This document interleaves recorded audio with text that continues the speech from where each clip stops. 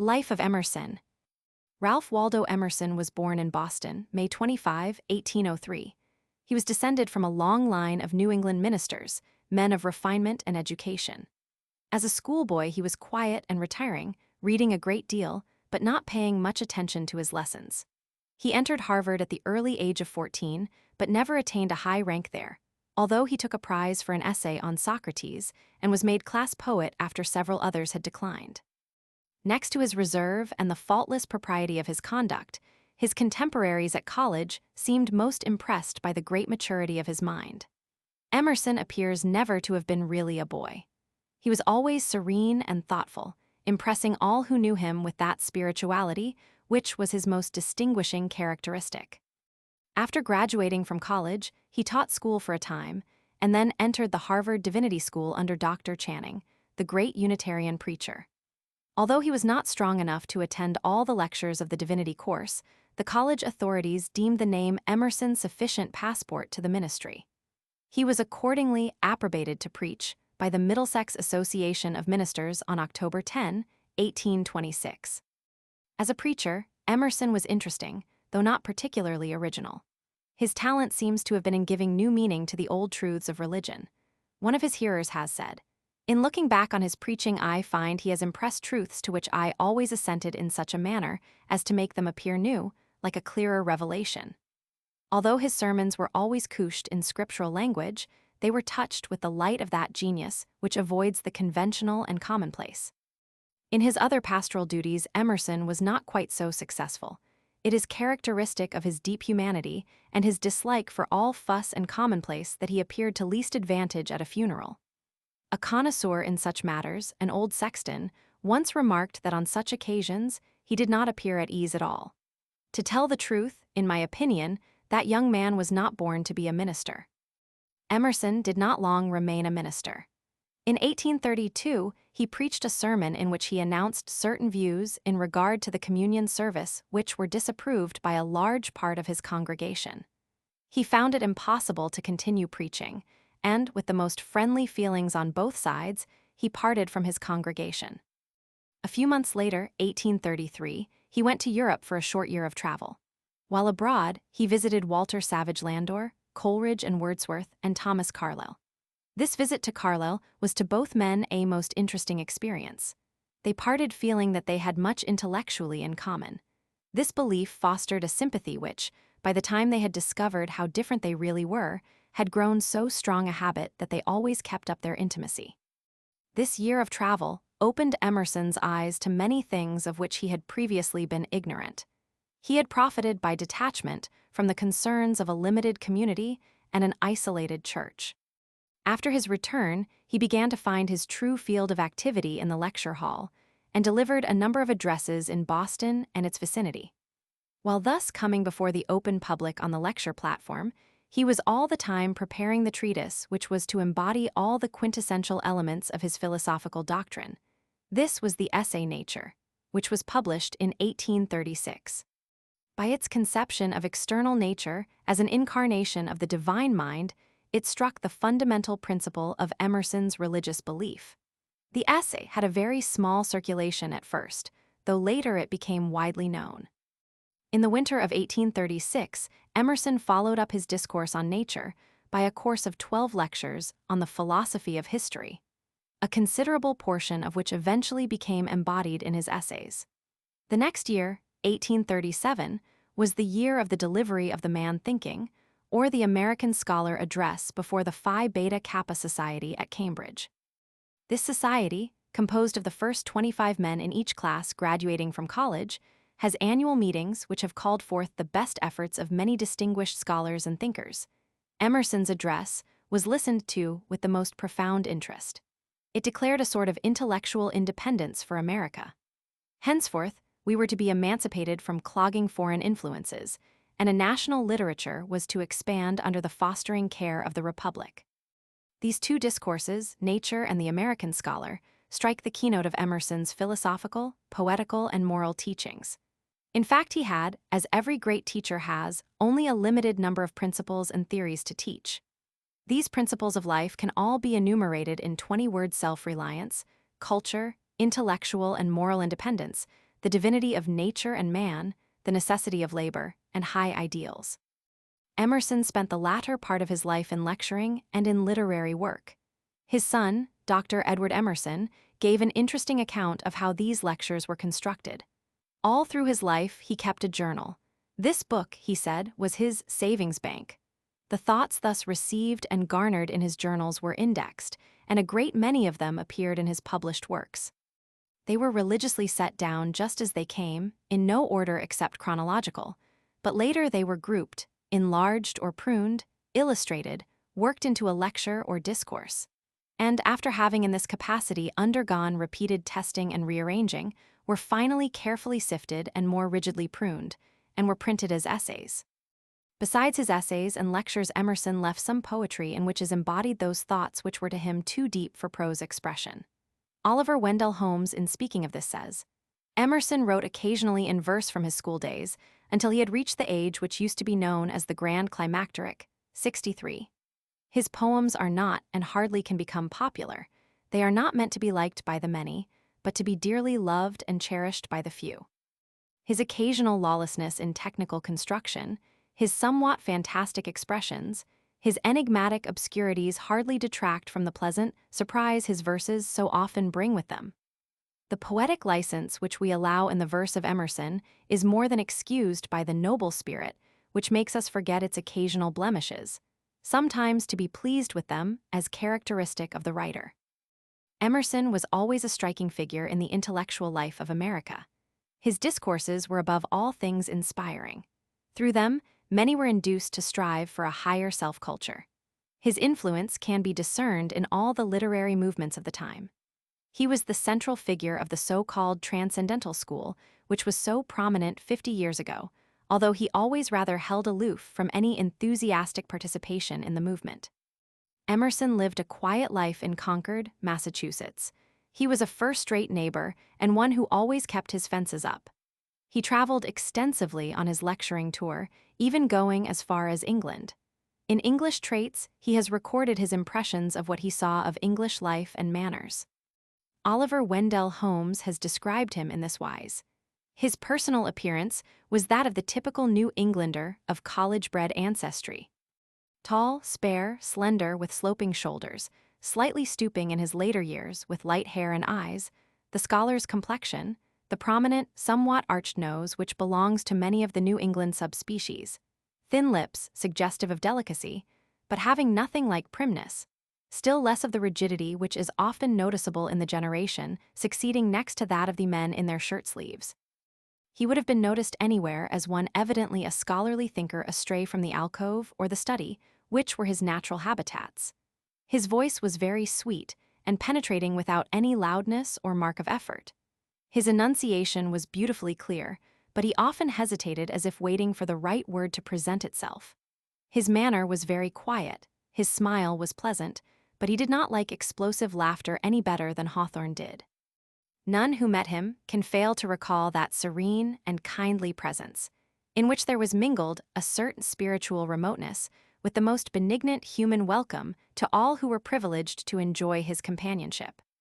Emerson died April 27, 1882, after a few days' illness from pneumonia. Dr. Garnett, in his excellent biography, says, "Seldom had the reaper whose name is Death gathered such illustrious harvest as between December 1880 and April 1882. In the first month of this period, George Eliot passed away. In the ensuing February, Carlyle followed. In April, Lord Beaconsfield died, deplored by his party, nor unregretted by his country. In February of the following year, Longfellow was carried to the tomb. In April, Rossetti was laid to rest by the sea, and the pavement of Westminster Abbey was disturbed to receive the dust of Darwin. And now Emerson lay down in death beside the painter of man and the searcher of nature, the English Oriental statesman, the poet of the plain man and the poet of the artist, and the prophet whose name is indissolubly linked with his own. All these men passed into eternity laden with the spoils of time, but of none of them could it be said, as of Emerson, that the most shining intellectual glory and the most potent intellectual force of a continent had departed along with him.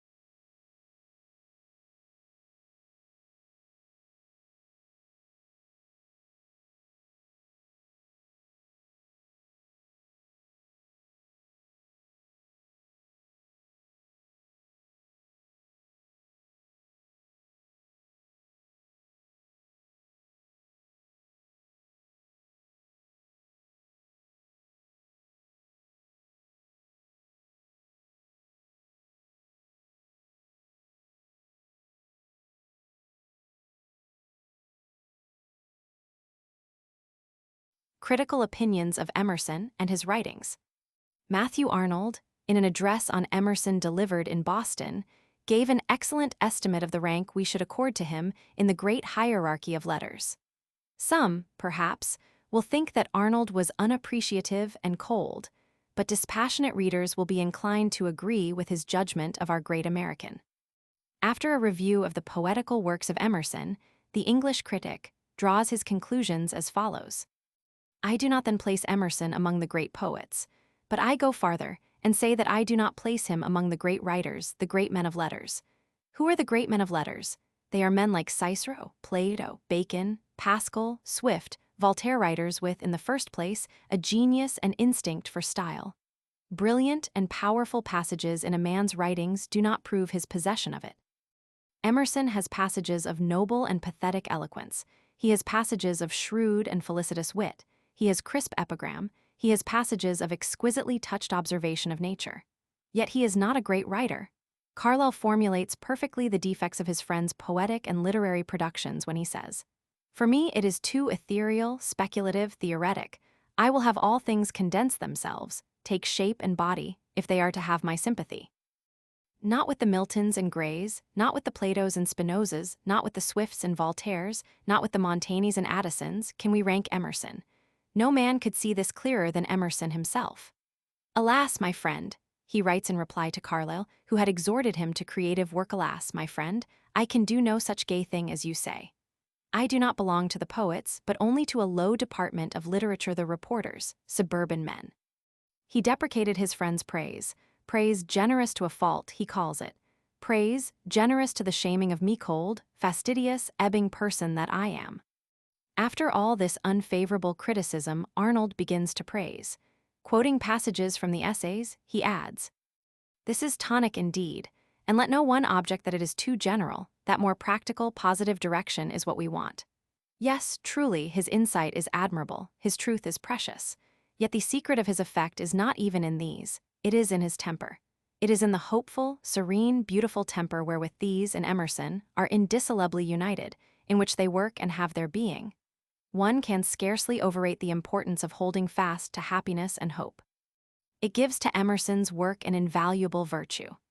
As Wordsworth's poetry is, in my judgment, the most important done in verse, in our language, during the present century, so Emerson's essays are, I think, the most important work done in prose. But by his conviction that in the life of the spirit is happiness, and by his hope that this life of the spirit will come more and more to be sanely understood, and to prevail, and to work for happiness by this conviction and hope, Emerson was great, and he will surely prove in the end to have been right in them. You cannot prize him too much, nor heed him too diligently. Hermann Grimm, a German critic of great influence in his own country, did much to obtain a hearing for Emerson's works in Germany. At first the Germans could not understand the unusual English, the unaccustomed turns of phrase which are so characteristic of Emerson's style. Macaulay gives them no difficulty, even Carlyle is comprehended. But in Emerson's writings the broad turnpike is suddenly changed into a hazardous sandy footpath. His thoughts and his style are American. He is not writing for Berlin, but for the people of Massachusetts. It is an art to rise above what we have been taught. All great men are seen to possess this freedom. They derive their standard from their own natures, and their observations on life are so natural and spontaneous that it would seem as if the most illiterate person with a scrap of common sense would have made the same. We become wiser with them, and know not how the difficult appears easy and the involved plain. Emerson possesses this noble manner of communicating himself. He inspires me with courage and confidence. He has read and seen, but conceals the labor. I meet in his works plenty of familiar facts, but he does not employ them to figure up anew the old worn-out problems. Each stands on a new spot and serves for new combinations. From everything he sees the direct line issuing, which connects it with the focus of life. Emerson's theory is that of the sovereignty of the individual. To discover what a young man is good for, and to equip him for the path he is to strike out in life, regardless of any other consideration, is the great duty to which he calls attention. He makes men self-reliant. He reveals to the eyes of the idealist the magnificent results of practical activity, and unfolds before the realist the grandeur of the ideal world of thought. No man is to allow himself, through prejudice, to make a mistake in choosing the task to which he will devote his life. Emerson's essays are, as it were, printed sermons all having the same text. The wealth and harmony of his language overpowered and entranced me anew. But even now I cannot say wherein the secret of his influence lies. What he has written is like life itself, the unbroken thread, ever lengthened through the addition of the small events which make up each day's experience. Froude, in his famous Life of Carlyle, gives an interesting description of Emerson's visit to the Carlyles in Scotland. The Carlyles were sitting alone at dinner on a Sunday afternoon at the end of August when a Dumfries carriage drove to the door, and there stepped out of it a young American then unknown to fame, but whose influence in his own country equals that of Carlyle in ours, and whose name stands connected with his wherever the English language is spoken. Emerson, the younger of the two, had just broken his Unitarian fetters, and was looking out around him like a young eagle longing for light. He had read Carlyle's articles and had discerned with the instinct of genius that here was a voice speaking real and fiery convictions, and no longer echoes and conventionalisms.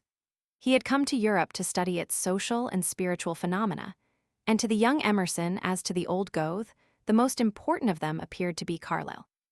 The acquaintance, then begun to their mutual pleasure, ripened into a deep friendship, which has remained unclouded in spite of wide divergences of opinion throughout their working lives.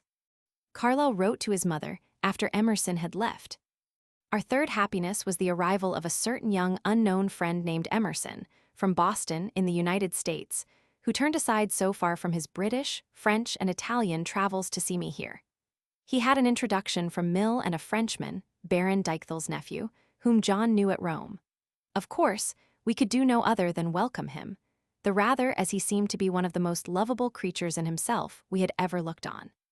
He stayed till next day with us, and talked and heard to his heart's content, and left us all really sad to part with him. In 1841, Carlyle wrote to John Sterling a few words apropos of the recent publication of Emerson's essays in England.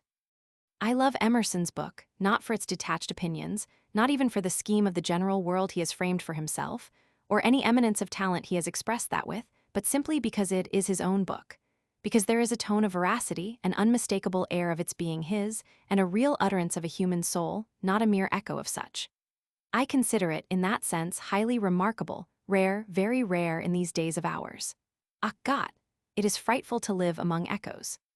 The few that read the book, I imagine, will get benefit of it. To America, I sometimes say that Emerson, such as he is, seems to me like a kind of new era. John Morley, the acute English critic, has made an analytic study of Emerson's style, which may reconcile the reader to some of its exasperating peculiarities. One of the traits that every critic notes in Emerson's writing is that it is so abrupt, so sudden in its transitions, so discontinuous, so inconsecutive. Dislike of a sentence that drags made him unconscious of the quality that French critics name coolant. Everything is thrown in just as it comes, and sometimes the pell-mell is enough to persuade us that Pope did not exaggerate when he said that no one qualification is so likely to make a good writer as the power of rejecting his own thoughts. Apart from his difficult staccato, Emerson is not free from secondary faults. He uses words that are not only odd, but vicious in construction. He is sometimes oblique, and he is often clumsy, and there is a visible feeling after epigrams that do not always come. When people say that Emerson's style must be good and admirable because it fits his thought, they forget that though it is well that a robe should fit, there is still something to be said about its cut and fashion. Yet, as happens to all fine minds, there came to Emerson ways of expression deeply marked with character. On every page there is set the strong stamp of sincerity and the attraction of a certain artlessness. The most awkward sentence rings true, and there is often a pure and simple note that touches us more than if it were the perfection of elaborated melody. The uncouth procession of the periods discloses the travail of the thought, and that, too, is a kind of eloquence. An honest reader easily forgives the rude jolt or unexpected start when it shows a thinker faithfully working his way along arduous and unworn tracks. Even at the roughest, Emerson often interjects a delightful cadence. As he says of Landor, his sentences are cubes which will stand firm, place them how or where you will. He criticized Swedenborg for being superfluously explanatory and having an exaggerated feeling of the ignorance of men. Men take truths of this nature, said Emerson very fast, and his own style does no doubt very boldly take this capacity for granted in us. In choice and pith of diction, again, of which Mr. Lowell speaks, he hits the mark with a felicity that is almost his own in this generation. He is terse, concentrated, and free from the important blunder of mistaking intellectual dawdling for meditation. Nor in fine does his abruptness ever impede a true urbanity. The accent is homely and the apparel plain, but his bearing has a friendliness, a courtesy, a hospitable humanity, which goes nearer to our hearts than either literary decoration or rhetorical unction. That modest and lenient fellow-feeling which gave such charm to his companionship breathes in his gravest writing, and prevents us from finding any page of it cold or hard or dry. E.P. Whipple, the well-known American critic, wrote soon after Emerson's death, "But sweetness and light are precious and inspiring only so far as they express the essential sweetness of the disposition of the thinker and the essential illuminating power of his intelligence. Emerson's greatness came from his character. Sweetness and light streamed from him because they were in him. In everything he thought, wrote, and did, we feel the presence of a personality as vigorous and brave as it was sweet, and the particular radical thought he at any time expressed derived its power to animate and illuminate other minds from the might of the manhood, which was felt to be within and behind it. To sweetness and light, he therefore added the prime quality of fearless manliness. If the force of Emerson's character was thus inextricably blended with the force of all his faculties of intellect and imagination, and the refinement of all his sentiments, we have still to account for the peculiarities of his genius, and to answer the question, why do we instinctively apply the epithet Emersonian to every characteristic passage in his writings? We are told that he was the last in a long line of clergymen, his ancestors, and that the modern doctrine of heredity accounts for the impressive emphasis he laid on the moral sentiment.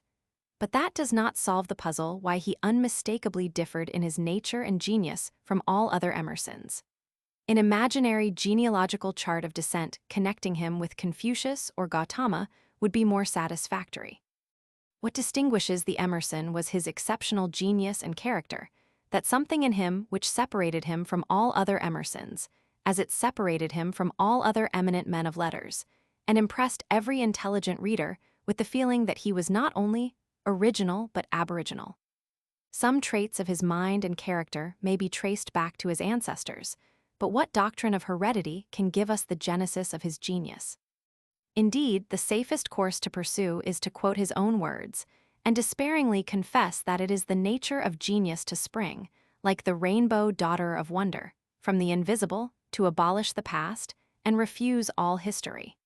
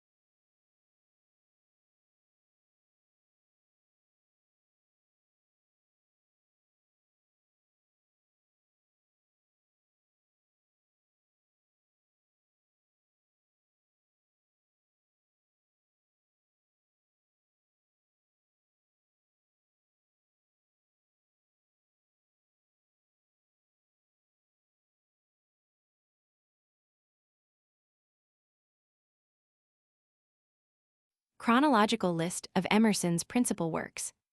Nature Essays, First Series, Essays, Second Series, Poems Miscellanies Representative Men English Traits, Conduct of Life Society and Solitude Correspondence of Thomas Carlyle and R.W. Emerson.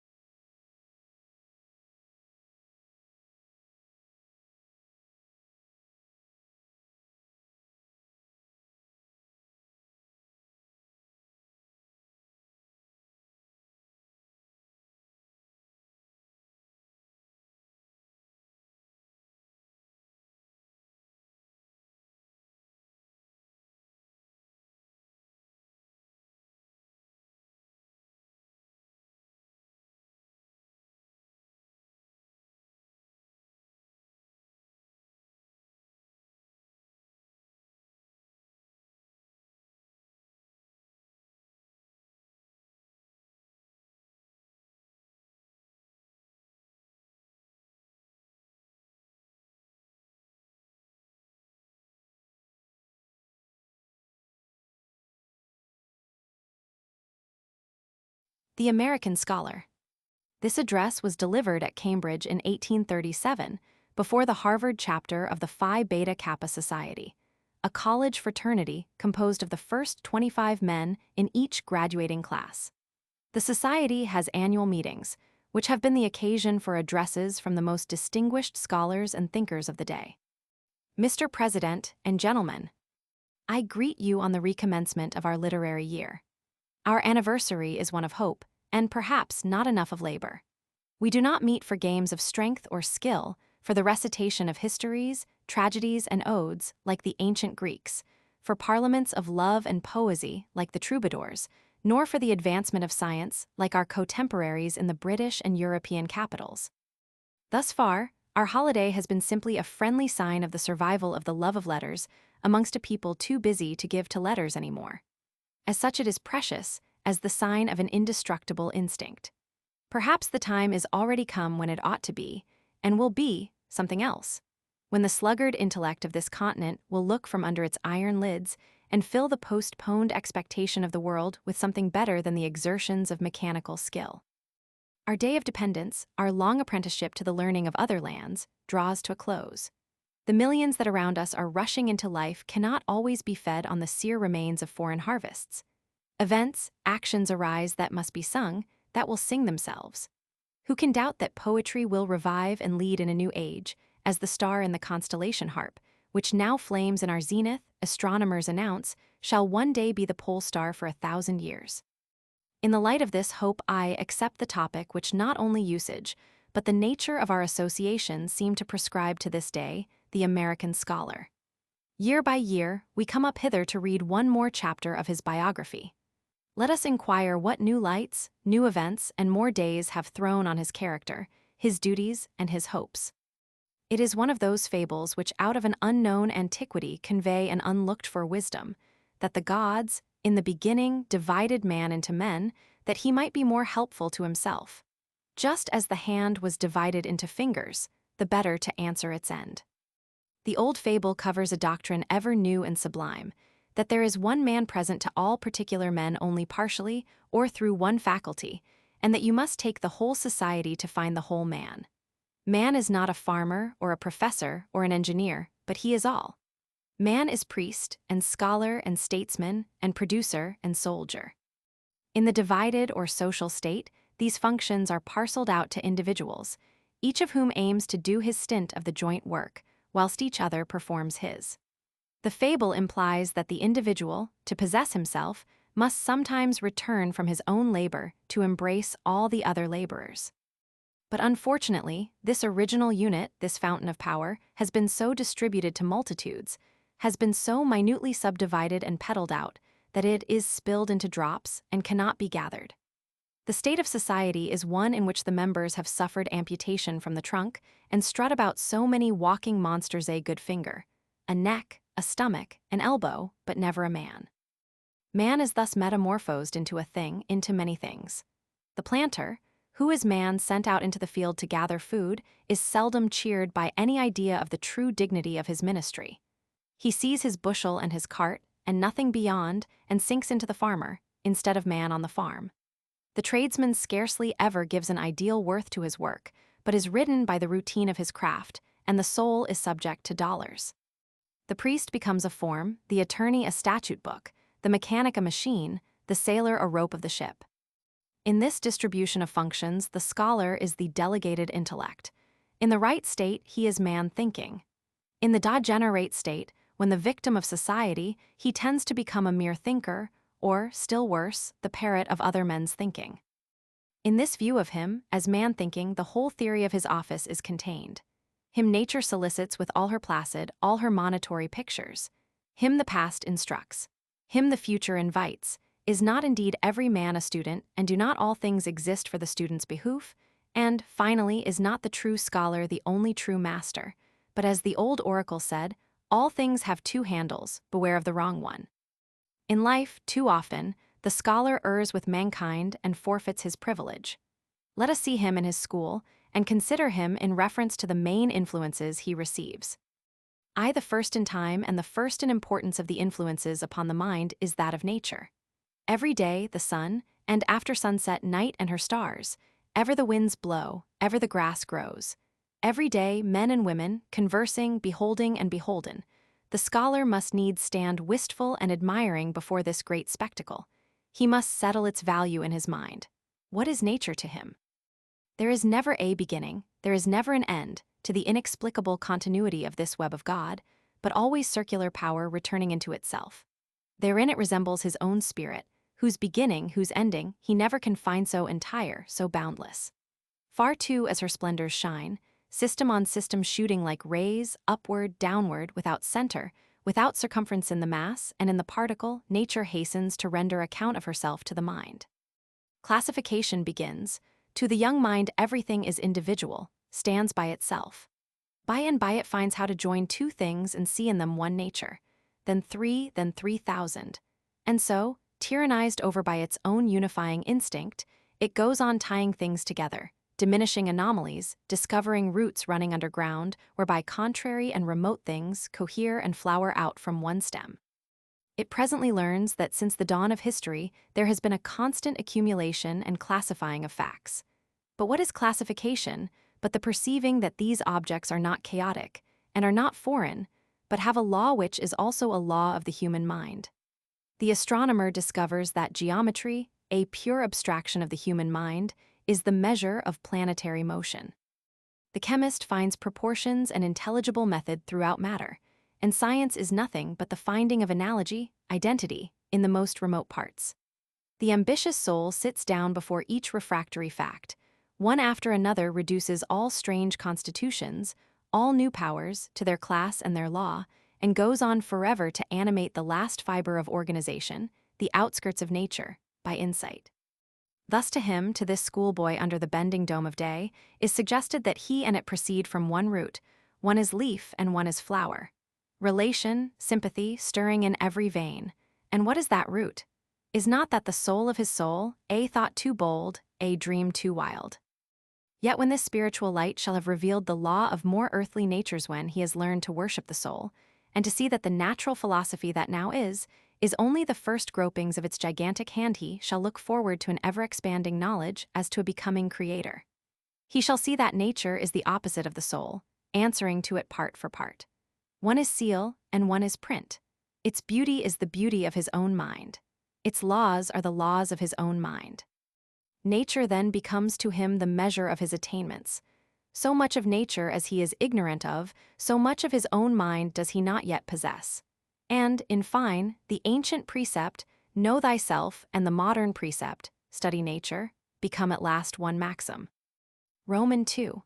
The next great influence into the spirit of the scholar is the mind of the past in whatever form, whether of literature, of art, of institutions, that mind is inscribed.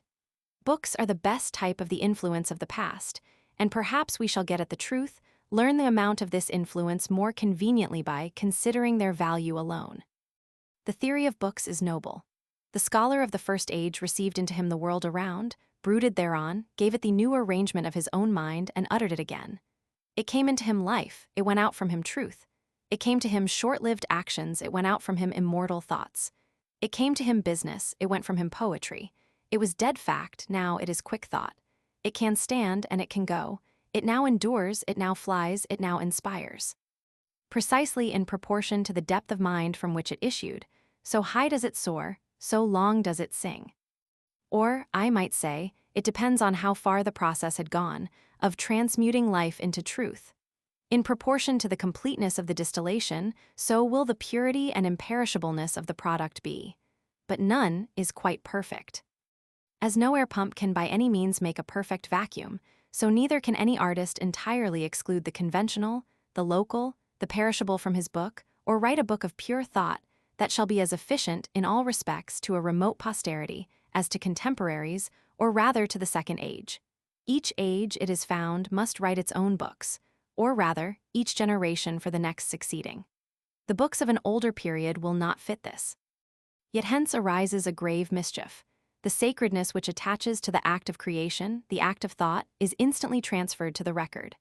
The poet chanting was felt to be a divine man, henceforth the chant is divine also.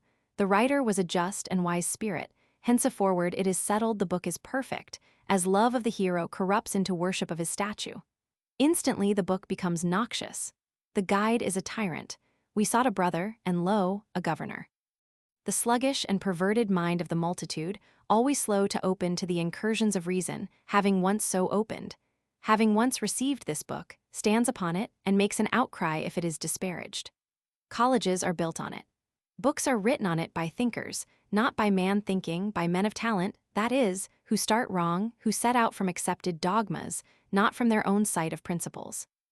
Meek young men grow up in libraries, believing it their duty to accept the views which Cicero, which Locke, which Bacon, have given. Forgetful that Cicero, Locke and Bacon were only young men in libraries when they wrote these books. Hence, instead of man thinking, we have the bookworm.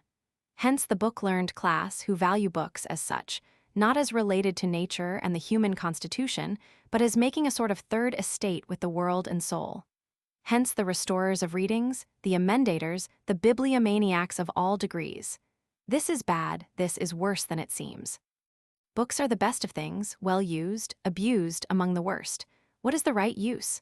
What is the one end which all means go to effect? They are for nothing but to inspire. I had better never see a book than to be warped by its attraction clean out of my own orbit and made a satellite instead of a system. The one thing in the world of value is the active soul, the soul, free, sovereign, active.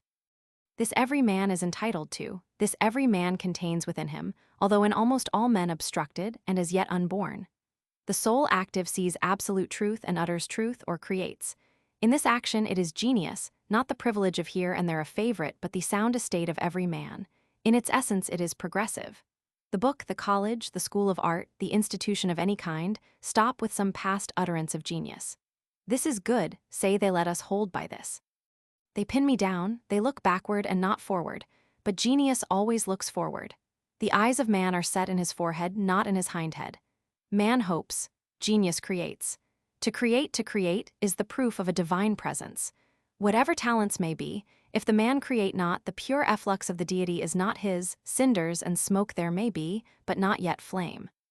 There are creative manners, there are creative actions and creative words. Manners, actions, words, that is, indicative of no custom or authority, but springing spontaneous from the mind's own sense of good and fair.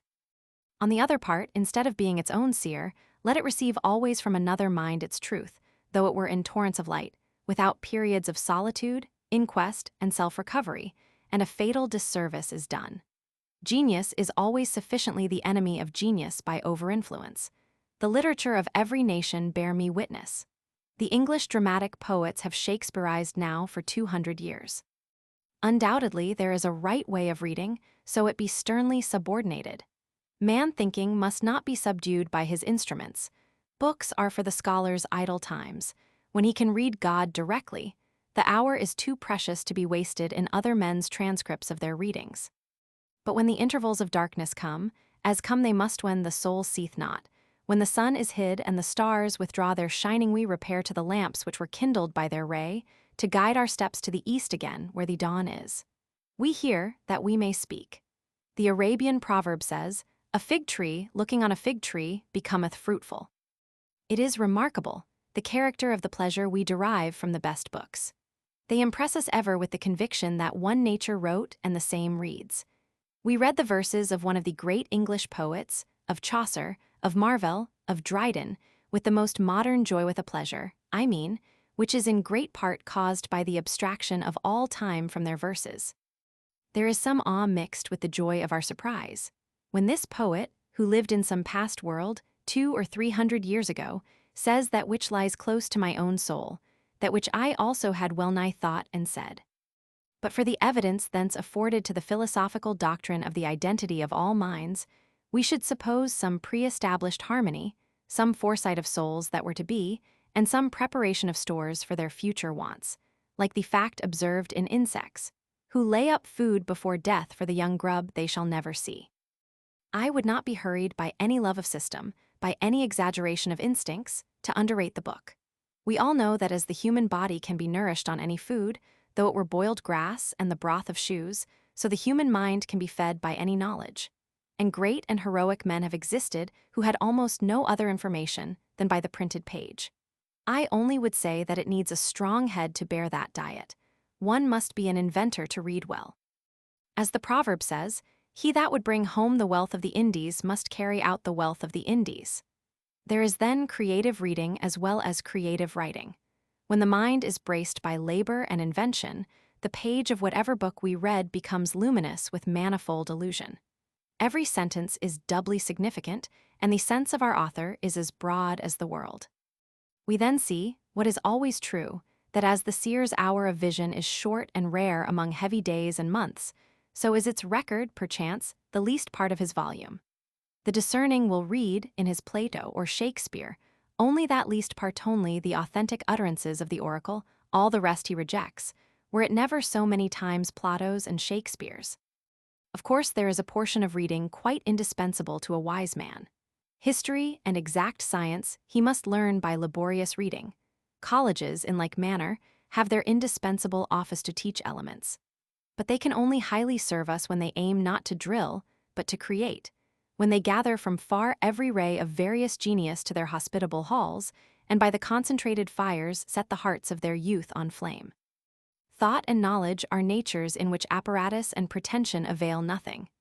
Gowns and pecuniary foundations, though of towns of gold, can never countervail the least sentence or syllable of wit. Forget this, and our American colleges will recede in their public importance, whilst they grow richer every year. Roman 3. There goes in the world a notion that the scholar should be a recluse, a valetudinarian as unfit for any handiwork or public labor as a penknife for an axe. The so-called practical men sneer at speculative men, as if, because they speculate or see, they could do nothing. I have heard it said that the clergy who are always, more universally than any other class, the scholars of their day are addressed as women, that the rough, spontaneous conversation of men they do not hear, but only a mincing and diluted speech. They are often virtually disfranchised, and indeed there are advocates for their celibacy. As far as this is true of the studious classes, it is not just and wise. Action is with the scholar subordinate, but it is essential. Without it he is not yet man. Without it thought can never ripen into truth. Whilst the world hangs before the eye as a cloud of beauty, we cannot even see its beauty. Inaction is cowardice, but there can be no scholar without the heroic mind. The preamble of thought, the transition through which it passes from the unconscious to the conscious, is action. Only so much do I know, as I have lived. Instantly we know whose words are loaded with life and whose not. The world, this shadow of the soul, or other me, lies wide around. Its attractions are the keys which unlock my thoughts and make me acquainted with myself. I launch eagerly into this resounding tumult. I grasp the hands of those next me, and take my place in the ring to suffer and to work, taught by an instinct that so shall the dumb abyss be vocal with speech. I pierce its order. I dissipate its fear. I dispose of it within the circuit of my expanding life. So much only of life as I know by experience, so much of the wilderness have I vanquished and planted, or so far have I extended my being, my dominion. I do not see how any man can afford, for the sake of his nerves and his nap, to spare any action in which he can partake. It is pearls and rubies to his discourse. Drudgery, calamity, exasperation, want are instructors in eloquence and wisdom. The true scholar grudges every opportunity of action passed by, as a loss of power. It is the raw material out of which the intellect molds her splendid products. A strange process, too, this by which experience is converted into thought, as a mulberry leaf is converted into satin. The manufacture goes forward at all hours. The actions and events of our childhood and youth are now matters of calmest observation. They lie like fair pictures in the air. Not so with our recent actions with the business which we now have in hand. On this we are quite unable to speculate. Our affections as yet circulate through it. We no more feel or know it than we feel the feet, or the hand, or the brain of our body. The new deed is yet a part of life, remains for a time immersed in our unconscious life. In some contemplative hour it detaches itself from the life like a ripe fruit to become a thought of the mind. Instantly it is raised, transfigured. The corruptible has put on incorruption. Henceforth it is an object of beauty, however base its origin and neighborhood. Observe, too, the impossibility of antedating this act. In its grub state it cannot fly, it cannot shine, it is a dull grub. But suddenly, without observation, the selfsame thing unfurls beautiful wings and is an angel of wisdom. So is there no fact, no event in our private history, which shall not sooner or later lose its adhesive, inert form and astonish us by soaring from our body into the empyrean. Cradle and infancy, school and playground, the fear of boys and dogs and ferals, the love of little maids and berries, and many another fact that once filled the whole sky are gone already. Friend and relative, profession and party, town and country, nation and world must also soar and sing. Of course, he who has put forth his total strength in fit actions has the richest return of wisdom. I will not shut myself out of this globe of action and transplant an oak into a flower pot, there to hunger and pine, nor trust the revenue of some single faculty and exhaust one vein of thought, much like those Savoyards, who, getting their livelihood by carving shepherds, shepherdesses, and smoking Dutchmen for all Europe, went out one day to the mountain to find stock, and discovered that they had whittled up the last of their pine trees. Authors we have in numbers who have written out their vein, and who, moved by a commendable prudence, sail for Greece or Palestine, follow the trapper into the prairie, or ramble round Algiers to replenish their merchantable stock. If it were only for a vocabulary, the scholar would be covetous of action. Life is our dictionary. Years are well spent in country labors, in town, in the insight into trades and manufactures, in frank intercourse with many men and women, in science, in art, to the one end of mastering in all their facts a language by which to illustrate and embody our perceptions. I learn immediately from any speaker how much he has already lived, through the poverty or the splendor of his speech. Life lies behind us as the quarry from whence we get tiles and copestones for the masonry of today. This is the way to learn grammar. Colleges and books only copy the language which the field and the workyard made. But the final value of action, like that of books and better than books, is that it is a resource. That great principle of undulation in nature that shows itself in the inspiring and expiring of the breath, in desire and satiety, in the ebb and flow of the sea, in day and night, in heat and cold, and, as yet more deeply ingrained in every atom and every fluid, is known to us under the name of polarity. These fits of easy transmission and reflection, as Newton called them, are the law of nature because they are the law of spirit. The mind now thinks, now acts, and each fit reproduces the other. When the artist has exhausted his materials, when the fancy no longer paints, when thoughts are no longer apprehended and books are a weariness, he has always the resource to live. Character is higher than intellect. Thinking is the function. Living is the functionary. The stream retreats to its source. A great soul will be strong to live, as well as strong to think. Does he lack organ or medium to impart his truth? He can still fall back on this elemental force of living them. This is a total act. Thinking is a partial act. Let the grandeur of justice shine in his affairs.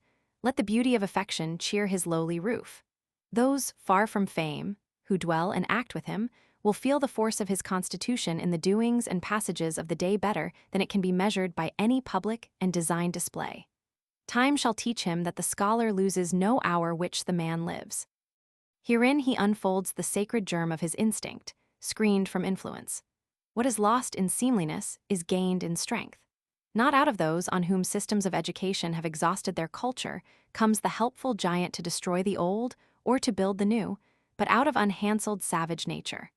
Out of terrible druids and berserkers come at last Alfred and Shakespeare. I hear therefore with joy whatever is beginning to be said of the dignity and necessity of labor to every citizen. There is virtue yet in the hoe and the spade, for learned as well as for unlearned hands. And labor is everywhere welcome. Always we are invited to work. Only be this limitation observed, that a man shall not for the sake of wider activity sacrifice any opinion to the popular judgments and modes of action. I have now spoken of the education of the scholar by nature, by books, and by action. It remains to say somewhat of his duties. They are such as become man-thinking. They may all be comprised in self-trust. The office of the scholar is to cheer, to raise, and to guide men by showing them facts amidst appearances. He plies the slow, unhonored, and unpaid task of observation. Flamsteed and Herschel, in their glazed observatories, may catalogue the stars with the praise of all men, and, the results being splendid and useful, honor is sure. But he, in his private observatory, cataloguing obscure and nebulous stars of the human mind, which as yet no man has thought of as such, watching days and months, sometimes for a few facts. Correcting still his old records must relinquish display and immediate fame.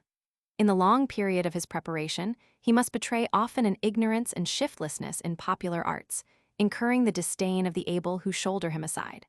Long he must stammer in his speech, often forgo the living for the dead. Worse yet, he must accept how often, poverty and solitude. For the ease and pleasure of treading the old road, accepting the fashions, the education, the religion of society, he takes the cross of making his own. And of course, the self-accusation, the faint heart, the frequent uncertainty and loss of time, which are the nettles and tangling vines in the way of the self-relying and self-directed, and the state of virtual hostility in which he seems to stand to society, and especially to educated society. For all this loss and scorn, what offset? He is to find consolation in exercising the highest functions of human nature. He is one who raises himself from private considerations and breathes and lives on public and illustrious thoughts. He is the world's eye. He is the world's heart. He is to resist the vulgar prosperity that retrogrades ever to barbarism by preserving and communicating heroic sentiments, noble biographies, melodious verse, and the conclusions of history. Whatsoever oracles the human heart, in all emergencies, in all solemn hours, has uttered as its commentary on the world of actions, these he shall receive and impart. And whatsoever new verdict reason from her inviolable seat pronounces on the passing men and events of today, this he shall hear and promulgate. These being his functions, it becomes him to feel all confidence in himself and to defer never to the popular cry. He and he only knows the world. The world of any moment is the merest appearance. Some great decorum, some fetish of a government, some ephemeral trade, or war, or man, is cried up by half mankind and cried down by the other half, as if all depended on this particular up or down. The odds are that the whole question is not worth the poorest thought which the scholar has lost in listening to the controversy. Let him not quit his belief that a pop-gun is a pop-gun, though the ancient and honorable of the earth affirm it to be the crack of doom. In silence, in steadiness, in severe abstraction, let him hold by himself. Add observation to observation, patient of neglect, patient of reproach, and bide his own time happy enough if he can satisfy himself alone that this day he has seen something truly. Success treads on every right step, for the instinct is sure that prompts him to tell his brother what he thinks. He then learns that in going down into the secrets of his own mind, he has descended into the secrets of all minds. He learns that he who has mastered any law in his private thoughts is master to that extent of all men whose language he speaks, and of all into whose language his own can be translated. The poet, in utter solitude remembering his spontaneous thoughts and recording them, is found to have recorded that which men in cities vast find true for them also. The orator distrusts at first the fitness of his frank confessions, his want of knowledge of the persons he addresses, until he finds that he is the complement of his hearers, that they drink his words because he fulfills for them their own nature. The deeper he dives into his privatest, secretest presentiment, to his wonder he finds this is the most acceptable, most public, and universally true. The people delight in it. The better part of every man feels this is my music. This is myself. In self-trust, all the virtues are comprehended.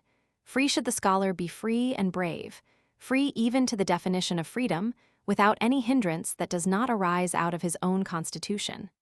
Brave, for fear is a thing which a scholar by his very function puts behind him. Fear always springs from ignorance.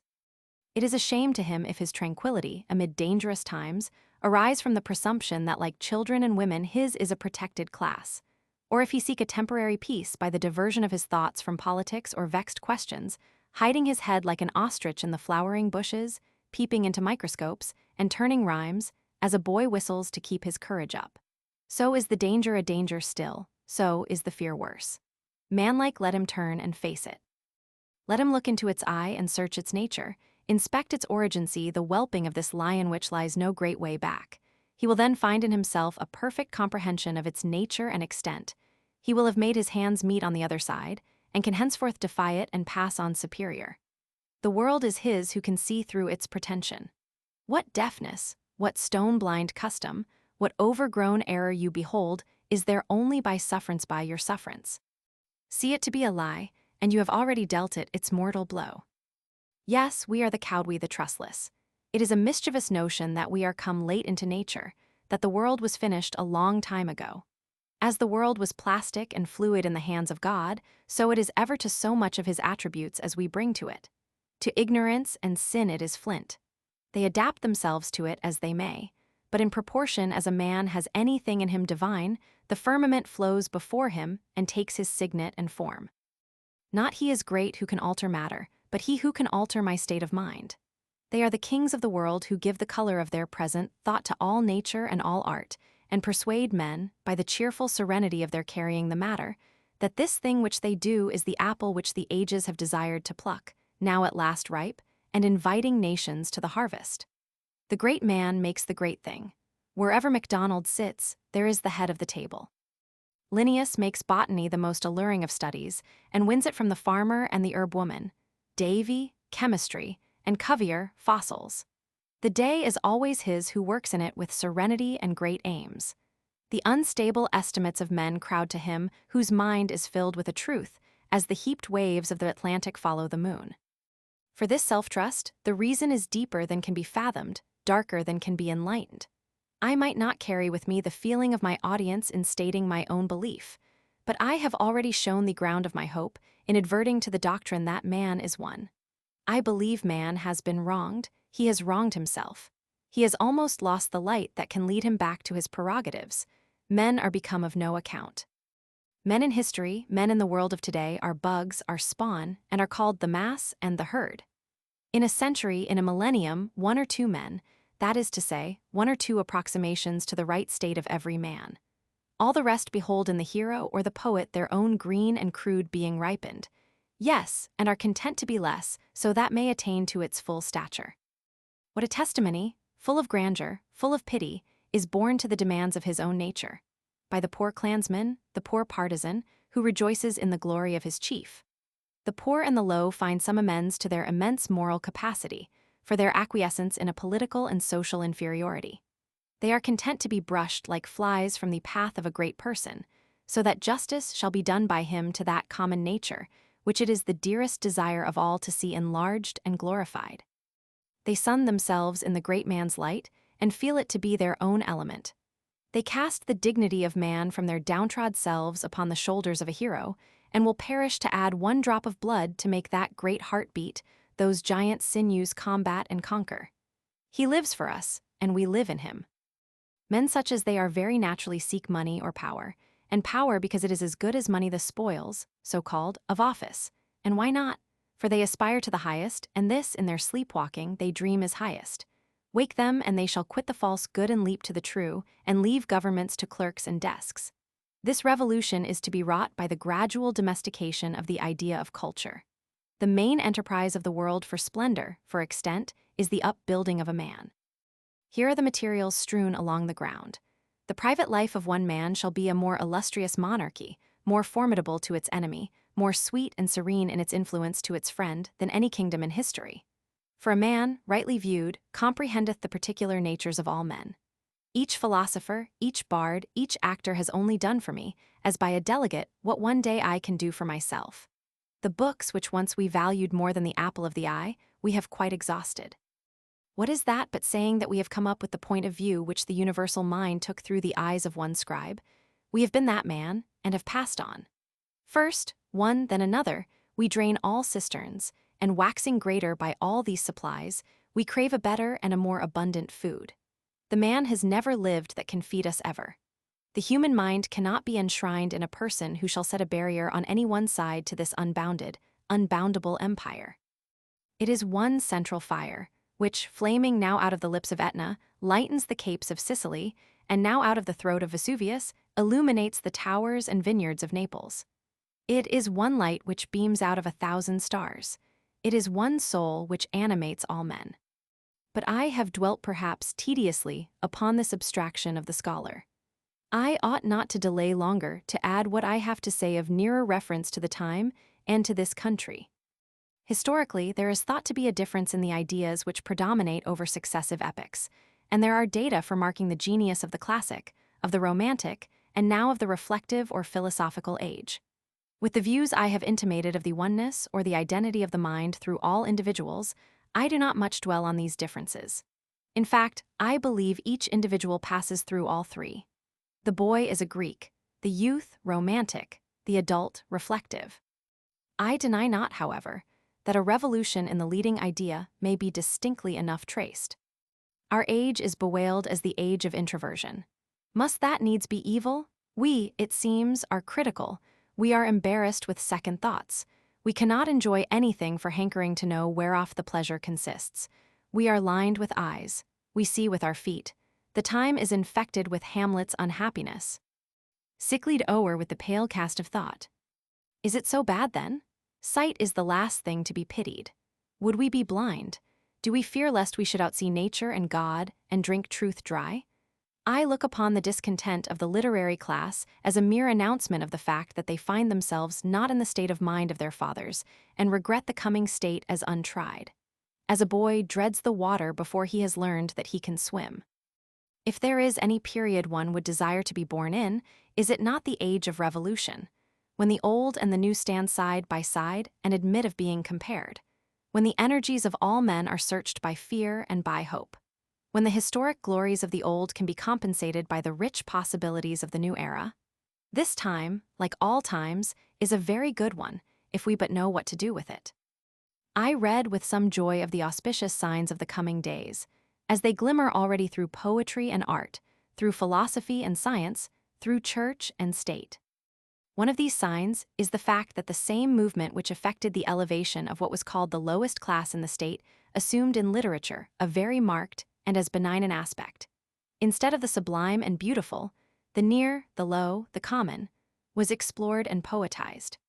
That which had been negligently trodden underfoot by those who were harnessing and provisioning themselves for long journeys into far countries is suddenly found to be richer than all foreign parts. The literature of the poor, the feelings of the child, the philosophy of the street, the meaning of household life are the topics of the time. It is a great stride.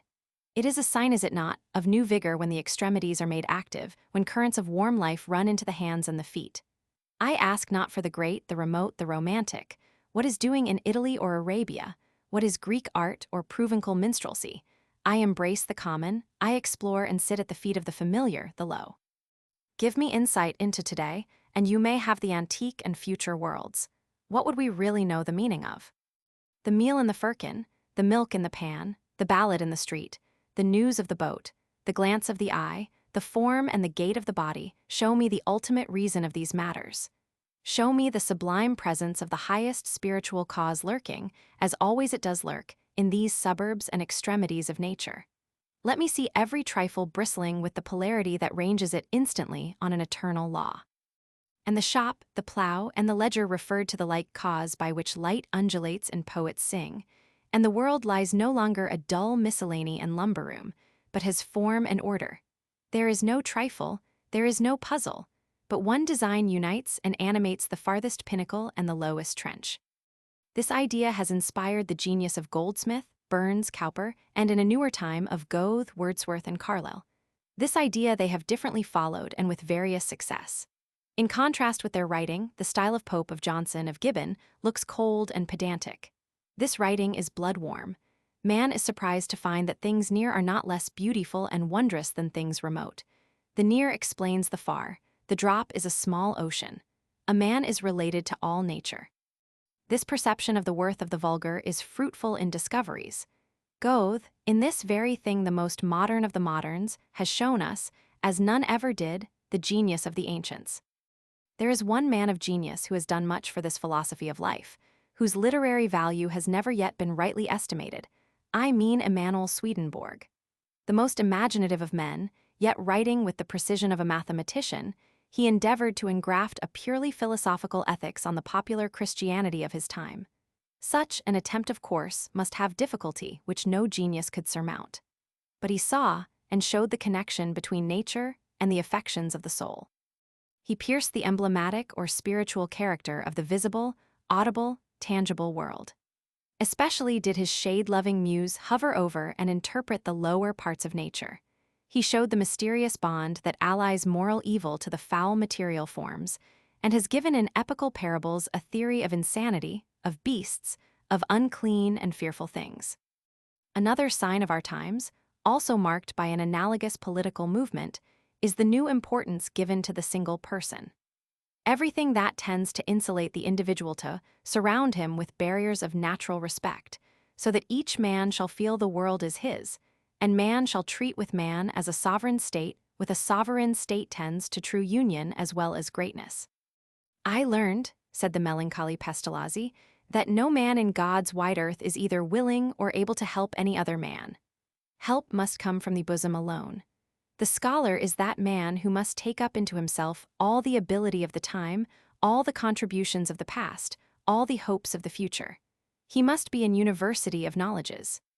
If there be one lesson more than another that should pierce his ear, it is the world is nothing, the man is all. In yourself is the law of all nature, and you know not yet how a globule of sap ascends. In yourself slumbers the whole of reason. It is for you to know all. It is for you to dare all. Mr. President and gentlemen, this confidence in the unsearched might of man belongs, by all motives, by all prophecy, by all preparation, to the American scholar. We have listened too long to the courtly muses of Europe. The spirit of the American freeman is already suspected to be timid, imitative, tame. Public and private avarice make the air we breathe thick and fat. The scholar is decent, indolent, complacent. See already the tragic consequence. The mind of this country, taught to aim at low objects, eats upon itself. There is no work for anyone but the decorous and the complacent. Young men of the fairest promise, who begin life upon our shores, inflated by the mountain winds, shined upon by all the stars of God, find the earth below not in unison with these, but are hindered from action by the disgust which the principles on which business is managed inspire, and turn drudges or die of disgust, some of them suicides. What is the remedy? They did not yet see, and thousands of young men as hopeful now crowding to the barriers for the career do not yet see, that if the single man plant himself indomitably on his instincts, and there abide, the huge world will come round to him. Patience, patience, with the shades of all the good and great for company, and for solace the perspective of your own infinite life, and for work the study and the communication of principles, the making those instincts prevalent, the conversion of the world. Is it not the chief disgrace in the world not to be an unit, not to be reckoned one character, not to yield that peculiar fruit which each man was created to bear, but to be reckoned in the gross, in the 100 or the 1,000 of the party, the section to which we belong, and our opinion predicted geographically as the north or the south? Not so, brothers and friends, please God, ours shall not be so. We will walk on our own feet, we will work with our own hands, we will speak our own minds. Then shall man be no longer a name for pity, for doubt, and for sensual indulgence. The dread of man and the love of man shall be a wall of defense and a wreath of joy around all. A nation of men will for the first time exist, because each believes himself inspired by the divine soul, which also inspires all men.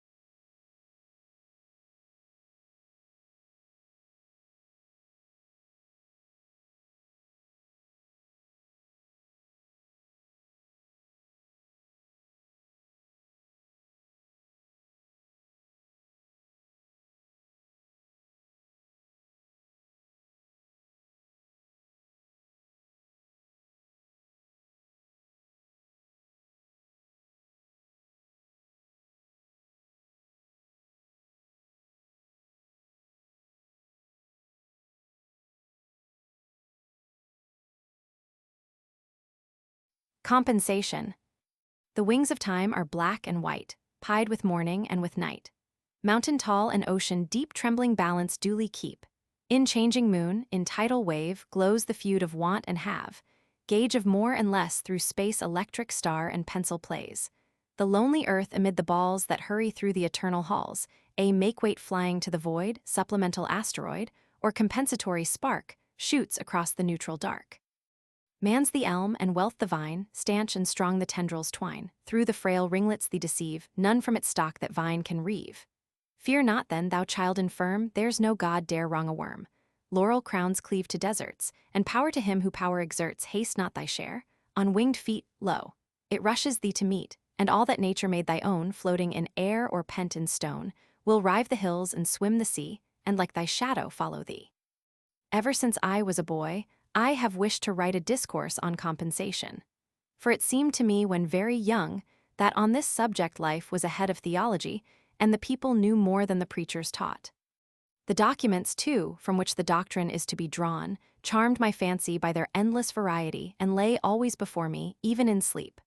For they are the tools in our hands, the bread in our basket, the transactions of the street, the farm and the dwelling house, greetings, relations, debts and credits, the influence of character, the nature and endowment of all men. It seemed to me, also, that in it might be shown men a ray of divinity, the present action of the soul of this world, clean from all vestige of tradition. And so the heart of man might be bathed by an inundation of eternal love, conversing with that which he knows was always and always must be, because it really is now. It appeared, moreover, that if this doctrine could be stated in terms with any resemblance to those bright intuitions in which this truth is sometimes revealed to us, it would be a star in many dark hours and crooked passages in our journey that would not suffer us to lose our way. I was lately confirmed in these desires by hearing a sermon at church. The preacher, a man esteemed for his orthodoxy, unfolded in the ordinary manner the doctrine of the Last Judgment. He assumed that judgment is not executed in this world, that the wicked are successful, that the good are miserable, and then urged from reason and from Scripture a compensation to be made to both parties in the next life. No offense appeared to be taken by the congregation at this doctrine. As far as I could observe, when the meeting broke up, they separated without remark on the sermon. Yet what was the import of this teaching? What did the preacher mean by saying that the good are miserable in the present life? Was it that houses and lands, offices, wine, horses, dress, luxury are had by unprincipled men, whilst the saints are poor and despised, and that a compensation is to be made to these last hereafter, by giving them the like gratifications another day, bank stock and doubloons, venison and champagne? This must be the compensation intended, for what else? Is it that they are to have leave to pray and praise? To love and serve men? Why, that they can do now. The legitimate inference the disciple would draw was, we are to have such a good time as the sinners have now, or, to push it to its extreme import, you sin now, we shall sin by and by, we would sin now if we could, not being successful, we expect our revenue tomorrow. The fallacy lay in the immense concession that the bad are successful, that justice is not done now. The blindness of the preacher consisted in deferring to the base estimate of the market of what constitutes a manly success, instead of confronting and convicting the world from the truth, announcing the presence of the soul, the omnipotence of the will, and so establishing the standard of good and ill, of success and falsehood. I find a similar base tone in the popular religious works of the day, and the same doctrines assumed by the literary men when occasionally they treat the related topics. I think that our popular theology has gained in decorum, and not in principle, over the superstitions it has displaced. But men are better than this theology. Their daily life gives it the lie. Every ingenuous and aspiring soul leaves the doctrine behind him in his own experience, and all men feel sometimes the falsehood which they cannot demonstrate. For men are wiser than they know. That which they hear in schools and pulpits without afterthought, if said in conversation, would probably be questioned in silence. If a man dogmatize in a mixed company on providence and the divine laws, he is answered by a silence which conveys well enough to an observer the dissatisfaction of the hearer, but his incapacity to make his own statement. I shall attempt in this and the following chapter to record some facts that indicate the path of the law of compensation. Happy beyond my expectation, if I shall truly draw the smallest arc of this circle. Polarity, or action and reaction, we meet in every part of nature, in darkness and light, in heat and cold, in the ebb and flow of waters in male and female, in the inspiration and expiration of plants and animals, in the equation of quantity and quality in the fluids of the animal body, in the systole and diastole of the heart, in the undulations of fluids and of sound, in the centrifugal and centripetal gravity, in electricity, galvanism, and chemical affinity. Superinduce magnetism at one end of a needle, the opposite magnetism takes place at the other end. If the south attracts, the north repels. To empty here, you must condense there. An inevitable dualism bisects nature, so that each thing is a half and suggests another thing to make it whole, as spirit, matter, man, woman, odd, even, subjective, objective, in, out, upper, under, motion, rest, yea, nay. Whilst the world is thus dual, so is every one of its parts. The entire system of things gets represented in every particle. There is somewhat that resembles the ebb and flow of the sea, day and night, man and woman, in a single needle of the pine, in a kernel of corn, in each individual of every animal tribe. The reaction, so grand in the elements, is repeated within these small boundaries. For example, in the animal kingdom, the physiologist has observed that no creatures are favorites, but a certain compensation balances every gift and every defect. A surplusage given to one part is paid out of a reduction from another part of the same creature. If the head and neck are enlarged, the trunk and extremities are cut short. The theory of the mechanic forces is another example. What we gain in power is lost in time, and the converse. The periodic or compensating errors of the planets is another instance. The influences of climate and soil in political history is another. The cold climate invigorates. The barren soil does not breed fevers, crocodiles, tigers, or scorpions. The same dualism underlies the nature and condition of man. Every excess causes a defect, every defect an excess. Every sweet hath its sour, every evil its good. Every faculty which is a receiver of pleasure has an equal penalty put on its abuse. It is to answer for its moderation with its life. For every grain of wit there is a grain of folly. For everything you have missed, you have gained something else, and for everything you gain, you lose something.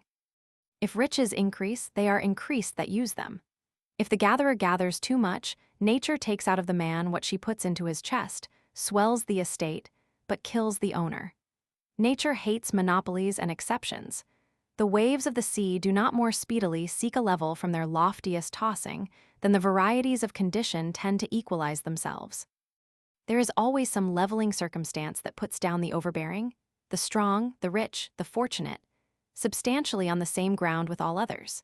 Is a man too strong and fierce for society, and by temper and position a bad citizen a morose ruffian, with a dash of the pirate in him, nature sends him a troop of pretty sons and daughters, who are getting along in the dames' classes at the village school, and love and fear for them smooths his grim scowl to courtesy. Thus she contrives to intenerate the granite and felspar, takes the boar out and puts the lamb in, and keeps her balance true. The farmer imagines power and place are fine things, but the president has paid dear for his White House. It has commonly cost him all his peace and the best of his many attributes. To preserve for a short time so conspicuous an appearance before the world, he is content to eat dust before the real masters who stand erect behind the throne, or do men desire the more substantial and permanent grandeur of genius? Neither has this an immunity. He who by force of will or of thought is great and overlooks thousands has the charges of that eminence. With every influx of light comes new danger. Has he light? He must bear witness to the light and always outrun that sympathy which gives him such keen satisfaction by his fidelity to new revelations of the incessant soul. He must hate father and mother, wife and child. Has he all that the world loves and admires and covets? He must cast behind him their admiration and afflict them by faithfulness to his truth, and become a byword and a hissing. This law writes the laws of cities and nations. It is in vain to build or plot or combine against it. Things refuse to be mismanaged long, res nolunt diu male administrari. Though no checks to a new evil appear, the checks exist and will appear. If the government is cruel, the governor's life is not safe. If you tax too high, the revenue will yield nothing. If you make the criminal code sanguinary, juries will not convict. If the law is too mild, private vengeance comes in.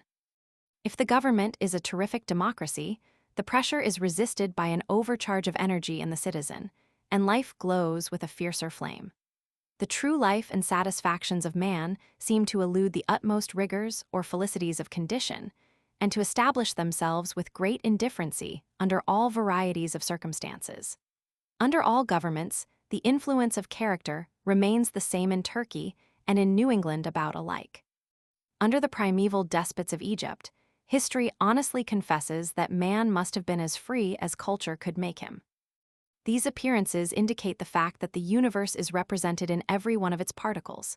Everything in nature contains all the powers of nature. Everything is made of one hidden stuff. As the naturalist sees one type under every metamorphosis and regards a horse as a running man, a fish as a swimming man, a bird as a flying man, a tree as a rooted man. Each new form repeats not only the main character of the type, but part for part all the details, all the aims, furtherances, hindrances, energies, and whole system of every other. Every occupation, trade, art, transaction is a compend of the world and a correlative of every other. Each one is an entire emblem of human life, of its good and ill, its trials, its enemies, its course, and its end. And each one must somehow accommodate the whole man and recite all his destiny. The world globes itself in a drop of dew. The microscope cannot find the animalcule which is less perfect for being little. Eyes, ears, taste, smell, motion, resistance, appetite, and organs of reproduction that take hold on eternity all find room to consist in the small creature. So do we put our life into every act. The true doctrine of omnipresence is that God reappears with all his parts in every moss and cobweb. The value of the universe contrives to throw itself into every point. If the good is there, so is the evil. If the affinity, so the repulsion. If the force, so the limitation. Thus is the universe alive. All things are moral. That soul which within us is a sentiment, outside of us is a law. We feel its inspiration. Out there in history we can see its fatal strength. It is in the world, and the world was made by it. Justice is not postponed. A perfect equity adjusts its balance in all parts of life. The dice of God are always loaded. The world looks like a multiplication table or a mathematical equation, which, turn it how you will, balances itself. Take what figure you will, its exact value, nor more nor less, still returns to you. Every secret is told, every crime is punished, every virtue rewarded, every wrong redressed, in silence and certainty. What we call retribution is the universal necessity by which the whole appears wherever a part appears. If you see smoke, there must be fire. If you see a hand or limb, you know that the trunk to which it belongs is there behind. Every act rewards itself, or, in other words, integrates itself in a twofold manner, first in the thing or in real nature, and secondly in the circumstance or in apparent nature. Men call the circumstance the retribution. The causal retribution is in the thing and is seen by the soul. The retribution in the circumstance is seen by the understanding. It is inseparable from the thing, but is often spread over a long time, and so does not become distinct until after many years. The specific stripes may follow late after the offense, but they follow because they accompany it. Crime and punishment grow out of one stem. Punishment is a fruit that unsuspected ripens within the flower of the pleasure which concealed it. Cause and effect, means and ends, seed and fruit, cannot be severed. For the effect already blooms in the cause, the end preexists in the means, the fruit in the seed. Whilst thus the world will be whole and refuses to be disparted, we seek to act partially, to sunder, to appropriate. For example, to gratify the senses, we sever the pleasure of the senses from the needs of the character. The ingenuity of man has always been dedicated to the solution of one problem: how to detach the sensual sweet, the sensual strong, the sensual bright, etc., from the moral sweet, the moral deep, the moral fair. That is, again, to contrive to cut clean off this upper surface so thin as to leave it bottomless, to get a one end without another end. The soul says, eat, the body would feast. The soul says, the man and woman shall be one flesh and one soul, the body would join the flesh only. The soul says, have dominion over all things to the ends of virtue. The body would have the power over things to its own ends. The soul strives amen to live and work through all things. It would be the only fact. All things shall be added unto it: power, pleasure, knowledge, beauty. The particular man aims to be somebody to set up for himself, to truck and higgle for a private good, and in particulars to ride that he may ride, to dress that he may be dressed, to eat that he may eat, and to govern that he may be seen. Men seek to be great. They would have offices, wealth, power, and fame. They think that to be great is to possess one side of nature, the sweet, without the other side, the bitter. This dividing and detaching is steadily counteracted. Up to this day, it must be owned, no projector has had the smallest success. The parted water reunites behind our hand. Pleasure is taken out of pleasant things, profit out of profitable things, power out of strong things, as soon as we seek to separate them from the whole. We can no more have things and get the sensual good, by itself, than we can get an inside that shall have no outside, or a light without a shadow. Drive out nature with a fork, she comes running back. Life invests itself with inevitable conditions, which the unwise seek to dodge, which one and another brags that he does not know, that they do not touch him, but the brag is on his lips, the conditions are in his soul. If he escapes them in one part, they attack him in another more vital part. If he has escaped them in form and in the appearance, it is because he has resisted his life and fled from himself, and the retribution is so much death. So signal is the failure of all attempts to make this separation of the good from the tax, that the experiment would not be tried, since to try it is to be mad, but for the circumstance that when the disease began in the will of rebellion and separation, the intellect is at once infected, so that the man ceases to see God whole in each object, but is able to see the sensual allurement of an object, and not see the sensual hurt. He sees the mermaid's head, but not the dragon's tail, and thinks he can cut off that which he would have, from that which he would not have. How secret art thou who dwellest in the highest heavens in silence, O thou only great God, sprinkling with an unwearied providence certain penal blindnesses upon such as have unbridled desires. The human soul is true to these facts in the painting of fable, of history, of law, of proverbs, of conversation. It finds a tongue in literature unawares. Thus the Greeks called Jupiter supreme mind, but having traditionally ascribed to him many base actions, they involuntarily made amends to reason by tying up the hands of so bad a god. He is made as helpless as a king of England. Prometheus knows one secret which Jove must bargain for Minerva another. He cannot get his own thunders, Minerva keeps the key of them. Of all the gods, I only know the keys that ope the solid doors within whose vaults his thunders sleep. A plain confession of the inworking of the all, and of its moral aim. The Indian mythology ends in the same ethics, and it would seem impossible for any fable to be invented to get any currency which was not moral. Aurora forgot to ask youth for her lover, and though Tithonus is immortal, he is old, Achilles is not quite invulnerable. The sacred waters did not wash the heel by which Thetis held him. Siegfried, in the Nibelungen, is not quite immortal, for a leaf fell on his back whilst he was bathing in the dragon's blood, and that spot which it covered is mortal.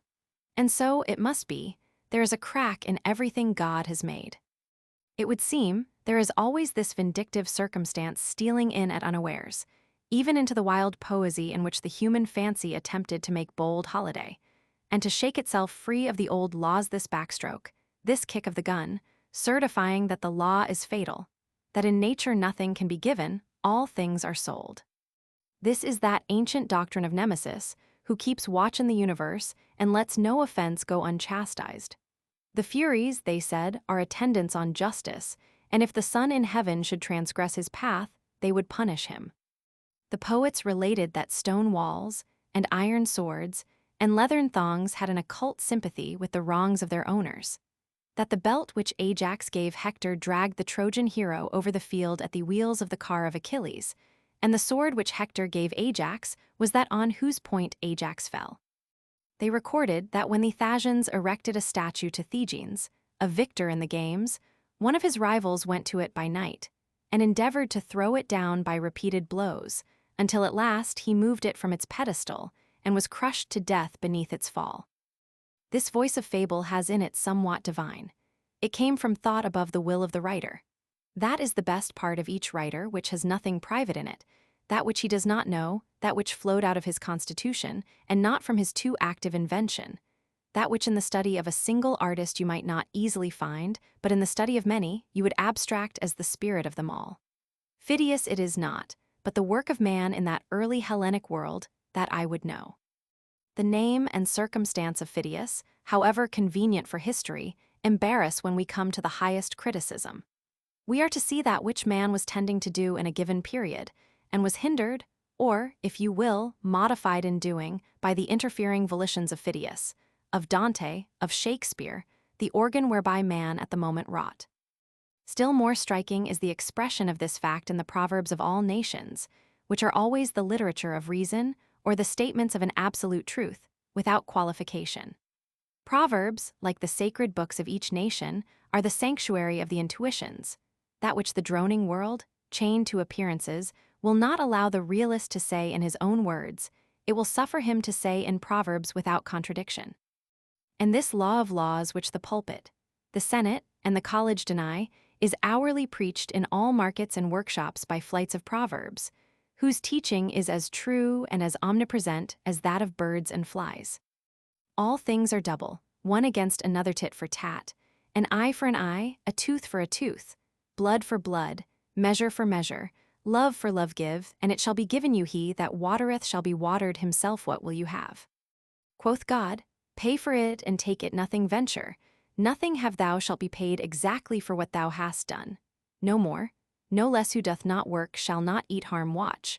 Harm catch curses always recoil on the head of him who imprecates them if you put a chain around the neck of a slave. The other end fastens itself around your own bad counsel, confounds the adviser the devil is an ass. It is thus written, because it is thus in life. Our action is overmastered and characterized above our will by the law of nature. We aim at a petty end quite aside from the public good, but our act arranges itself by irresistible magnetism in a line with the poles of the world. A man cannot speak, but he judges himself. With his will or against his will, he draws his portrait to the eye of his companions by every word. Every opinion reacts on him who utters it. It is a thread ball thrown at a mark, but the other end remains in the thrower's bag. Or rather, it is a harpoon hurled at the whale, unwinding, as it flies, a coil of cord in the boat, and if the harpoon is not good or not well thrown, it will go nigh to cut the steersman in twain or to sink the boat. You cannot do wrong without suffering wrong. No man had ever a point of pride that was not injurious to him, said Burke. The exclusive in fashionable life does not see that he excludes himself from enjoyment in the attempt to appropriate it. The exclusionist in religion does not see that he shuts the door of heaven on himself in striving to shut out others. Treat men as pawns and ninepins, and you shall suffer as well as they. If you leave out their heart, you shall lose your own. The senses would make things of all persons, of women, of children, of the poor. The vulgar proverb, I will get it from his purse or get it from his skin, is sound philosophy. All infractions of love and equity in our social relations are speedily punished. They are punished by fear. Whilst I stand in simple relations to my fellow man, I have no displeasure in meeting him. We meet as water meets water, or as two currents of air mix, with perfect diffusion and interpenetration of nature. But as soon as there is any departure from simplicity, and attempt at halfness, or good for me that is not good for him, my neighbor feels the wrong. He shrinks from me as far as I have shrunk from him. His eyes no longer seek mine, there is war between us. There is hate in him and fear in me. All the old abuses in society, universal and particular, all unjust accumulations of property and power, are avenged in the same manner. Fear is an instructor of great sagacity and the herald of all revolutions. One thing he teaches, that there is rottenness where he appears. He is a carrion crow, and though you see not well what he hovers for, there is death somewhere. Our property is timid, our laws are timid, our cultivated classes are timid. Fear for ages has boded and mowed and gibbered over government and property. That obscene bird is not there for nothing. He indicates great wrongs which must be revised. Of the like nature is that expectation of change which instantly follows the suspension of our voluntary activity.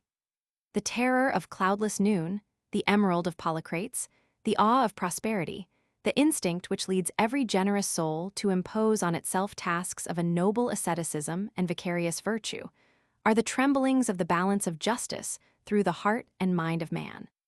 Experienced men of the world know very well that it is best to pay scot and lot as they go along, and that a man often pays dear for a small frugality. The borrower runs in his own debt. Has a man gained anything who has received 100 favors and rendered none?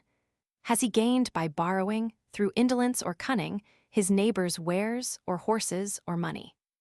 There arises on the deed the instant acknowledgement of benefit on the one part and of debt on the other, that is, of superiority and inferiority.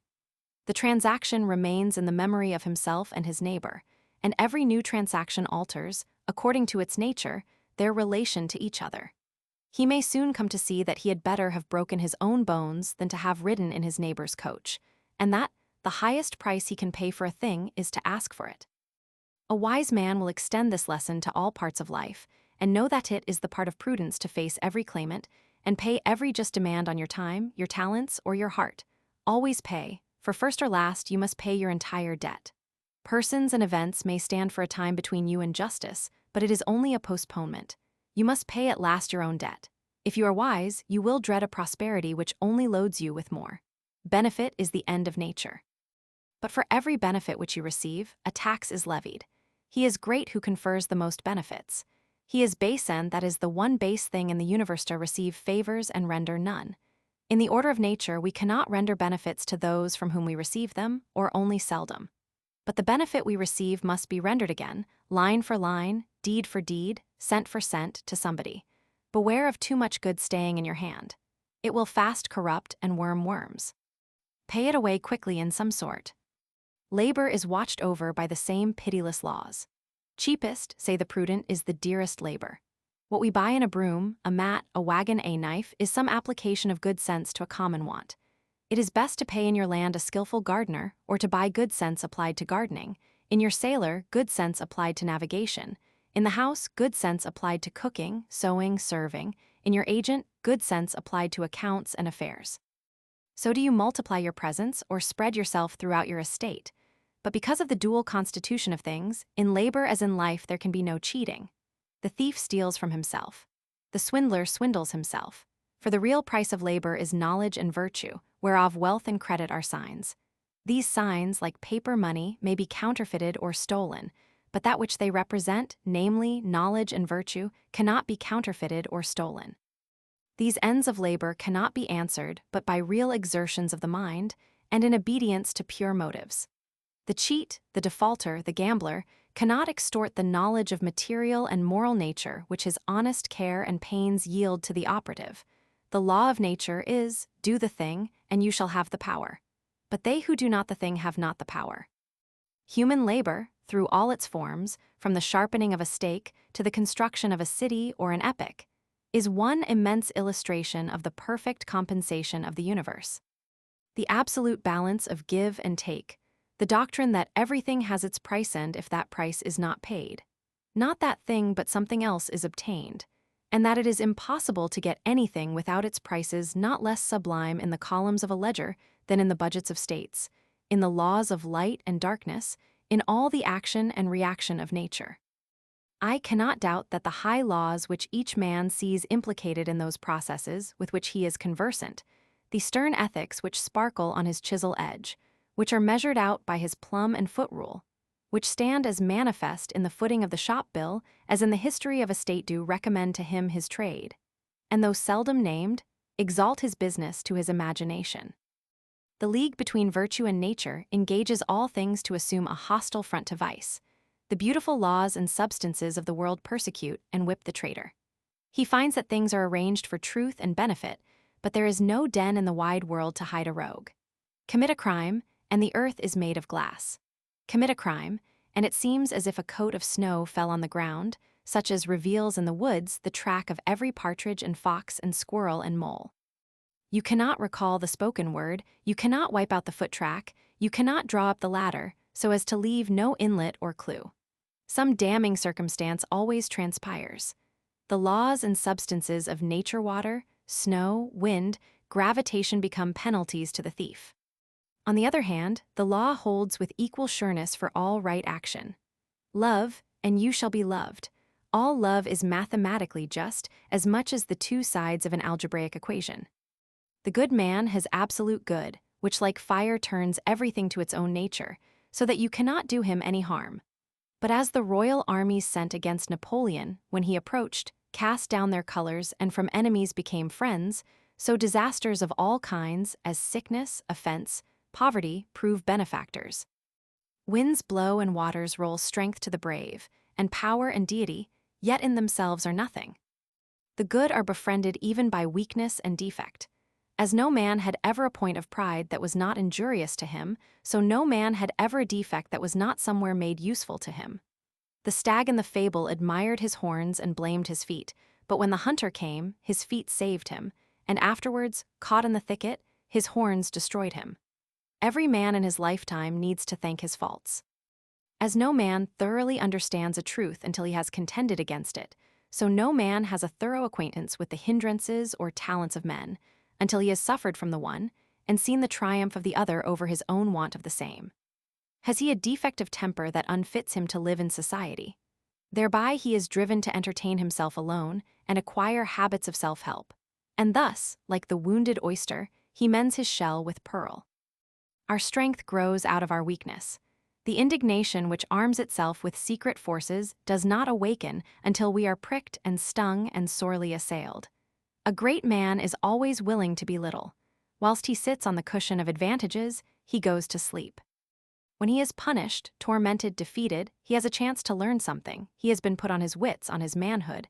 He has gained facts, learns his ignorance, is cured of the insanity of conceit, has got moderation and real skill. The wise man throws himself on the side of his assailants. It is more his interest than it is theirs to find his weak point. The wound cicatrizes and falls off from him like a dead skin, and when they would triumph, lo, he has passed on invulnerable. Blame is safer than praise. I hate to be defended in a newspaper. As long as all that is said against me, I feel a certain assurance of success. But as soon as honeyed words of praise are spoken for me, I feel as one that lies unprotected before his enemies. In general, every evil to which we do not succumb is a benefactor. As the Sandwich Islander believes that the strength and valor of the enemy he kills passes into himself, so we gain the strength of the temptation we resist. The same guards which protect us from disaster, defect, and enmity defend us, if we will, from selfishness and fraud. Bolts and bars are not the best of our institutions, nor is shrewdness in trade a mark of wisdom. Men suffer all their life long, under the foolish superstition that they can be cheated. But it is as impossible for a man to be cheated by anyone but himself as for a thing to be and not to be at the same time. There is a third silent party to all our bargains. The nature and soul of things takes on itself the guarantee of the fulfillment of every contract, so that honest service cannot come to loss. If you serve an ungrateful master, serve him the more. Put God in your debt. Every stroke shall be repaid. The longer the payment is withholden, the better for you, for compound interest on compound interest is the rate and usage of this exchequer. The history of persecution is a history of endeavors to cheat nature, to make water run uphill, to twist a rope of sand. It makes no difference whether the actors be many or one, a tyrant or a mob. A mob is a society of bodies voluntarily bereaving themselves of reason and traversing its work. The mob is man voluntarily descending to the nature of the beast. Its fit hour of activity is night. Its actions are insane like its whole constitution. It persecutes a principle. It would whip a right. It would tar and feather justice by inflicting fire and outrage upon the houses and persons of those who have these. It resembles the prank of boys who run with fire engines to put out the ruddy aurora streaming to the stars. The inviolate spirit turns their spite against the wrongdoers. The martyr cannot be dishonored. Every lash inflicted is a tongue of fame. Every prison, a more illustrious abode. Every burned book or house enlightens the world. Every suppressed or expunged word reverberates through the earth from side to side. Hours of sanity and consideration are always arriving to communities, as to individuals when the truth is seen, and the martyrs are justified. Thus do all things preach the indifferency of circumstances. The man is all. Everything has two sides, a good and an evil. Every advantage has its tax. I learn to be content, but the doctrine of compensation is not the doctrine of indifferency. The thoughtless say, on hearing these representations, what boots it to do well? There is one event to good and evil. If I gain any good, I must pay for it. If I lose any good, I gain some other. All actions are indifferent. There is a deeper fact in the soul than compensation, to wit, its own nature. The soul is not a compensation, but a life. The soul is, under all this running sea of circumstance, whose waters ebb and flow with perfect balance, lies the aboriginal abyss of real being. Essence, or God, is not a relation or a part but the whole. Being is the vast affirmative, excluding negation, self-balanced, and swallowing up all relations, parts, and times within itself. Nature, truth, virtue are the influx from thence. Vice is the absence or departure of the same. Nothing, falsehood, may indeed stand as the great night or shade, on which, as a background, the living universe paints itself forth, but no fact is begotten by it. It cannot work, for it is not. It cannot work any good. It cannot work any harm. It is harm inasmuch as it is worse not to be than to be. We feel defrauded of the retribution due to evil acts, because the criminal adheres to his vice and contumacy, and does not come to a crisis or judgment anywhere in visible nature. There is no stunning confutation of his nonsense before men and angels. Has he therefore outwitted the law? Inasmuch as he carries the malignity and the lie with him, he so far deceases from nature. In some manner, there will be a demonstration of the wrong to the understanding also. But should we not see it, this deadly deduction makes square the eternal account. Neither can it be said, on the other hand, that the gain of rectitude must be bought by any loss. There is no penalty to virtue, no penalty to wisdom, they are proper additions of being. In a virtuous action, I properly am, in a virtuous act, I add to the world. I plant into deserts conquered from chaos and nothing, and see the darkness receding on the limits of the horizon. There can be no excess to love, none to knowledge, none to beauty, when these attributes are considered in the purest sense. The soul refuses limits, and always affirms an optimism, never a pessimism. Man's life is a progress and not a station. His instinct is trust. Our instinct uses more and less in application to man of the presence of the soul and not of its absence. The brave man is greater than the coward. The true, the benevolent, the wise is more a man and not less than the fool and knave. There is no tax on the good of virtue, for that is the incoming of God himself, or absolute existence without any comparative. Material good has its tax, and if it came without desert or sweat, has no root in me, and the next wind will blow it away. But all the good of nature is the soul's, and may be had if paid for in nature's lawful coin, that is, by labor which the heart and the head allow. I no longer wish to meet a good I do not earn, for example, to find a pot of buried gold, knowing that it brings with it new burdens. I do not wish more external goods, neither possessions, nor honors, nor powers, nor persons. The gain is apparent, the tax is certain. But there is no tax on the knowledge that the compensation exists and that it is not desirable to dig up treasure. Herein I rejoice with a serene eternal peace. I contract the boundaries of possible mischief. I learn the wisdom of Saint Bernard. Nothing can work me damage except myself. The harm that I sustain I carry about with me, and never am a real sufferer but by my own fault. In the nature of the soul is the compensation for the inequalities of condition. The radical tragedy of nature seems to be the distinction of more and less. How can less not feel the pain? How not feel indignation or malevolence towards more? Look at those who have less faculty, and one feels sad and knows not well what to make of it. He almost shuns their eye, he fears they will upbraid God. What should they do? It seems a great injustice. But see the facts nearly, and these mountainous inequalities vanish. Love reduces them, as the sun melts the iceberg in the sea. The heart and soul of all men being one, this bitterness of his and mine ceases. His is mine. I am my brother, and my brother is me. If I feel overshadowed and outdone by great neighbors, I can yet love, I can still receive. And he that loveth maketh his own the grandeur he loves. Thereby I make the discovery that my brother is my guardian, acting for me with the friendliest designs, and the estate I so admired and envied is my own. It is the nature of the soul to appropriate all things. Jesus and Shakespeare are fragments of the soul, and by love I conquer and incorporate them in my own conscious domain. His virtue is not that mine. His wit, if it cannot be made mine, it is not wit. Such also is the natural history of calamity. The changes which break up at short intervals the prosperity of men are advertisements of a nature whose law is growth. Every soul is by this intrinsic necessity quitting its whole system of things, its friends and home, and laws and faith, as the shellfish crawls out of its beautiful but stony case, because it no longer admits of its growth and slowly forms a new house.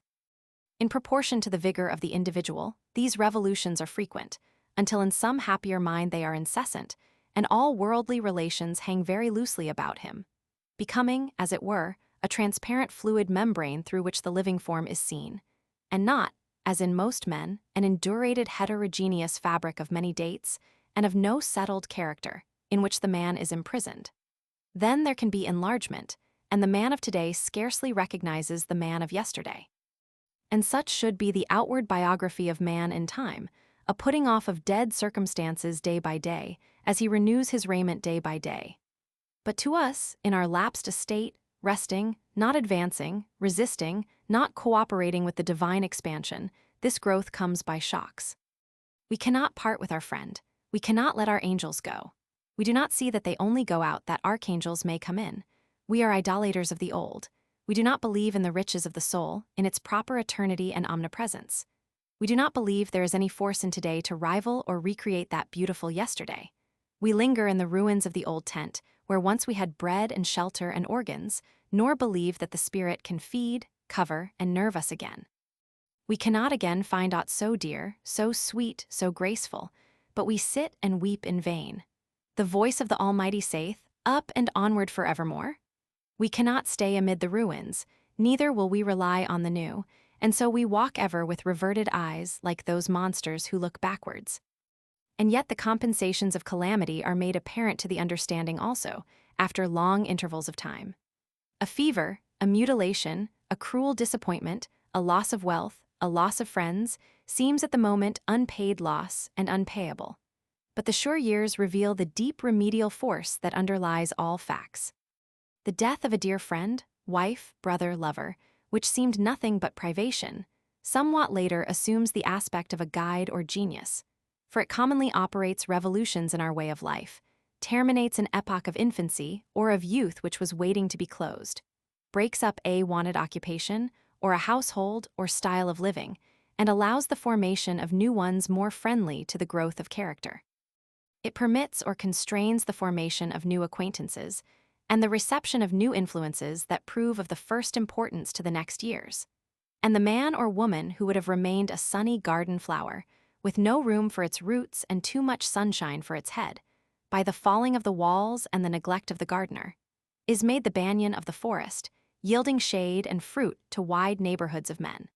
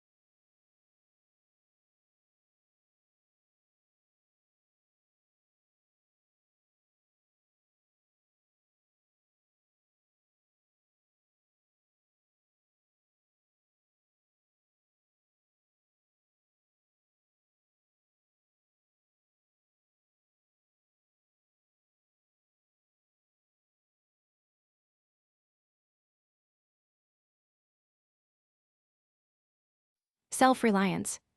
Niti qui severus extra. Man is his own star, and the soul that can render an honest and a perfect man commands all light, all influence, all fate. Nothing to him falls early or too late. Our acts are angels are or good or ill, our fatal shadows that walk by us still. Cast the bantling on the rocks, suckle him with the she-wolf's teat, wintered with the hawk and fox, power and speed be hands and feet. I read the other day some verses written by an eminent painter which were original and not conventional. The soul always hears an admonition in such lines, let the subject be what it may. The sentiment they instill is of more value than any thought they may contain. To believe your own thought, to believe that what is true for you in your private heart is true for all men, that is genius. Speak your latent conviction, and it shall be the universal sense. For the inmost in due time becomes the outmost, and our first thought is rendered back to us by the trumpets of the last judgment. Familiar as the voice of the mind is to each, the highest merit we ascribe to Moses, Plato, and Milton is that they set at naught books and traditions, and spoke not what men, but what they thought.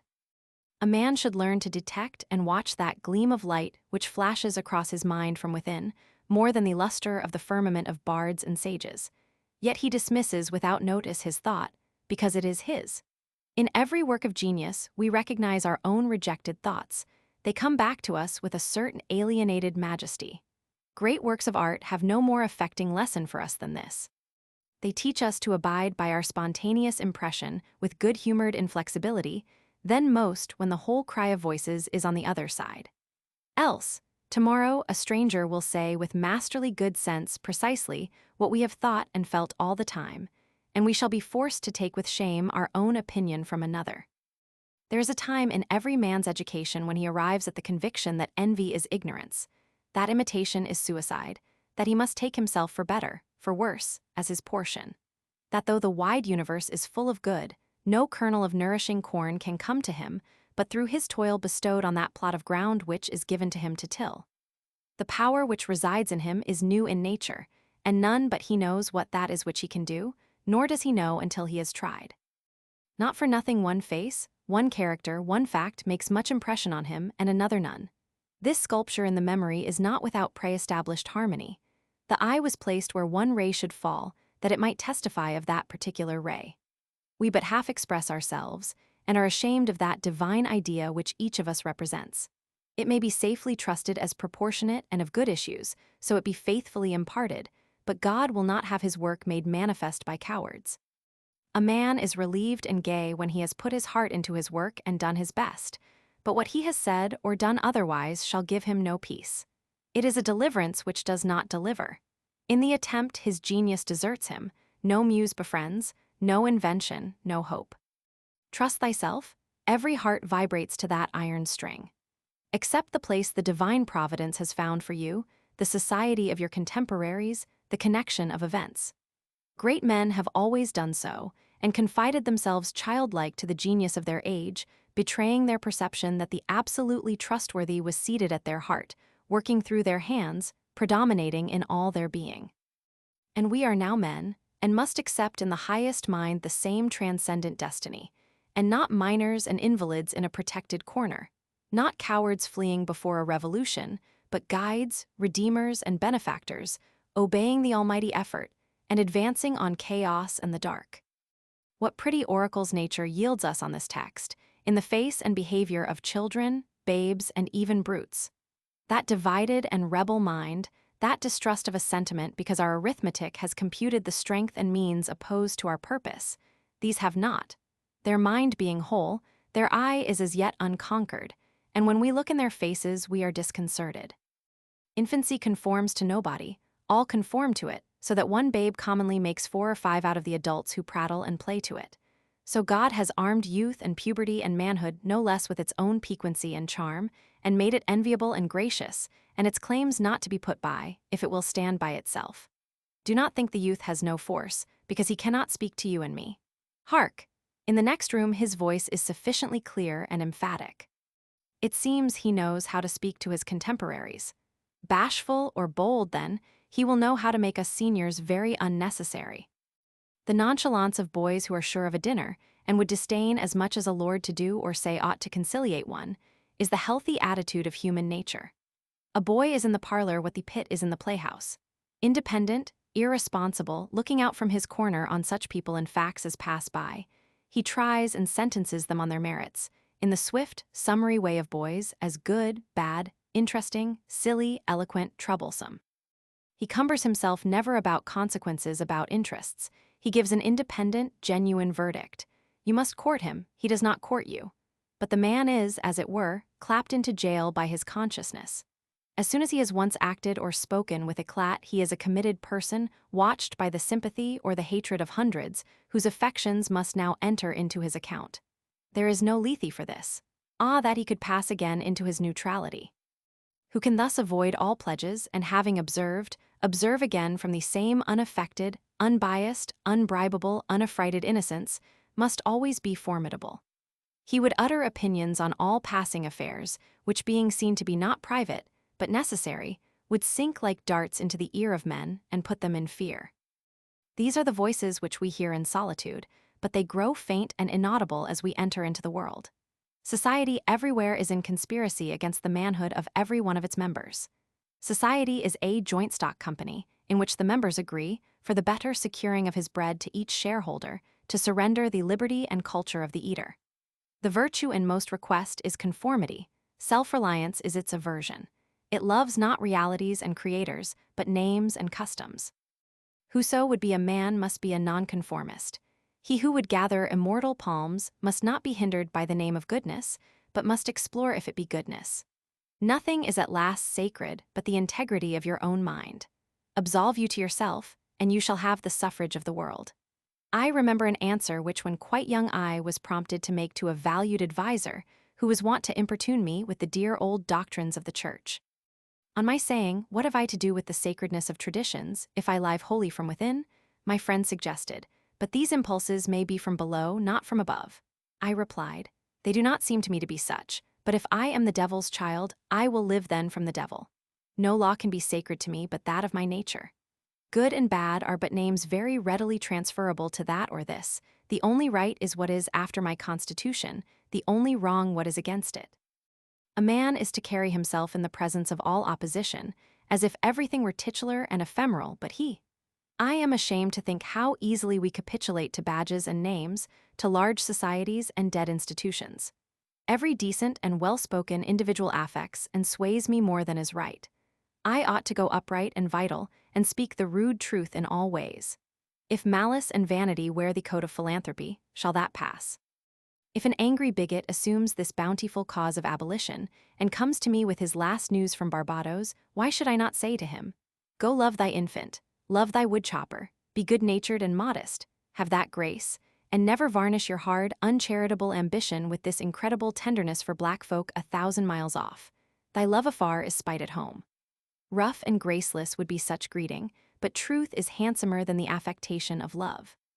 Your goodness must have some edge to it else it is none. The doctrine of hatred must be preached as the counteraction of the doctrine of love when that pules and whines. I shun father and mother and wife and brother when my genius calls me. I would write on the lintels of the doorpost, "Whim." I hope it is somewhat better than whim at last, but we cannot spend the day in explanation. Expect me not to show cause why I seek or why I exclude company. Then again, do not tell me, as a good man did today, of my obligation to put all poor men in good situations. Are they my poor? I tell thee, thou foolish philanthropist, that I grudge the dollar, the dime, the cent I give to such men as do not belong to me and to whom I do not belong. There is a class of persons to whom by all spiritual affinity I am bought and sold. For them I will go to prison if need be, but your miscellaneous popular charities, the education at college of fools, the building of meeting houses to the vain end to which many now stand, alms to sots, and the thousandfold relief societies, though I confess with shame I sometimes succumb and give the dollar, it is a wicked dollar which by and by I shall have the manhood to withhold. Virtues are, in the popular estimate, rather the exception than the rule. There is the man and his virtues. Men do what is called a good action, as some piece of courage or charity, much as they would pay a fine in expiation of daily non-appearance on parade. Their works are done as an apology or extenuation of their living in the world, as invalids and the insane pay a high board. Their virtues are penances. I do not wish to expiate, but to live. My life is for itself and not for a spectacle. I much prefer that it should be of a lower strain, so it be genuine and equal, than that it should be glittering and unsteady. I wish it to be sound and sweet, and not to need diet and bleeding. I ask primary evidence that you are a man, and refuse this appeal from the man to his actions. I know that for myself, it makes no difference whether I do or forbear those actions which are reckoned excellent. I cannot consent to pay for a privilege where I have intrinsic right. Few and mean as my gifts may be, I actually am, and do not need for my own assurance or the assurance of my fellows any secondary testimony. What I must do is all that concerns me, not what the people think. This rule, equally arduous in actual and in intellectual life, may serve for the whole distinction between greatness and meanness. It is the harder, because you will always find those who think they know what is your duty better than you know it. It is easy in the world to live after the world's opinion. It is easy in solitude to live after our own. But the great man is he who, in the midst of the crowd, keeps with perfect sweetness the independence of solitude. The objection to conforming to usages that have become dead to you is that it scatters your force. It loses your time and blurs the impression of your character. If you maintain a dead church, contribute to a dead Bible society, Vote with a great party either for the government or against it. Spread your table like base housekeepers. Under all these screens, I have difficulty to detect the precise man you are. And of course, so much force is withdrawn from your proper life. But do your work, and I shall know you. Do your work, and you shall reinforce yourself. A man must consider what A. Blindmansbuff is this game of conformity. If I know your sect, I anticipate your argument. I hear a preacher announce for his text and topic the expediency of one of the institutions of his church. Do I not know beforehand that not possibly can he say a new and spontaneous word? Do I not know that, with all this ostentation of examining the grounds of the institution, he will do no such thing? Do I not know that he has pledged to himself not to look but at one side, the permitted side, not as a man but as a parish minister? He is a retained attorney, and these airs of the bench are the emptiest affectation. Well, most men have bound their eyes with one or another handkerchief and attached themselves to some one of these communities of opinion. This conformity makes them not false in a few particulars, authors of a few lies, but false in all particulars. Their every truth is not quite true. Their two is not the real two, therefore not the real four, so that every word they say chagrins us, and we know not where to begin to set them right. Meantime, nature is not slow to equip us in the prison uniform of the party to which we adhere. We come to wear one cut of face and figure, and acquire by degrees the gentlest asinine expression. There is a mortifying experience in particular which does not fail to wreak itself also in the general history. I mean, the foolish face of praise. The forced smile which we put on in company where we do not feel at ease in answer to conversation, which does not interest us. The muscles, not spontaneously moved, but moved by a low usurping willfulness, grow tight about the outline of the face with the most disagreeable sensation. For nonconformity, the world whips you with its displeasure, and therefore a man must know how to estimate a sour face. The bystanders look askance on him in the public street or in the friend's parlor. If this conversation had its origin in contempt and resistance like his own, he might well go home with a sad countenance. But the sour faces of the multitude, like their sweet faces, have no deep cause, but are put on and off as the wind blows and a newspaper directs. Yet is the discontent of the multitude more formidable than that of the Senate and the college. It is easy enough for a firm man who knows the world to brook the rage of the cultivated classes. Their rage is decorous and prudent, for they are timid as being very vulnerable themselves. But when to their feminine rage the indignation of the people is added, when the ignorant and the poor are aroused, when the unintelligent brute force that lies at the bottom of society is made to growl and mow, it needs the habit of magnanimity and religion to treat it godlike as a trifle of no concernment. The other terror that scares us from self-trust is our consistency, a reverence for our past act or word, because the eyes of others have no other data for computing our orbit than our past acts, and we are loth to disappoint them. But why should you keep your head over your shoulder? Why drag about this corpse of your memory, lest you contradict somewhat you have stated in this or that public place? Suppose you should contradict yourself. What then? It seems to be a rule of wisdom never to rely on your memory alone, scarcely even in acts of pure memory, but to bring the past for judgment into the thousand-eyed present and live ever in a new day. In your metaphysics you have denied personality to the deity. Yet when the devout motions of the soul come, yield to them heart and life, though they should clothe God with shape and color. Leave your theory, as Joseph his coat in the hand of the harlot, and flee. A foolish consistency is the hobgoblin of little minds, adored by little statesmen and philosophers and divines. With consistency, a great soul has simply nothing to do. He may as well concern himself with the shadow on the wall. Speak what you think now in hard words, and tomorrow speak what tomorrow thinks in hard words again, though it contradict everything you said today. Ah, so you shall be sure to be misunderstood. Is it so bad, then, to be misunderstood? Pythagoras was misunderstood, and Socrates, and Jesus, and Luther, and Copernicus, and Galileo, and Newton, and every pure and wise spirit that ever took flesh. To be great is to be misunderstood. I suppose no man can violate his nature. All the sallies of his will are rounded in by the law of his being, as the inequalities of Andes and Himmel are insignificant in the curve of the sphere. Nor does it matter how you gauge and try him. A character is like an acrostic or Alexandrian stanza. Read it forward, backward, or across, it still spells the same thing. In this pleasing, contrite wood life which God allows me, let me record day by day my honest thought without prospect or retrospect, and I cannot doubt it will be found symmetrical, though I mean it not and see it not. My book should smell of pines and resound with the hum of insects. The swallow over my window should interweave that thread or straw he carries in his bill into my web also. We pass for what we are, character teaches above our wills. Men imagine that they communicate their virtue or vice only by overt actions, and do not see that virtue or vice emit a breath every moment. There will be an agreement in whatever variety of actions, so they be each honest and natural in their hour. For of one will, the actions will be harmonious, however unlike they seem. These varieties are lost sight of at a little distance, at a little height of thought. One tendency unites them all. The voyage of the best ship is a zigzag line of 100 tacks. See the line from a sufficient distance, and it straightens itself to the average tendency. Your genuine action will explain itself and will explain your other genuine actions. Your conformity explains nothing. Act singly, and what you have already done singly will justify you now. Greatness appeals to the future.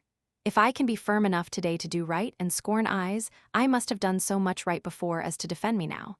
Be it how it will, do right now. Always scorn appearances, and you always may. The force of character is cumulative. All the foregone days of virtue work their health into this. What makes the majesty of the heroes of the Senate and the field, which so fills the imagination? The consciousness of a train of great days and victories behind. They shed an united light on the advancing actor. He is attended as by a visible escort of angels. That is it which throws thunder into Chatham's voice, and dignity into Washington's port, and America into Adams's eye. Honor is venerable to us because it is no ephemeris. It is always ancient virtue. We worship it today because it is not of today.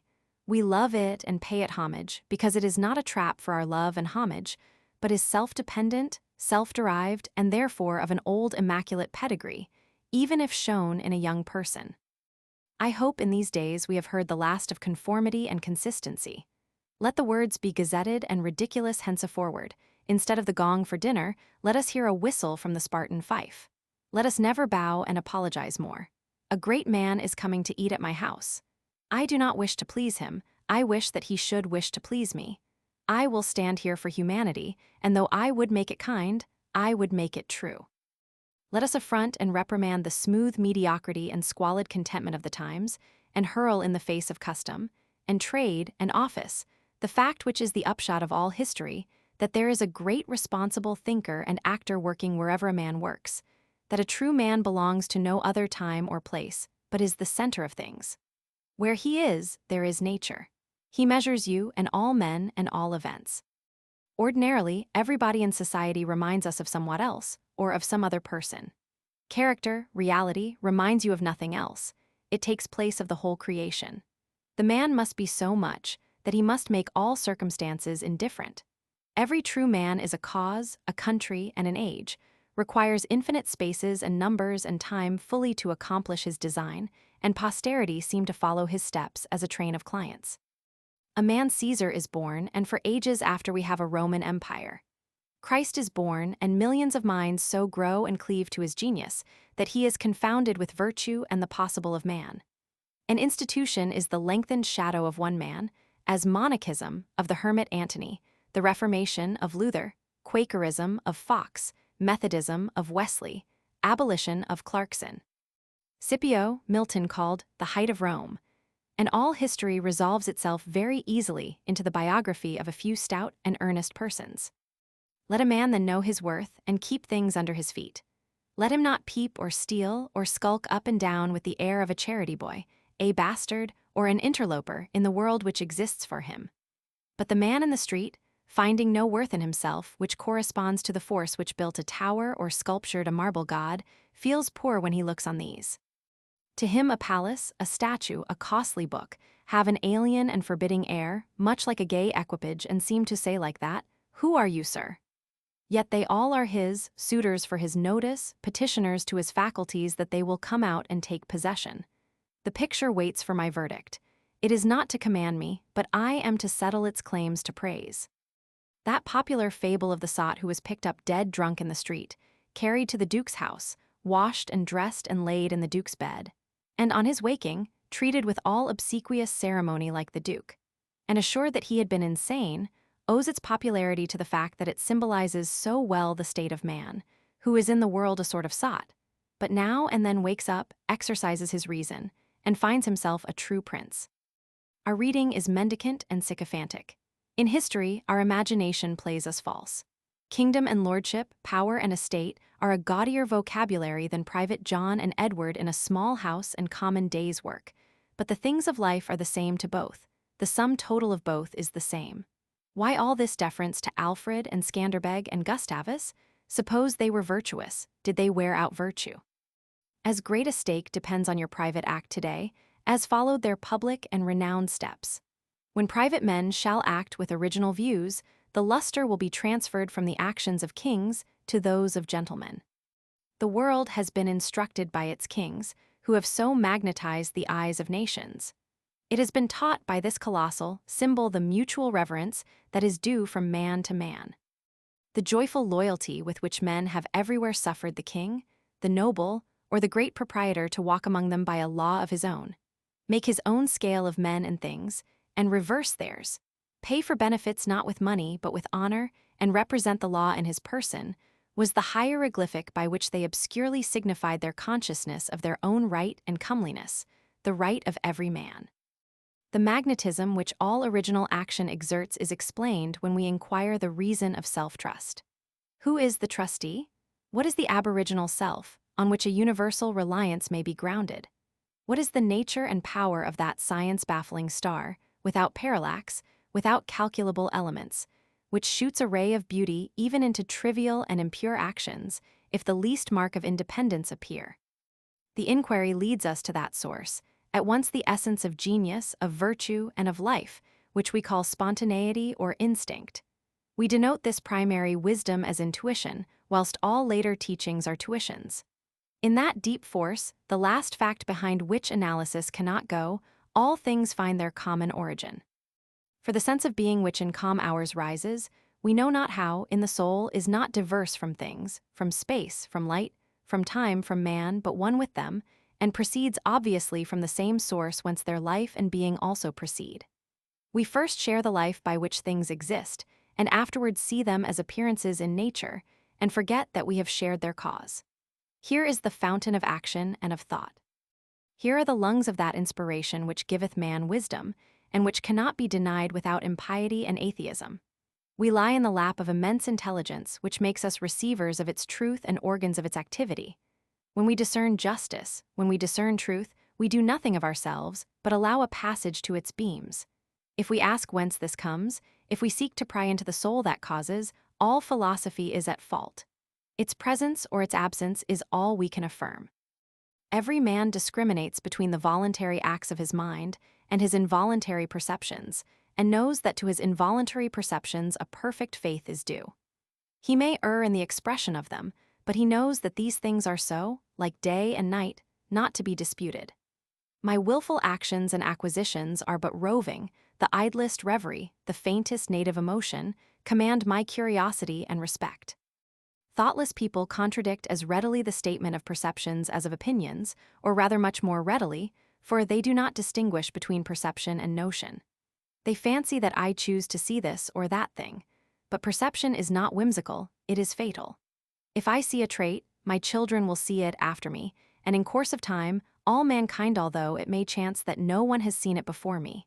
For my perception of it is as much a fact as the sun. The relations of the soul to the divine spirit are so pure that it is profane to seek to interpose helps. It must be that when God speaketh he should communicate, not one thing, but all things, should fill the world with his voice, should scatter forth light, nature, time, souls from the center of the present thought, and new date and new create the whole. Whenever a mind is simple and receives a divine wisdom, old things pass away means, teachers, texts, temples fall. It lives now and absorbs past and future into the present hour. All things are made sacred by relation to it one as much as another. All things are dissolved to their center by their cause, and in the universal miracle, petty and particular miracles disappear. If, therefore, a man claims to know and speak of God, and carries you backward to the phraseology of some old mouldered nation in another country, in another world, believe him not. Is the acorn better than the oak which is its fullness and completion? Is the parent better than the child into whom he has cast his ripened being? Whence, then, this worship of the past? The centuries are conspirators against the sanity and authority of the soul.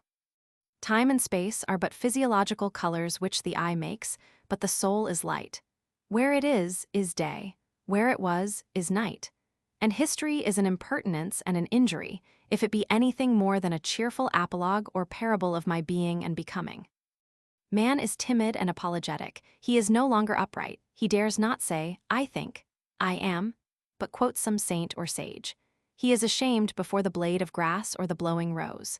These roses under my window make no reference to former roses or to better ones. They are for what they are. They exist with God today. There is no time to them. There is simply the rose. It is perfect in every moment of its existence. Before a leaf bud has burst, its whole life acts. In the full-blown flower there is no more. In the leafless root there is no less. Its nature is satisfied, and it satisfies nature in all moments alike. But man postpones or remembers. He does not live in the present, but with a reverted eye laments the past, or, heedless of the riches that surround him, stands on tiptoe to foresee the future. He cannot be happy and strong until he too lives with nature in the present, above time. This should be plain enough. Yet see what strong intellects dare not yet hear God himself, unless he speak the phraseology of I know not what David, or Jeremiah, or Paul. We shall not always set so great a price on a few texts, on a few lives. We are like children who repeat by rote the sentences of grandames and tutors, and, as they grow older, of the men and talents and characters they chance to see, painfully recollecting the exact words they spoke. Afterwards, when they come into the point of view which those had who uttered those saying, they understand them, and are willing to let the words go. For, at any time, they can use words as good when occasion comes. If we live truly, we shall see truly. It is as easy for the strong man to be strong, as it is for the weak to be weak. When we have new perception, we shall gladly disburden the memory of its hoarded treasures as old rubbish. When a man lives with God, his voice shall be as sweet as the murmur of the brook and the rustle of the corn. And now at last the highest truth on this subject remains unsaid, probably cannot be said, for all that we say is the far-off remembering of the intuition. That thought, by what I can now nearest approach to say it, is this. When good is near you, when you have life in yourself, it is not by any known or accustomed way. You shall not discern the footprints of any other. You shall not see the face of man. You shall not hear any name. The way, the thought, the good shall be wholly strange and new.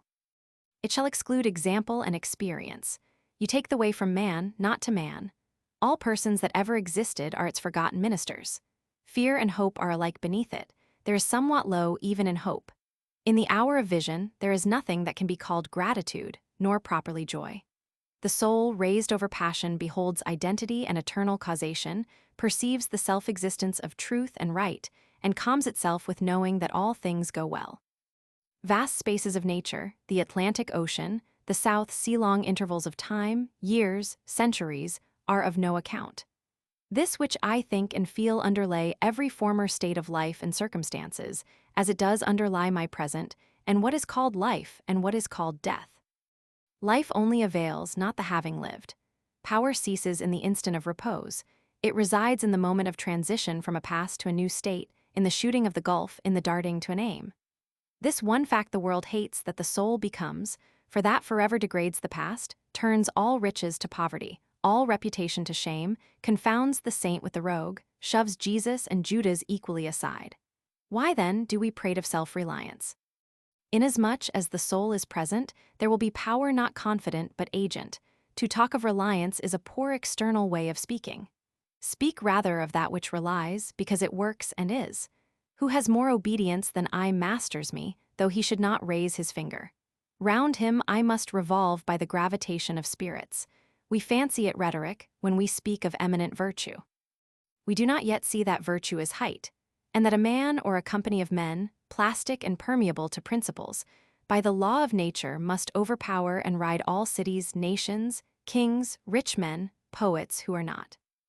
This is the ultimate fact which we so quickly reach on this, as on every topic, the resolution of all into the ever-blessed one.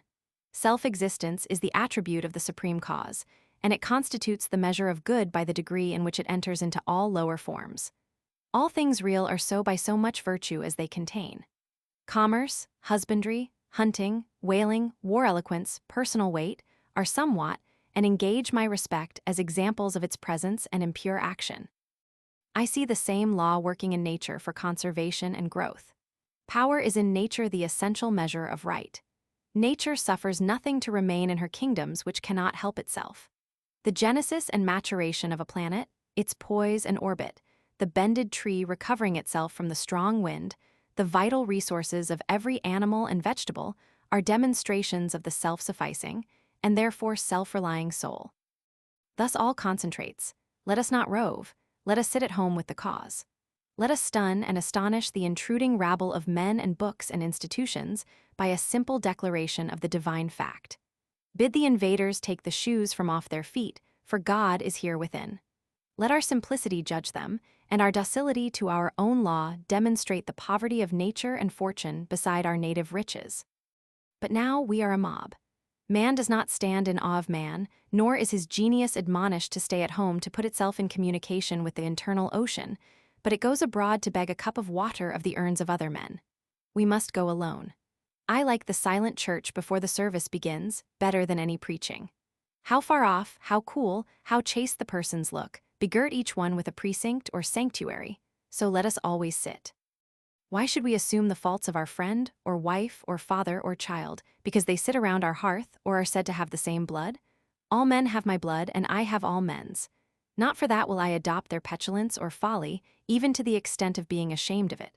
But your isolation must not be mechanical, but spiritual, that is, must be elevation. At times the whole world seems to be in conspiracy to importune you with emphatic trifles. Friend, client, child, sickness, fear, want, charity all knock at once at thy closet door and say, Come out unto us. But keep thy state, come not into their confusion. The power men possess to annoy men, I give them by a weak curiosity. No man can come near me but through my act. What we love that we have, but by desire we bereave ourselves of the love. If we cannot at once rise to the sanctities of obedience and faith, let us at least resist our temptations. Let us enter into the state of war, and wake Thor and Woden, courage and constancy, in our Saxon breasts. This is to be done in our smooth times by speaking the truth. Check this lying hospitality and lying affection. Live no longer to the expectation of these deceived and deceiving people with whom we converse. Say to them, O father, O mother, O wife, O brother, O friend, I have lived with you after appearances hitherto. Henceforward I am the truth's. Be it known unto you that henceforward I obey no law less than the eternal law. I will have no covenants but proximities.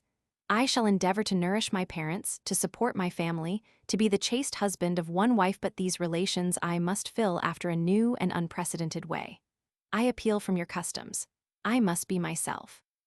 I cannot break myself any longer for you or you. If you can love me for what I am, we shall be the happier.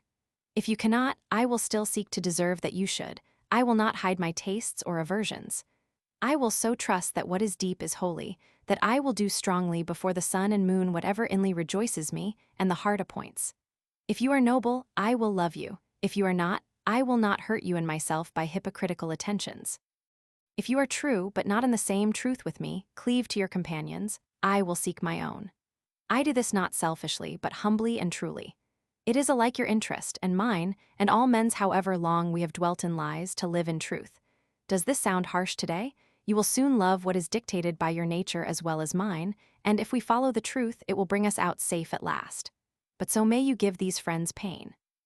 Yes, but I cannot sell my liberty and my power to save their sensibility. Besides, all persons have their moments of reason when they look out into the region of absolute truth.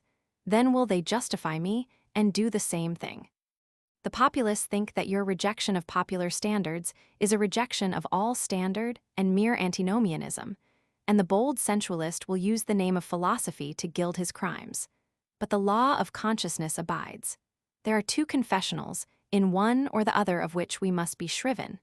You may fulfill your round of duties by clearing yourself in the direct or in the reflex way. Consider whether you have satisfied your relations to father, mother, cousin, neighbor, town, cat, and dog, whether any of these can upbraid you. but I may also neglect this reflex standard and absolve me to myself. I have my own stern claims and perfect circle. It denies the name of duty to many offices that are called duties. But if I can discharge its debts, it enables me to dispense with the popular code. If anyone imagines that this law is lax, let him keep its commandment one day. And truly it demands something godlike in him who has cast off the common motives of humanity, and has ventured to trust himself for a taskmaster. High be his heart, faithful his will, clear his sight, that he may in good earnest be doctrine, society, law to himself, that a simple purpose may be to him as strong as iron necessity is to others.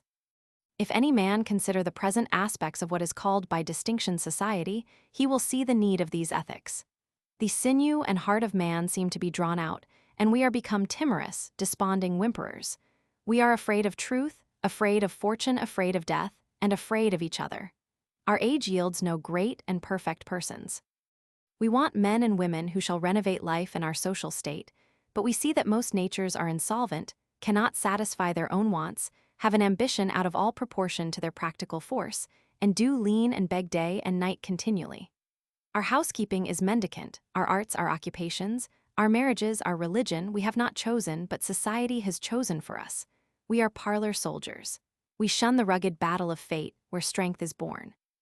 If our young men miscarry in their first enterprises, they lose all heart. If the young merchant fails, men say he is ruined. If the finest genius studies at one of our colleges, and is not installed in an office within 1 year afterwards in the cities or suburbs of Boston or New York, it seems to his friends and to himself that he is right in being disheartened and in complaining the rest of his life. A sturdy lad from New Hampshire or Vermont, who in turn tries all the professions, who teams it, farms it, peddles, keeps a school, preaches, edits a newspaper, goes to Congress, buys a township, and so forth in successive years, and always, like a cat, falls on his feet, is worth 100 of these city dolls. He walks abreast with his days and feels no shame in not studying a profession, for he does not postpone his life but lives already. He has not one chance but 100 chances. Let a Stoic open the resources of man, and tell men they are not leaning willows, but can and must detach themselves, that with the exercise of self-trust, new powers shall appear. That a man is the Word made flesh, born to shed healing to the nations, that he should be ashamed of our compassion, and that the moment he acts from himself, tossing the laws, the books, idolatries, and customs out of the window, we pity him no more, but thank and revere him, and that teacher shall restore the life of man to splendor, and make his name dear to all history. It is easy to see that a greater self-reliance must work a revolution in all the offices and relations of men, in their religion, in their education, in their pursuits, their modes of living, their association, in their property, in their speculative views. One, in what prayers do men allow themselves? That which they call a holy office is not so much as brave and manly. Prayer looks abroad and asks for some foreign addition to come through some foreign virtue, and loses itself in endless mazes of natural and supernatural, and mediatorial and miraculous. Prayer that craves a particular commodity, anything less than all goodies vicious. Prayer is the contemplation of the facts of life from the highest point of view. It is the soliloquy of a beholding and jubilant soul. It is the Spirit of God pronouncing his works good. But prayer as a means to effect a private end is meanness and theft. It supposes dualism and not unity in nature and consciousness. As soon as the man is at one with God, he will not beg. He will then see prayer in all action. The prayer of the farmer kneeling in his field to weed it, the prayer of the rower kneeling with the stroke of his oar, are true prayers heard throughout nature, though for cheap ends. Caratach in Fletcher's Bonjuka, when admonished to inquire the mind of the God audate, replies, "His hidden meaning lies in our endeavors, our valors are our best gods." Another sort of false prayers are our regrets. Discontent is the want of self-reliance. It is infirmity of will. Regret calamities if you can thereby help the sufferer. If not, attend your own work, and already the evil begins to be repaired. Our sympathy is just as base. We come to them who weep foolishly, and sit down and cry for company, instead of imparting to them truth and health in rough electric shocks, putting them once more in communication with their own reason. The secret of fortune is joy in our hands. Welcome evermore to gods and men is the self-helping man. For him all doors are flung wide, him all tongues greet, all honors crown, all eyes follow with desire. Our love goes out to him and embraces him because he did not need it. We solicitously and apologetically caress and celebrate him because he held on his way and scorned our disapprobation. The gods love him because men hated him. To the persevering mortal, said Zoroaster, the blessed immortals are swift. As men's prayers are a disease of the will, so are their creeds a disease of the intellect. They say with those foolish Israelites, "Let not God speak to us, lest we die. Speak thou, speak any man with us, and we will obey." Everywhere I am hindered of meeting God and my brother, because he has shut his own temple doors and recites fables merely of his brother's or his brother's brother's God. Every new mind is a new classification. If it prove a mind of uncommon activity and power, a Locke, a Lavoisier, a Hutton, a Bentham, a Fourier, it imposes its classification on other men, and lo, a new system. In proportion to the depth of the thought, and so to the number of the objects it touches and brings within reach of the pupil, is his complacency. But chiefly is this apparent in creeds and churches, which are also classifications of some powerful mind acting on the elemental thought of duty and man's relation to the highest. Such is Calvinism, Quakerism, Swedenborgism. The pupil takes the same delight in subordinating everything to the new terminology, as a girl who has just learned botany in seeing a new earth and new seasons thereby. It will happen for a time that the pupil will find his intellectual power has grown by the study of his master's mind. But in all unbalanced minds, the classification is idolized, passes for the end, and not for a speedily exhaustible means, so that the walls of the system blend to their eye in the remote horizon with the walls of the universe. The luminaries of heaven seem to them hung on the arch their master built. They cannot imagine how you aliens have any right to see, how you can see. It must be somehow that you stole the light from us. They do not yet perceive that light, unsystematic, indomitable, will break into any cabin, even into theirs. Let them chirp a while and call it their own. If they are honest and do well, presently their neat new pinfold will be too straight and low, will crack, will lean, will rot and vanish, and the immortal light, all young and joyful, million-orbed, million-colored, will beam over the universe as on the first morning. 2. It is for want of self-culture that the superstition of traveling, whose idols are Italy, England, Egypt, retains its fascination for all educated Americans. They who made England, Italy, or Greece venerable in the imagination did so by sticking fast where they were, like an axis of the earth. In manly hours, we feel that duty is our place. The soul is no traveler. The wise man stays at home, and when his necessities, his duties on any occasion call him from his house or into foreign lands, he is at home still, and shall make men sensible by the expression of his countenance that he goes the missionary of wisdom and virtue, and visits cities and men like a sovereign, and not like an interloper or a valet. I have no churlish objection to the circumnavigation of the globe for the purposes of art, of study, and benevolence, so that the man is first domesticated, or does not go abroad with the hope of finding somewhat greater than he knows. He who travels to be amused, or to get somewhat which he does not carry, travels away from himself, and grows old even in youth among old things. In Thebes, in Palmyra, his will and mind have become old and dilapidated as they. He carries ruins to ruins. Traveling is a fool's paradise. Our first journeys discover to us the indifference of places.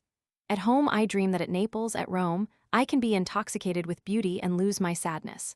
I pack my trunk, embrace my friends, embark on the sea, and at last wake up in Naples, and there beside me is the stern fact, the sad self, unrelenting, identical, that I fled from. I seek the Vatican and the palaces. I affect to be intoxicated with sights and suggestions, but I am not intoxicated. My giant goes with me wherever I go. 3. But the rage of traveling is a symptom of a deeper unsoundness affecting the whole intellectual action. The intellect is vagabond, and our system of education fosters restlessness. Our minds travel when our bodies are forced to stay at home. We imitate, and what is imitation but the traveling of the mind? Our houses are built with foreign taste. Our shelves are garnished with foreign ornaments. Our opinions, our tastes, our faculties lean and follow the past and the distant. The soul created the arts wherever they have flourished. It was in his own mind that the artist sought his model. It was an application of his own thought to the thing to be done and the conditions to be observed. And why need we copy the Doric or the Gothic model? Beauty, convenience, grandeur of thought, and quaint expression are as near to us as to any, and if the American artist will study with hope and love the precise thing to be done by him considering the climate, the soil, the length of the day, the wants of the people, the habit and form of the government, he will create a house in which all these will find themselves fitted, and taste and sentiment will be satisfied also. Insist on yourself, never imitate. Your own gift you can present every moment with the cumulative force of a whole life's cultivation, but of the adopted talent of another, you have only an extemporaneous half-possession. That which each can do best, none but his Maker can teach him. No man yet knows what it is, nor can, till that person has exhibited it. Where is the master who could have taught Shakespeare? Where is the master who could have instructed Franklin, or Washington, or Bacon, or Newton? Every great man is a unique. The Scipianism of Scipio is precisely that part he could not borrow. Shakespeare will never be made by the study of Shakespeare. Do that which is assigned to you, and you cannot hope too much or dare too much. There is at this moment for you an utterance brave and grand as that of the colossal chisel of Phidias, or trowel of the Egyptians, or the pen of Moses, or Dante, but different from all these. Not possibly will the soul all rich, all eloquent, with thousand-cloven tongue, deign to repeat itself. But if you can hear what these patriarchs say, surely you can reply to them in the same pitch of voice, for the ear and the tongue are two organs of one nature. Abide in the simple and noble regions of thy life, obey thy heart, and thou shalt reproduce the foreworld again. For, as our religion, our education, our art look abroad, so does our spirit of society. All men plume themselves on the improvement of society, and no man improves. Society never advances. It recedes as fast on one side as it gains on the other. It undergoes continual changes. It is barbarous, it is civilized, it is Christianized, it is rich, it is scientific. But this change is not amelioration. For everything that is given, something is taken. Society acquires new arts and loses old instincts. What a contrast between the well-clad, reading, writing, thinking American with a watch, a pencil, and a bill of exchange in his pocket, and the naked New Zealander, whose property is a club, a spear, a mat, and an undivided 20th of a shed to sleep under. But compare the health of the two men, and you shall see that the white man has lost his aboriginal strength. If the traveler tell us truly, strike the savage with a broad axe, and in a day or two the flesh shall unite and heal as if you struck the blow into soft pitch, and the same blow shall send the white to his grave. The civilized man has built a coach, but has lost the use of his feet. He is supported on crutches, but lacks so much support of muscle. He has a fine Geneva watch, but he fails of the skill to tell the hour by the sun. A Greenwich nautical almanac he has, and so being sure of the information when he wants it, the man in the street does not know a star in the sky. The solstice he does not observe, the equinox he knows as little, and the whole bright calendar of the year is without a dial in his mind. His notebooks impair his memory, his libraries overload his wit, the insurance office increases the number of accidents, and it may be a question whether machinery does not encumber, whether we have not lost by refinement some energy, by a Christianity entrenched in establishments and forms, some vigor of wild virtue. For every Stoic was a Stoic, but in Christendom where is the Christian? There is no more deviation in the moral standard than in the standard of height or bulk. No greater men are now than ever were. A singular equality may be observed between great men of the first and of the last ages, nor can all the science, art, religion, and philosophy of the 19th century avail to educate greater men than Plutarch's heroes 3 or 4 and 20 centuries ago. Not in time is the race progressive. Phocion, Socrates, Anaxagoras, Diogenes are great men, but they leave no class. He who is really of their class will not be called by their name, but will be his own man, and, in his turn, the founder of a sect. The arts and inventions of each period are only its costume, and do not invigorate men. The harm of the improved machinery may compensate its good.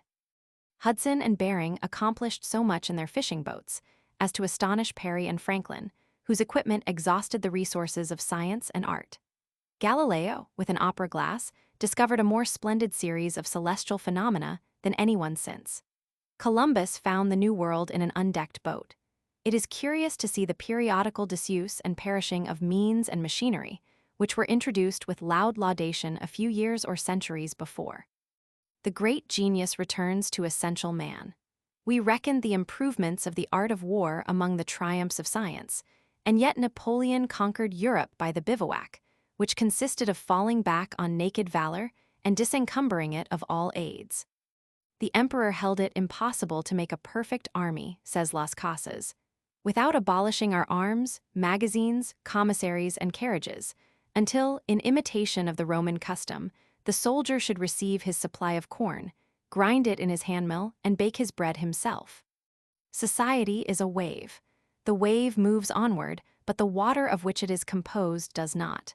The same particle does not rise from the valley to the ridge. Its unity is only phenomenal. The persons who make up a nation today, next year die, and their experience with them. And so the reliance on property, including the reliance on governments which protect it, is the want of self-reliance. Men have looked away from themselves, and at things so long, that they have come to esteem the religious, learned, and civil institutions as guards of property, and they deprecate assaults on these because they feel them to be assaults on property. They measure their esteem of each other by what each has, and not by what each is. But a cultivated man becomes ashamed of his property out of new respect for his nature. Especially he hates what he has if he see that it is accidental came to him by inheritance or gift or crime. Then he feels that it is not having. It does not belong to him, has no root in him, and merely lies there because no revolution or no robber takes it away. But that which a man is, does always by necessity acquire, and what the man acquires is living property, which does not wait the beck of rulers or mobs or revolutions or fire or storm or bankruptcies, but perpetually renews itself wherever the man breathes. Thy lot or portion of life, said the Caliph Ali, is seeking after thee, therefore be at rest from seeking after it. Our dependence on these foreign goods leads us to our slavish respect for numbers. The political parties meet in numerous conventions, the greater the concourse, and with each new uproar of announcement, the delegation from Essex, the Democrats from New Hampshire, the Whigs of Maine. The young patriot feels himself stronger than before by a new thousand of eyes and arms. In like manner, the reformers summon conventions and vote and resolve in multitude. Not so, O friends, will the God deign to enter and inhabit you, but by a method precisely the reverse. It is only as a man puts off all foreign support and stands alone that I see him to be strong and to prevail. He is weaker by every recruit to his banner. Is not a man better than a town? Ask nothing of men, and in the endless mutation, thou only firm column must presently appear the upholder of all that surrounds thee. He who knows that power is inborn, that he is weak because he has looked for good out of him and elsewhere, and so perceiving, throws himself unhesitatingly on his thought, instantly rights himself, stands in the erect position, commands his limbs, works miracles. Just as a man who stands on his feet is stronger than a man who stands on his head. So use all that is called fortune.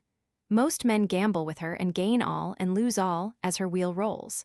But do thou leave as unlawful these winnings, and deal with cause and effect, the chancellors of God. In the will work and acquire, and thou hast chained the wheel of chance, and shalt sit hereafter out of fear from her rotations. A political victory, a rise of rents, the recovery of your sick, or the return of your absent friend, or some other favorable event, raises your spirits, and you think good days are preparing for you. Do not believe it. Nothing can bring you peace but yourself. Nothing can bring you peace but the triumph of principles.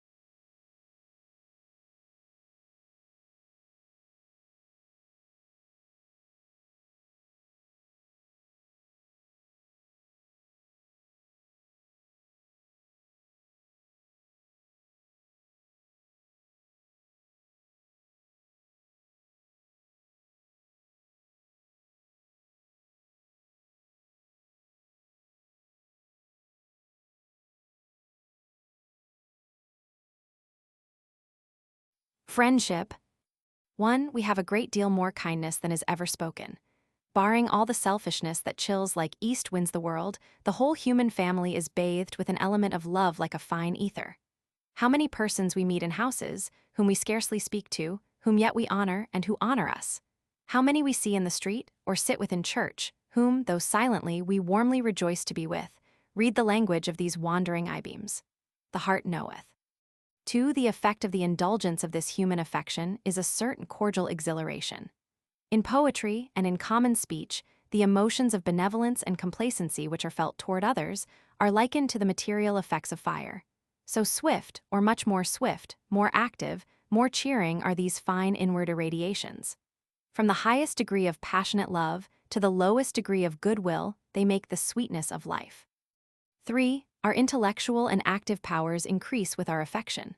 The scholar sits down to write, and all his years of meditation do not furnish him with one good thought or happy expression. But it is necessary to write a letter to a friend, and forthwith troops of gentle thoughts invest themselves, on every hand, with chosen words.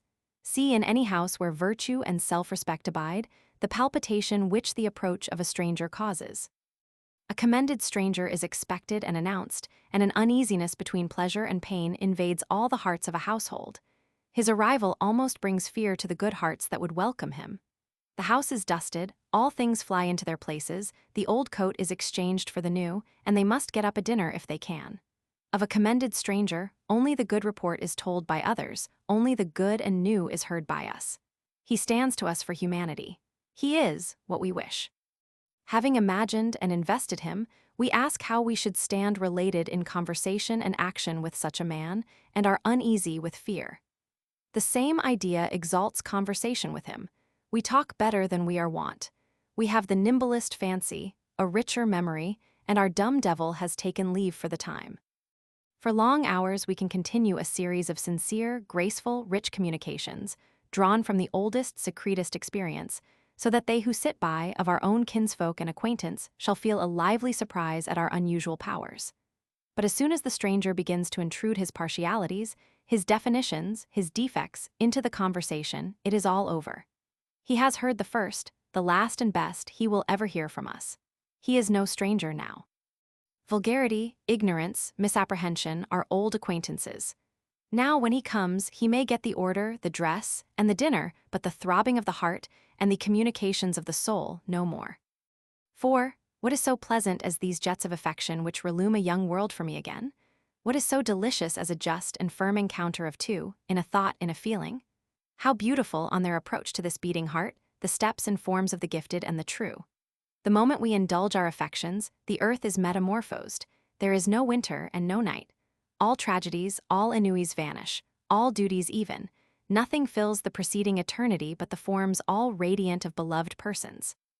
Let the soul be assured that somewhere in the universe it should rejoin its friend, and it would be content and cheerful alone for 1,000 years.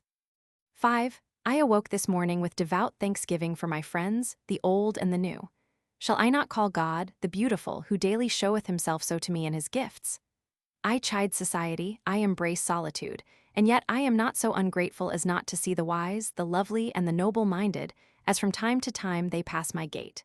Who hears me, who understands me, becomes mine possession for all time. Nor is nature so poor, but she gives me this joy several times, and thus we weave social threads of our own, a new web of relations. And, as many thoughts in succession substantiate themselves, we shall by and by stand in a new world of our own creation, and no longer strangers and pilgrims is a traditionary globe. My friends have come to me unsought. The great God gave them to me. By oldest right, by the divine affinity of virtue with itself, I find them, or rather, not I, but the deity in me and in them, both deride and cancel the thick walls of individual character, relation, age, sex, and circumstance, at which he usually connives, and now makes many one. High thanks I owe you, excellent lovers, who carry out the world for me to new and noble depths, and enlarge the meaning of all my thoughts. These are new poetry of the first bard poetry without stop hymn, ode, and epic, poetry still flowing, Apollo and the Muses chanting still.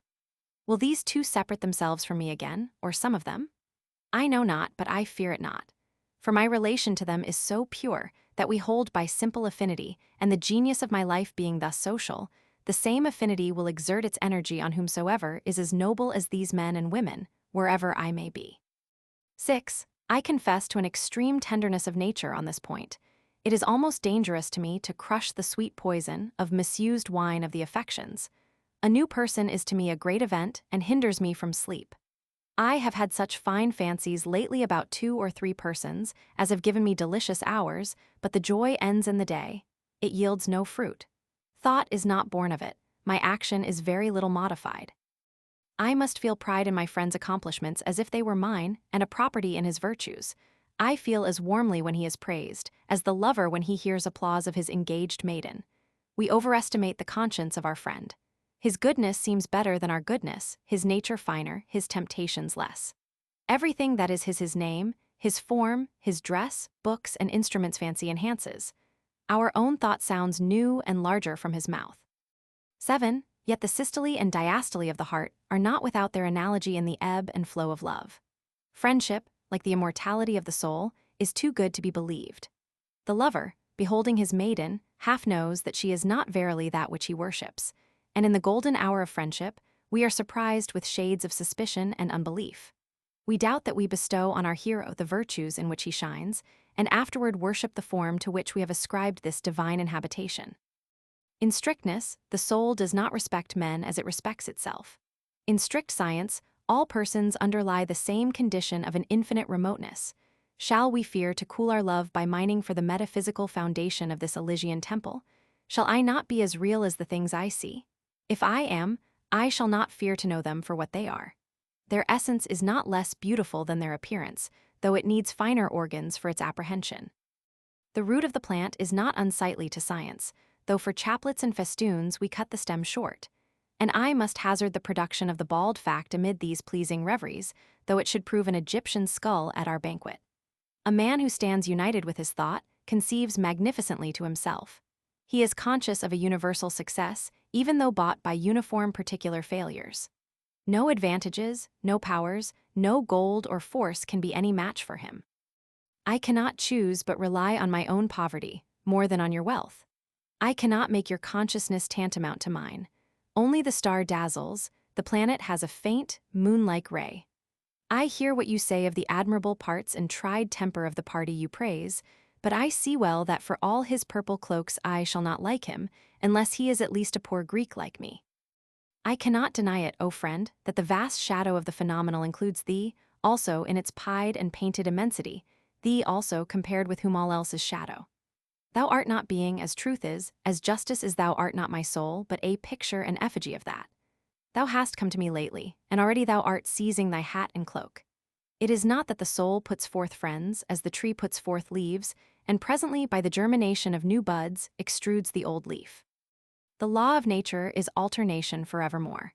Each electrical state superinduces the opposite.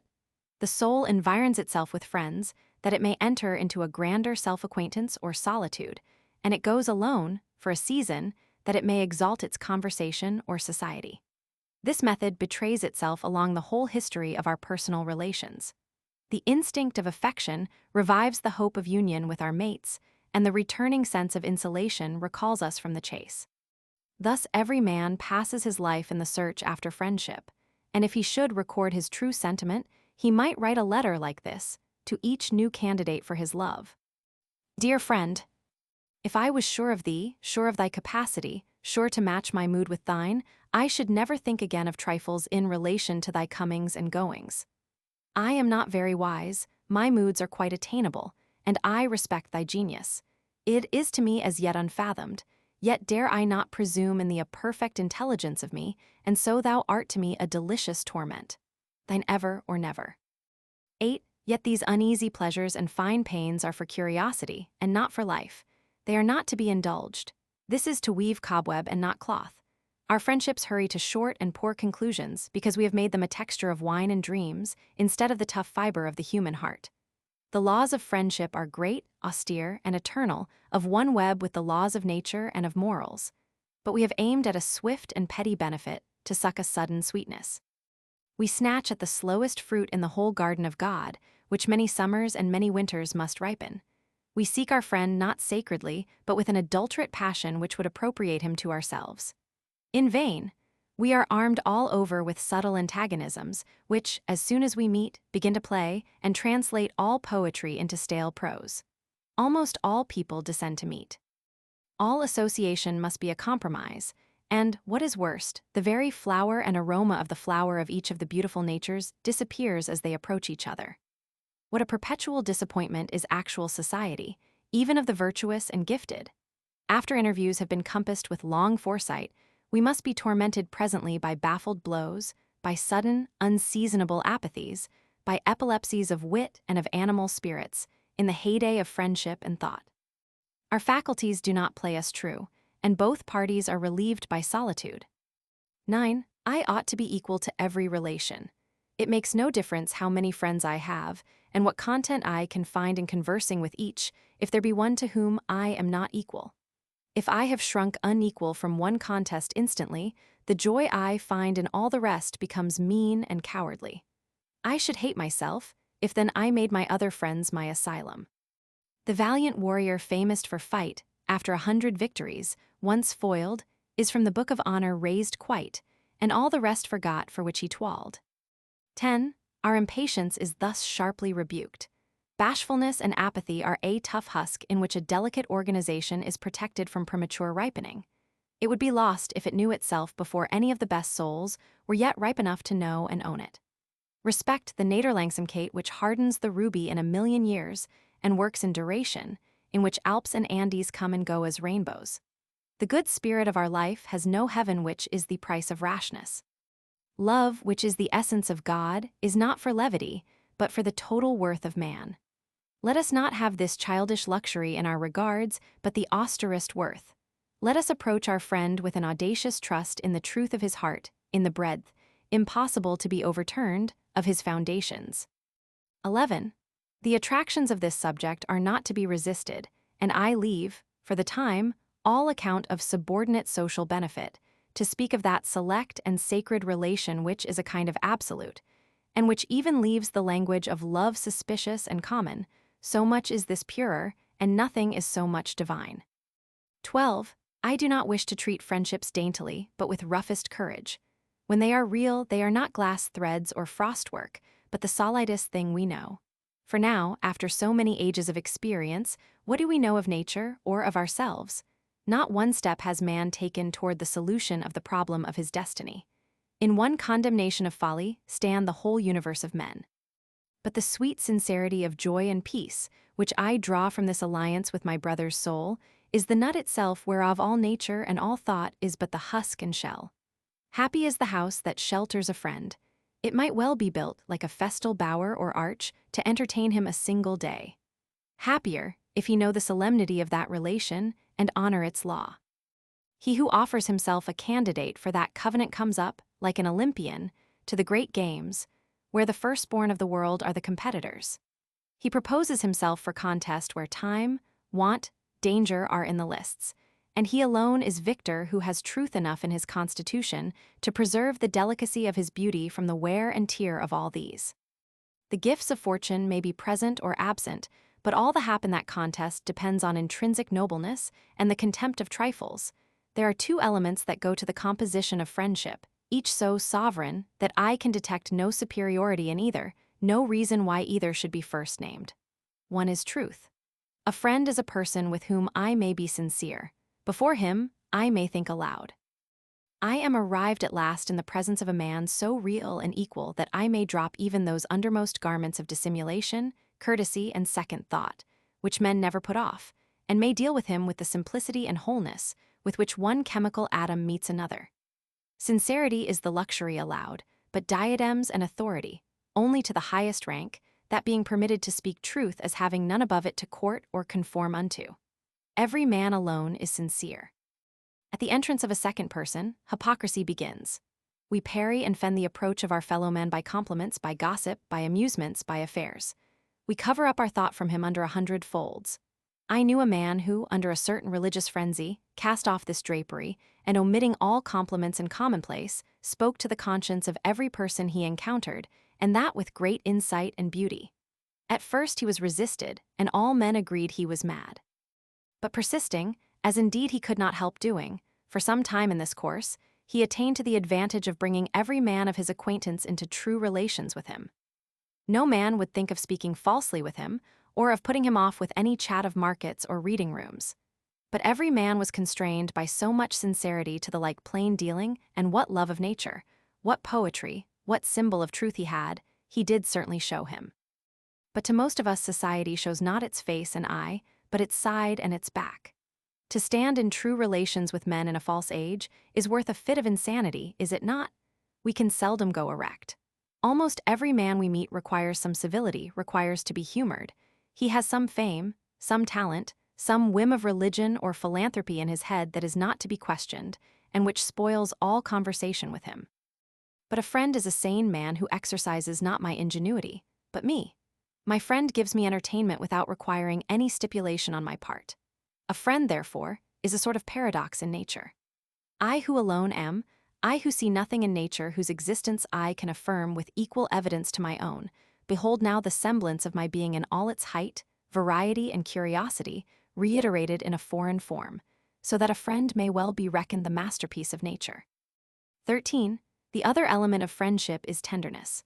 We are holden to men by every sort of tie, by blood, by pride, by fear, by hope, by lucre, by lust, by hate, by admiration, by every circumstance and badge and trifle, but we can scarce believe that so much character can subsist in another as to draw us by love. Can another be so blessed, and we so pure that we can offer him tenderness? When a man becomes dear to me, I have touched the goal of fortune. I find very little written directly to the heart of this matter in books, and yet I have one text which I cannot choose but remember. My author says, I offer myself faintly and bluntly to those whose I effectually am, and tender myself least to him to whom I am the most devoted.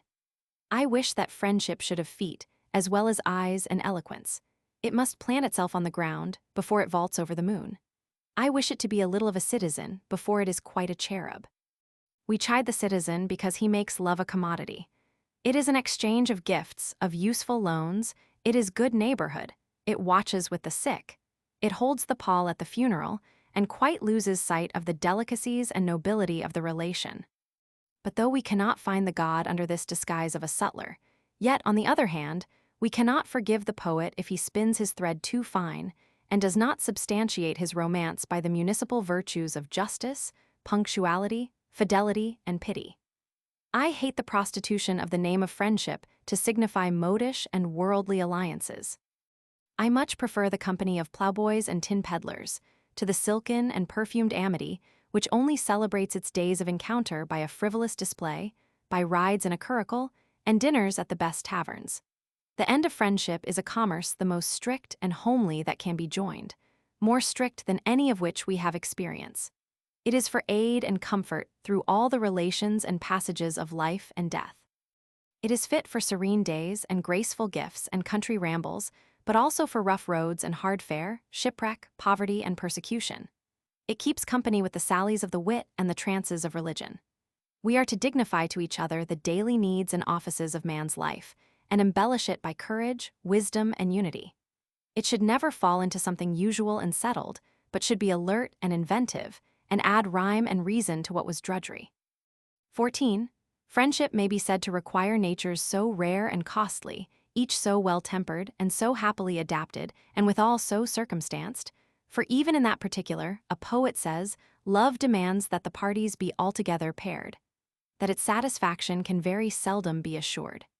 It cannot subsist in its perfection, say some of those who are learned in this warm lore of the heart, betwixt more than two.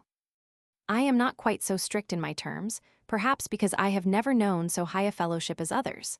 I please my imagination more with a circle of godlike men and women variously related to each other, and between whom subsists a lofty intelligence. But I find this law of one-to-one, peremptory for conversation, which is the practice and consummation of friendship. Do not mix waters too much. The best mix is ill as good and bad. You shall have very useful and cheering discourse at several times with two several men, but let all three of you come together, and you shall not have one new and hearty word. Two may talk and one may hear, but three cannot take part in a conversation of the most sincere and searching sort. In good company, there is never such discourse between two, across the table, as takes place when you leave them alone. In good company, the individuals at once merge their egotism into a social soul exactly coextensive with the several consciousnesses there present. No partialities of friend to friend, no fondnesses of brother to sister, of wife to husband, are there pertinent, but quite otherwise. Only he may then speak who can sail on the common thought of the party, and not poorly limited to his own. Now this convention, which good sense demands, destroys the high freedom of great conversation, which requires an absolute running of two souls into one. 15. No two men, but being left alone with each other, enter into simpler relations. Yet it is affinity that determines which two shall converse. Unrelated men give little joy to each other, will never suspect the latent powers of each. We talk sometimes of a great talent for conversation, as if it were a permanent property in some individuals. Conversation is an evanescent relation no more. A man is reputed to have thought and eloquence. He cannot, for all that, say a word to his cousin or his uncle. They accuse his silence with as much reason as they would blame the insignificance of a dial in the shade. In the sun it will mark the hour. Among those who enjoy his thought, he will regain his tongue.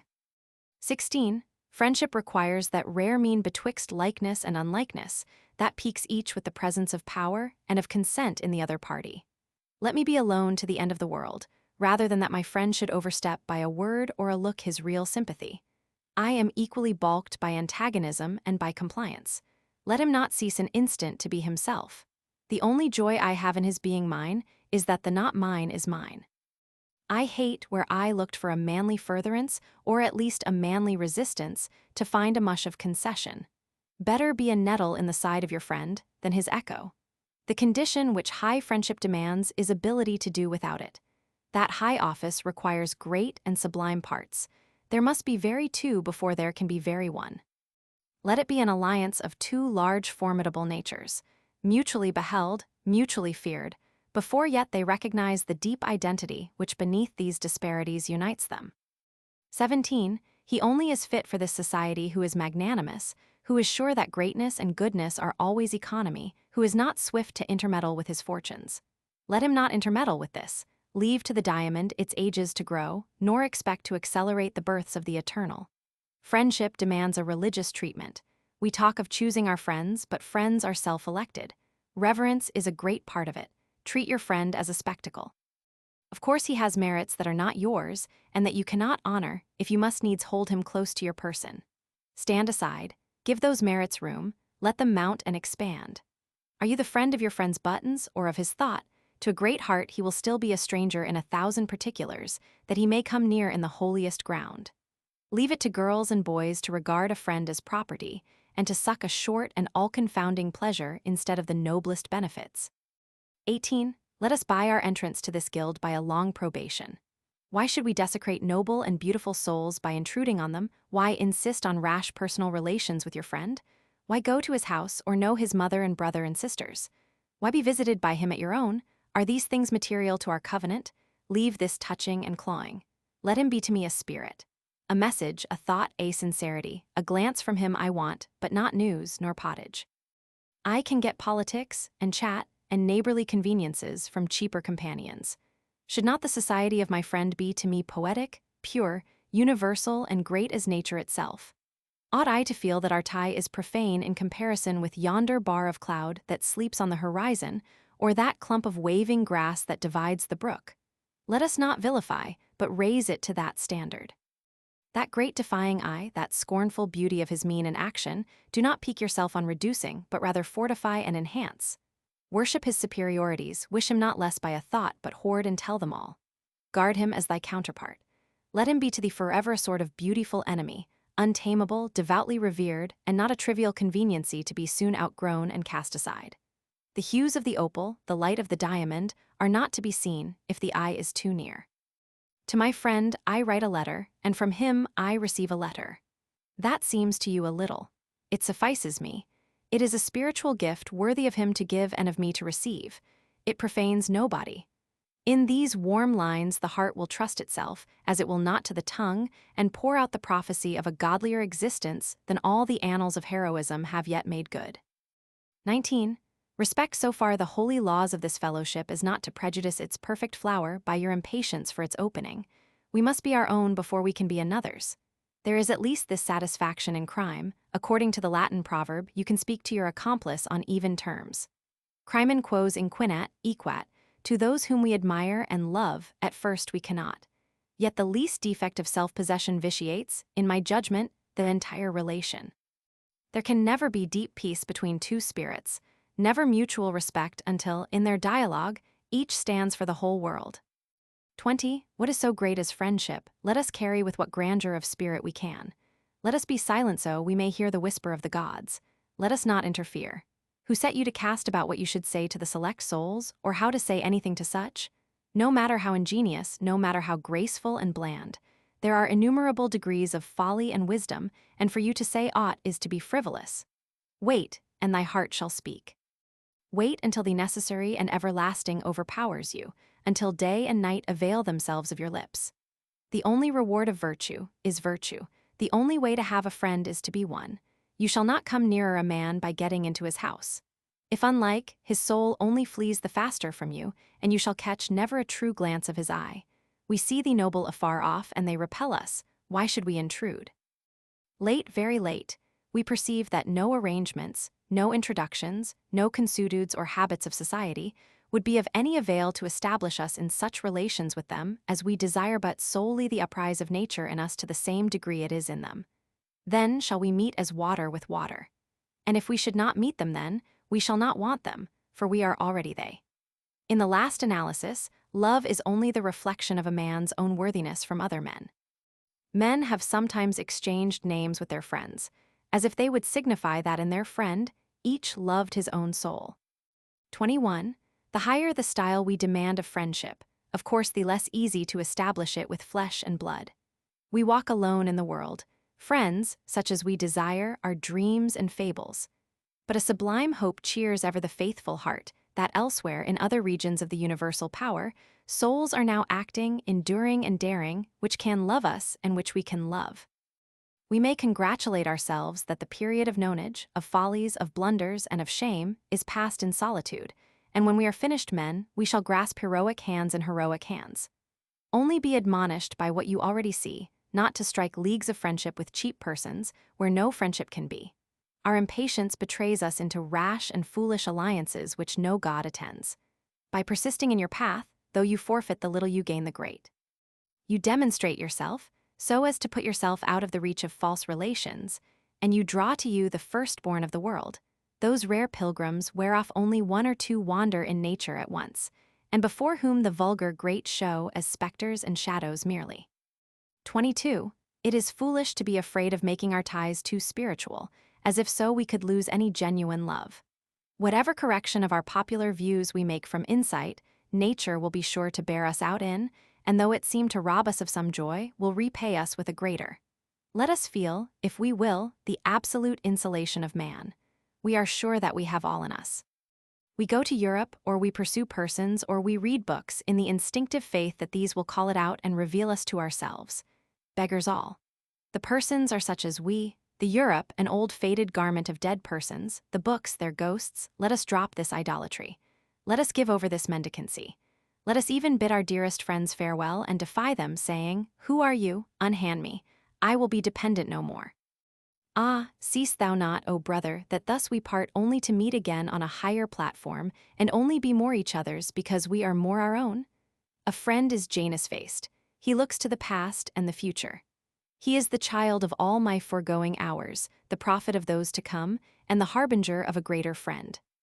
23. I do then with my friends as I do with my books. I would have them where I can find them, but I seldom use them. We must have society on our own terms, and admit or exclude it on the slightest cause. I cannot afford to speak much with my friend.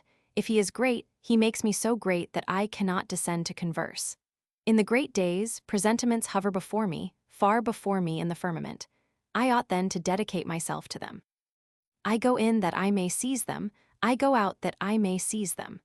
I fear only that I may lose them receding into the sky in which now they are only a patch of brighter light.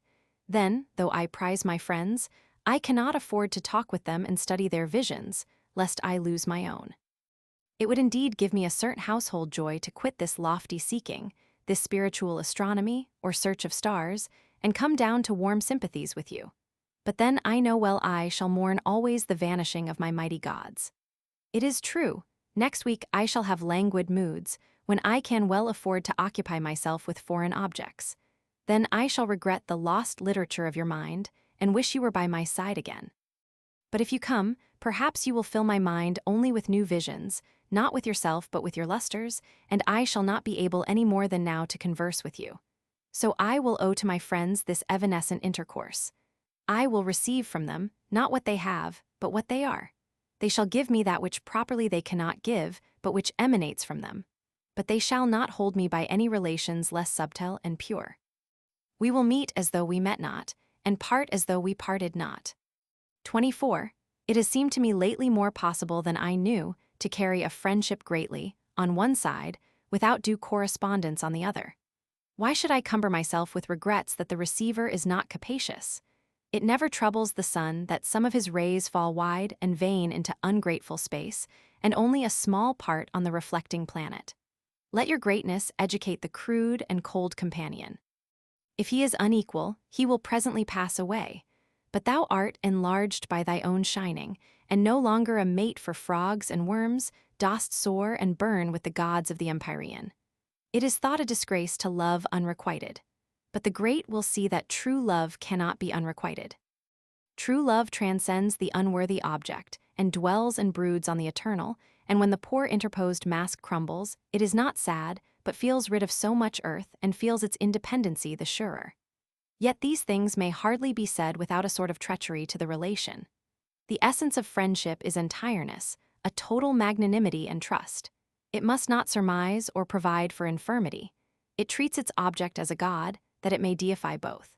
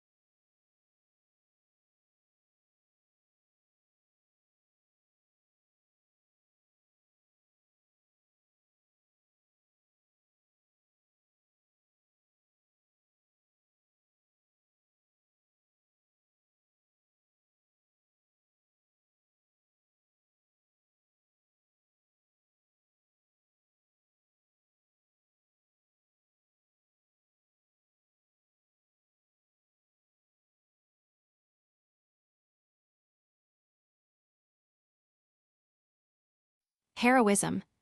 Paradise is under the shadow of swords, Mahomet. One in the elder English dramatists, and mainly in the plays of Beaumont and Fletcher, there is a constant recognition of gentility, as if a noble behavior were as easily marked in the society of their age as color is in our American population. When any Rodrigo, Pedro, or Valerio enters, though he be a stranger, the duke or governor exclaims, "This is a gentleman," and proffers civilities without end. But all the rest are slag and refuse. In harmony with this delight in personal advantages, there is in their plays a certain heroic cast of character and dialogue as in Bonjuca, Sophocles, the mad lover, the double marriage wherein the speaker is so earnest and cordial, and on such deep grounds of character that the dialogue on the slightest additional incident in the plot rises naturally into poetry. Among many texts, take the following. The Roman Mardius has conquered Athens all but the invincible spirits of Sophocles, the Duke of Athens, and Dorigen, his wife. The beauty of the latter inflames Mardius, and he seeks to save her husband, but Sophocles will not ask his life, although assured that a word will save him and the execution of both proceeds. Valerius, bid thy wife farewell. Soph, no, I will take no leave. My Dorigen yonder above bout Ariadne's crown, my spirit shall hover for thee. Prithee haste. Dor, Stay, Sophocles with this, tie up my sight, let not soft nature so transformed be and lose her gentler sexed humanity, to make me see my lord bleed. So, tease well, never one object underneath the sun will I behold before my Sophocles, farewell, now teach the Romans how to die. Mar, dost know what 'tis to die? Soph, thou dost not Mardius, and therefore not what 'tis to live, to die is to begin to live. It is to end an old, stale, weary work, and to commence a newer and a better. 'Tis to leave deceitful knaves for the society of gods and goodness. Thou thyself must part at last from all thy garlands, pleasures, triumphs, and prove thy fortitude what then 'twill do. Val, but art not grieved nor vexed to leave thy life thus? Soph, why should I grieve or vex for being sent to them I ever loved best? Now, I'll kneel, but with my back toward thee. 'Tis the last duty this trunk can do the gods. Mar, strike, strike, Valerius or Mardius, heart will leap out at his mouth. This is a man, a woman. Kiss thy lord and live with all the freedom you were wont. O love, thou doubly hast afflicted me with virtue and with beauty. Treacherous heart, my hand shall cast thee quick into my urn, ere thou transgress this knot of piety. Val, what ails my brother? Soph, Mardius, O Mardius, thou now hast found a way to conquer me. Dor, O star of Rome, what gratitude can speak fit words to follow such a deed as this?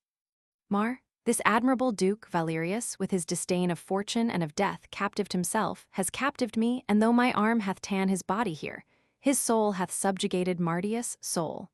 By Romulus, he is all soul, I think he hath no flesh, and spirit cannot be jived. Then we have vanquished nothing. He is free, and Mardius walks now in captivity. 2. I do not readily remember any poem, play, sermon, novel, or oration that are press vents in the last few years which goes to the same tune. We have a great many flutes and flageolets, but not often the sound of any fife. Yet Wordsworth's Laodamia and the Ode of Dion, and some sonnets, have a certain noble music, and Scott will sometimes draw a stroke like the portrait of Lord Evandale, given by Balfour of Burleigh. Thomas Carlyle, with his natural taste for what is manly and daring in character, has suffered no heroic trait in his favorites to drop from his biographical and historical pictures. Earlier, Robert Burns has given us a song or two. In the Harleian Miscellanies, there is an account of the Battle of Lutzen, which deserves to be read. And Simon Ockley's History of the Saracens recounts the prodigies of individual valor with admiration, all the more evident on the part of the narrator, that he seems to think that his place in Christian Oxford requires of him some proper protestations of abhorrence. But if we explore the literature of heroism, we shall quickly come to Plutarch, who is its doctor and historian. To him we owe the Brasidas, the Dion, the Epaminondas, the Scipio of old, and I must think we are more deeply indebted to him than to all the ancient writers. Each of his lives is a refutation to the despondency and cowardice of our religious and political theorists. A wild courage, a stoicism not of the schools, but of the blood, shines in every anecdote, and has given that book its immense fame. 3. We need books of this tart cathartic virtue, more than books of political science or of private economy. Life is a festival only to the wise. Seen from the nook and chimney side of Prudence, it wears a ragged and dangerous front. The violations of the laws of nature by our predecessors and our contemporaries are punished in us also. The disease and deformity around us certify the infraction of natural, intellectual, and moral laws, and often violation on violation to breed such compound misery. A lockjaw that bends a man's head back to his heels, hydrophobia that makes him bark at his wife and babes, insanity that makes him eat grass. War, plague, cholera, famine indicate a certain ferocity in nature, which, as it had its inlet by human crime, must have its outlet by human suffering. Unhappily, almost no man exists who has not in his own person become, to some amount, a stockholder in the sin, and so made himself liable to a share in the expiation. 4. Our culture, therefore, must not omit the arming of the man. Let him hear in season that he is born into the state of war, and that the commonwealth and his own well-being require that he should not go dancing in the weeds of peace, but warned, self-collected, and neither defying nor dreading the thunder. Let him take both reputation and life in his hand, and with perfect urbanity, dare the gibbet and the mob by the absolute truth of his speech, and the rectitude of his behavior. 5. Toward all this external evil, the man within the breast assumes a warlike attitude, and affirms his ability to cope single-handed with the infinite army of enemies. To this military attitude of the soul, we give the name of heroism. Its rudest form is the contempt for safety and ease, which makes the attractiveness of war. It is a self-trust which slights the restraints of prudence, in the plenitude of its energy and power to repair the harms it may suffer. The hero is a mind of such balance that no disturbances can shake his will, but pleasantly, and as it were, merrily, he advances to his own music alike in frightful alarms and in the tipsy mirth of universal dissoluteness. There is somewhat not philosophical in heroism, there is somewhat not holy in it. It seems not to know that other souls are of one texture with it. It is pride. It is the extreme of individual nature. Nevertheless, we must profoundly revere it. There is somewhat in great actions, which does not allow us to go behind them. Heroism feels and never reasons, and therefore is always right. And although a different breeding, different religion, and greater intellectual activity would have modified or even reversed the particular action, yet for the hero, that thing he does is the highest deed, and is not open to the censure of philosophers or divines. It is the avowal of the unschooled man that he finds a quality in him that is negligent of expense, of health, of life, of danger, of hatred, of reproach, and knows that his will is higher and more excellent than all actual and all possible antagonists. 6. Heroism works in contradiction to the voice of mankind, and in contradiction, for a time, to the voice of the great and good. Heroism is an obedience to a secret impulse of an individual's character.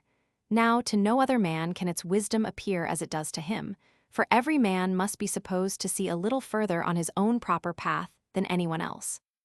Therefore, just and wise men take umbrage at his act, until after some little time be past. Then they see it to be in unison with their acts. All prudent men see that the action is clean contrary to a sensual prosperity, for every heroic act measures itself by its contempt of some external good. But it finds its own success at last, and then the prudent also extol. 7. Self-trust is the essence of heroism. It is the state of the soul at war, and its ultimate objects are the last defiance of falsehood and wrong, and the power to bear all that can be inflicted by evil agents. It speaks the truth, and it is just, generous, hospitable, temperate, scornful of petty calculations, and scornful of being scorned. It persists. It is of an undaunted boldness, and of a fortitude not to be wearied out. Its jest is the littleness of common life. That false prudence which dotes on health and wealth is the butt and merriment of heroism. Heroism, like Plotinus, is almost ashamed of its body. What shall it say, then, to the sugar plums and cat's cradles, to the toilet, compliments, quarrels, cards, and custard, which rack the wit of all human society? What joys has kind nature provided for us dear creatures? There seems to be no interval between greatness and meanness. When the spirit is not master of the world, then it is its dupe. Yet the little man takes the great hoax so innocently, works in it so headlong and believing, is born red, and dies gray, arranging his toilet, attending on his own health, laying traps for sweet food and strong wine, setting his heart on a horse or a rifle, made happy with a little gossip or a little praise, that the great soul cannot choose but laugh at such earnest nonsense. Indeed, these humble considerations make me out of love with greatness. What a disgrace is it to me to take note how many pairs of silk stockings thou hast, namely, these and those that were the peach-colored ones. Or to bear the inventory of thy shirts, as one for superfluity and one other for use.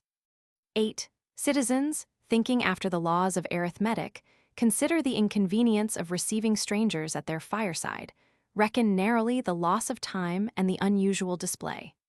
The soul of a better quality thrusts back the unreasonable economy into the vaults of life, and says, I will obey the God, and the sacrifice and the fire he will provide. Ibn Henkel, the Arabian geographer, describes a heroic extreme in the hospitality of Sogd in Bakar. When I was in Sogd, I saw a great building, like a palace, the gates of which were open and fixed back to the wall with large nails. I asked the reason, and was told that the house had not been shut, night or day, for 100 years. Strangers may present themselves at any hour, and in whatever number. The master has amply provided for the reception of the men and their animals, and is never happier than when they tarry for some time. Nothing of the kind have I seen in any other country. The magnanimous know very well that they who give time, or money, or shelter, to the stranger so it be done for love, and not for ostentation do, as it were, put God under obligation to them, so perfect are the compensations of the universe. In some way, the time they seem to lose is redeemed, and the pains they seem to take remunerate themselves. These men fan the flame of human love and raise the standard of civil virtue among mankind. But hospitality must be for service, and not for show, or it pulls down the host. The brave soul rates itself too high to value itself by the splendor of its table and draperies. It gives what it hath, and all it hath, but its own majesty can lend a better grace to bannocks and fair water than belong to city feasts. 9. The temperance of the hero proceeds from the same wish to do no dishonor to the worthiness he has, but he loves it for its elegancy, not for its austerity. It seems not worth his while to be solemn and denounce with bitterness flesh-eating or wine-drinking, the use of tobacco or opium or tea or silk or gold. A great man scarcely knows how he dines, how he dresses, but without railing or precision, his living is natural and poetic. John Eliot, the Indian apostle, drank water instead of wine. It is a noble, generous liquor, and we should be humbly thankful for it, but as I remember, water was made before it. Better still is the temperance of King David, who poured out on the ground unto the Lord the water which 3 of his warriors had brought him to drink, at the peril of their lives. 10. It is told of Brutus that when he fell on his sword after the battle of Philippi, he quoted a line of Euripides, "O virtue, I have followed thee through life, and I find thee at last but a shade." I doubt not the hero is slandered by this report. The heroic soul does not sell its justice and its nobleness. It does not ask to dine nicely and to sleep warm. The essence of greatness is the perception that virtue is enough, poverty is its ornament. It does not need plenty, and can very well abide its loss. 11. But that which takes my fancy most in the heroic class is the good humor and hilarity they exhibit. It is a height to which common duty can very well attain, to suffer and to dare with solemnity. But these rare souls set opinion, success, and life at so cheap a rate, that they will not soothe their enemies by petitions or the show of sorrow, but wear their own habitual greatness. Scipio, charged with peculation, refuses to do himself so great a disgrace as to wait for justification, though he had the scroll of his accounts in his hands, but tears it to pieces before the tribunes. Socrates' condemnation of himself to be maintained in all honor in the Prytaneum during his life, and Sir Thomas More's playfulness at the scaffold, are of the same strain. In Beaumont and Fletcher's Sea Voyage, Juletta tells the stout captain and his company, "Jull, why slaves, 'tis in our power to hang ye." "Master, very likely, 'tis in our powers then to be hanged, and scorn ye." These replies are sound and whole. Sport is the bloom and glow of a perfect health. The great will not condescend to take anything seriously.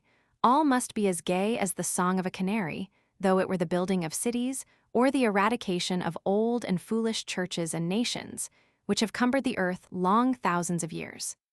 Simple hearts put all the history and customs of this world behind them, and play their own play in innocent defiance of the blue laws of the world. And such would appear, could we see the human race assembled in vision, like little children frolicking together, though, to the eyes of mankind at large, they wear a stately and solemn garb of works and influences. 12. The interest these fine stories have for us, the power of a romance over the boy who grasps the forbidden book under his bench at school, our delight in the hero, is the main fact to our purpose. All these great and transcendent properties are ours. If we dilate in beholding the Greek energy, the Roman pride, it is that we are already domesticating the same sentiment. Let us find room for this great guest in our small houses. The first step of worthiness will be to disabuse us of our superstitious associations with places and times, with number and size. Why should these words, Athenian, Roman, Asia, and England, so tingle in the ear? Where the heart is, there the muses, there the gods sojourn, and not in any geography of fame. Massachusetts, Connecticut River, and Boston Bay, you think paltry places, and the ear loves names of foreign and classic topography. But here we are, and if we will tarry a little, we may come to learn that here is best. See to it only that thyself is here, and art and nature, hope and fate, friends, angels, and the Supreme Being shall not be absent from the chamber where thou sittest. Epaminondas, brave and affectionate, does not seem to us to need Olympus to die upon, nor the Syrian sunshine. He lies very well where he is. The Jerseys were handsome ground enough for Washington to tread, and London streets for the feet of Milton. A great man makes his climate genial in the imagination of men, and its air the beloved element of all delicate spirits. That country is the fairest, which is inhabited by the noblest minds. The pictures which fill the imagination in reading the actions of Pericles, Xenophon, Columbus, Bayard, Sidney, Hampden, teach us how needlessly mean our life is, that we, by the depth of our living, should deck it with more than regal or national splendor, and act on principles that should interest man and nature in the length of our days. 13. We have seen or heard of many extraordinary young men who never ripened or whose performance in actual life was not extraordinary. When we see their air and mien, when we hear them speak of society or books or religion, we admire their superiority. They seem to throw contempt on our entire polity and social state. Theirs is the tone of a youthful giant who is sent to work revolutions. But they enter an active profession, and the forming colossus shrinks to the common size of man. The magic they used was the ideal tendencies, which always make the actual ridiculous. But the tough world had its revenge the moment they put their horses of the sun to plow in its furrow. They found no example and no companion, and their heart fainted. What then? The lesson they gave in their first aspirations is yet true, and a better valor and a purer truth shall one day organize their belief. Or why should a woman liken herself to any historical woman, and think, because Sappho or Sévigné or de Staël or the cloistered souls who have had genius and cultivation do not satisfy the imagination and the serene Themis, none can, certainly not she. Why not? She has a new and unattempted problem to solve, perchance that of the happiest nature that ever bloomed. Let the maiden with erect soul walk serenely on her way, accept the hint of each new experience. Search, in turn, all the objects that solicit her eye, that she may learn the power and the charm of her newborn being, which is the kindling of a new dawn in the recesses of space. The fair girl, who repels interference by a decided and proud choice of influences, so careless of pleasing, so willful and lofty, inspires every beholder with somewhat of her own nobleness. The silent heart encourages her. O friend, never strike sail to a fear, come into port greatly or sail with God the seas. Not in vain you live, for every passing eye is cheered and refined by the vision. 14. The characteristic of a genuine heroism is its persistency. All men have wandering impulses, fits, and starts of generosity. But when you have chosen your part, abide by it, and do not weakly try to reconcile yourself with the world. The heroic cannot be the common, nor the common the heroic. Yet we have the weakness to expect the sympathy of people in those actions whose excellence is that they outrun sympathy and appeal to a tardy justice. If you would serve your brother, because it is fit for you to serve him, do not take back your words when you find that prudent people do not commend you. Adhere to your own act, and congratulate yourself if you have done something strange and extravagant and broken the monotony of a decorous age. It was a high counsel that I once heard given to a young person: always do what you are afraid to do. A simple, manly character need never make an apology, but should regard its past action with the calmness of Phocion, when he admitted that the event of the battle was happy, yet did not regret his dissuasion from the battle. 15. There is no weakness or exposure for which we cannot find consolation in the thought this is a part of my constitution, part of my relation and office to my fellow creature. Has nature covenanted with me that I should never appear to disadvantage, never make a ridiculous figure? Let us be generous of our dignity as well as of our money. Greatness once and forever has done with opinion. We tell our charities, not because we wish to be praised for them, not because we think they have great merit, but for our justification. It is a capital blunder, as you discover when another man recites his charities. 16. To speak the truth, even with some austerity, to live with some rigor of temperance, or some extremes of generosity, seems to be an asceticism which common good nature would appoint to those who are at ease and in plenty, in sign that they feel a brotherhood with the great multitude of suffering men. And not only need we breathe and exercise the soul by assuming the penalties of abstinence, of debt, of solitude, of unpopularity, but it behooves the wise man to look with a bold eye into those rarer dangers which sometimes invade men, and to familiarize himself with disgusting forms of disease, with sounds of execration, and the vision of violent death. 17. Times of heroism are generally times of terror, but the day never shines in which this element may not work. The circumstances of man, we say, are historically somewhat better in this country, and at this hour, than perhaps ever before. More freedom exists for culture. It will not now run against an axe at the first step out of the beaten track of opinion, but whoso is heroic will always find crises to try his edge. Human virtue demands her champions and martyrs, and the trial of persecution always precedes. It is but the other day that the brave Lovejoy gave his breast to the bullets of a mob, for the rights of free speech and opinion, and died when it was better not to live. 18. I see not any road to perfect peace which a man can walk, but to take counsel of his own bosom. Let him quit too much association, let him go home much, and establish himself in those courses he approves. The unremitting retention of simple and high sentiments in obscure duties is hardening the character to that temper which will work with honor, if need be, in the tumult, or on the scaffold. Whatever outrages have happened to men may befall a man again, and very easily in a republic, if there appear any signs of a decay of religion. Coarse slander, fire, tar and feathers, and the gibbet, the youth may freely bring home to his mind, and with what sweetness of temper he can, and inquire how fast he can fix his sense of duty, braving such penalties, whenever it may please the next newspaper and a sufficient number of his neighbors to pronounce his opinions incendiary. 19. It may calm the apprehension of calamity in the most susceptible heart to see how quick a bound nature has set to the utmost infliction of malice. We rapidly approach a brink over which no enemy can follow us. Let them rave, thou art quiet in thy grave.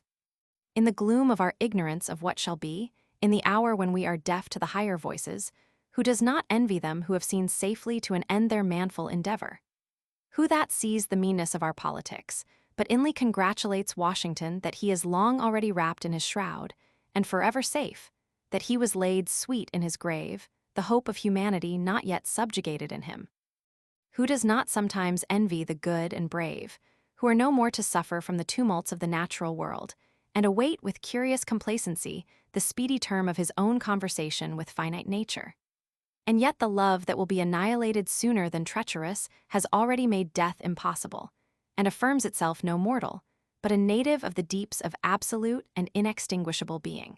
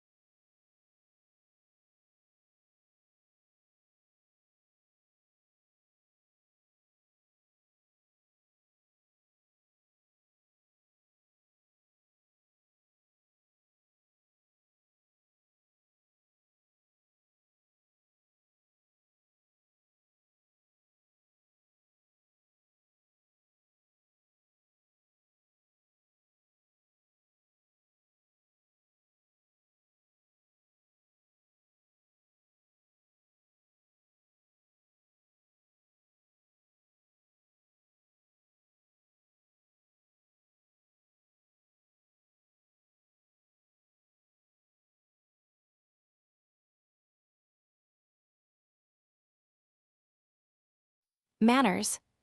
One half the world, it is said, knows not how the other half live. Our exploring expedition saw the Fiji Islanders getting their dinner off human bones, and they are said to eat their own wives and children. The husbandry of the modern inhabitants of Gurnu, west of old Thebes, is philosophical to a fault. To set up their housekeeping, nothing is requisite but 2 or 3 earthen pots, a stone to grind meal, and a mat which is the bed. The house, namely a tomb, is ready without rent or taxes. No rain can pass through the roof, and there is no door, for there is no want of one, as there is nothing to lose. If the house do not please them, they walk out and enter another, as there are several hundreds at their command. It is somewhat singular, adds Berzoni, to whom we owe this account, to talk of happiness among people who live in sepulchres, among corpses and rags of an ancient nation which they knew nothing of. In the deserts of Borgu, the rock tibus still dwell in caves, like cliff swallows, and the language of these Negroes is compared by their neighbors to the shrieking of bats and to the whistling of birds. Again, the Bornus have no proper names. Individuals are called after their height, thickness, or other accidental quality, and have nicknames merely. But the salt, the dates, the ivory, and the gold for which these horrible regions are visited find their way into countries where the purchaser and consumer can hardly be ranked in one race with these cannibals and man-stealers.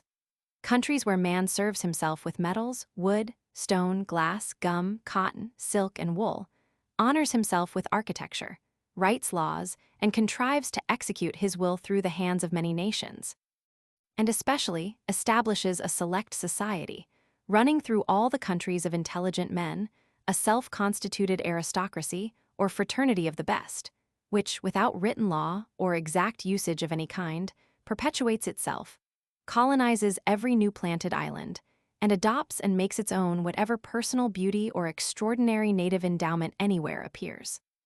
2. What fact more conspicuous in modern history than the creation of the gentleman?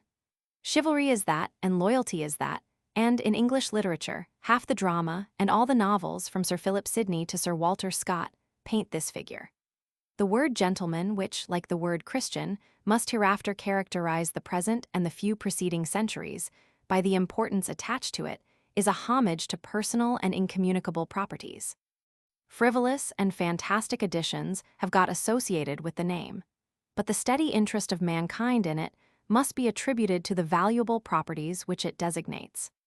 An element which unites all the most forcible persons of every country, makes them intelligible and agreeable to each other, and is somewhat so precise that it is at once felt if an individual lack the Masonic sign, cannot be any casual product, but must be an average result of the character and faculties universally found in men. It seems a certain permanent average, as the atmosphere is a permanent composition, while so many gases are combined only to be decompounded. Comme il faut is the Frenchman's description of good society, as we must be.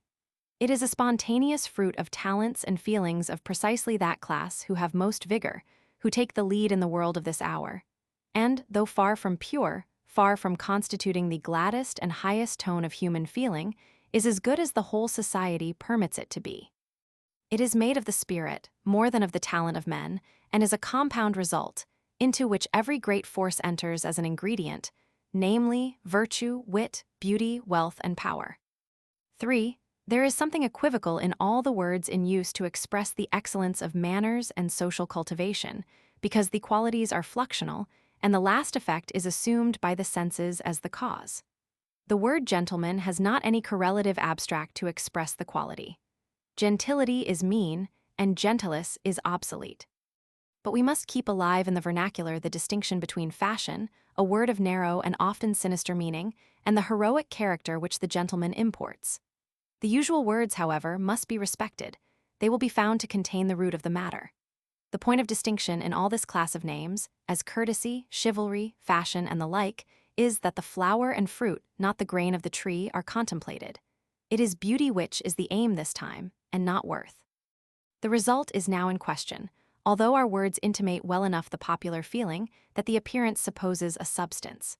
The gentleman is a man of truth, lord of his own actions, and expressing that lordship in his behavior, not in any manner dependent and servile either on persons or opinions or possessions. Beyond this fact of truth and real force, the word denotes good nature and benevolence, manhood first, and then gentleness. The popular notion certainly adds a condition of ease and fortune, but that is a natural result of personal force and love, that they should possess and dispense the goods of the world. In times of violence, every eminent person must fall in with many opportunities to approve his stoutness and worth. Therefore, every man's name that emerged at all from the mass in the feudal ages rattles in our ear like a flourish of trumpets.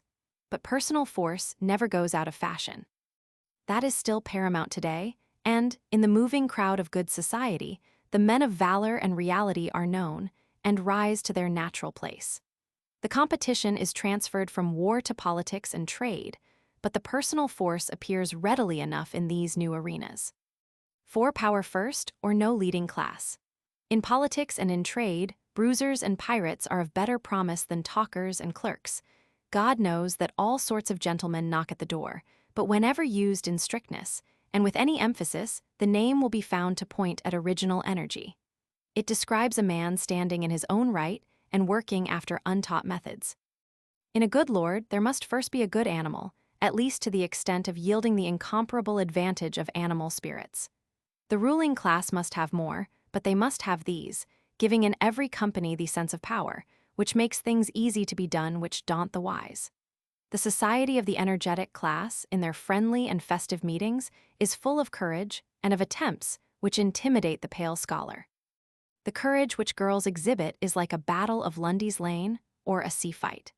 The intellect relies on memory to make some supplies to face these extemporaneous squadrons, but memory is a base mendicant with basket and badge in the presence of these sudden masters. The rulers of society must be up to the work of the world and equal to their versatile office. Men of the right Caesarean pattern who have great range of affinity. I am far from believing the timid maxim of Lord Falkland, that for ceremony there must go two to it, since a bold fellow will go through the cunningest forms, and am of opinion that the gentleman is the bold fellow whose forms are not to be broken through, and only that plenteous nature is rightful master, which is the complement of whatever person it converses with. My gentleman gives the law where he is. He will outpraise saints in chapel, outgeneral veterans in the field, and outshine all courtesy in the hall. He is good company for pirates, and good with academicians, so that it is useless to fortify yourself against him. He has the private entrance to all minds, and I could as easily exclude myself as him. The famous gentlemen of Asia and Europe have been of this strong type. Saladin, Sapor, the Cid, Julius Caesar, Scipio, Alexander, Pericles, and the lordliest personages. They sat very carelessly in their chairs and were too excellent themselves to value any condition at a high rate. 5. A plentiful fortune is reckoned necessary, in the popular judgment, to the completion of this man of the world, and it is a material deputy which walks through the dance which the first has led. Money is not essential, but this wide affinity is, which transcends the habits of clique and caste, and makes itself felt by men of all classes.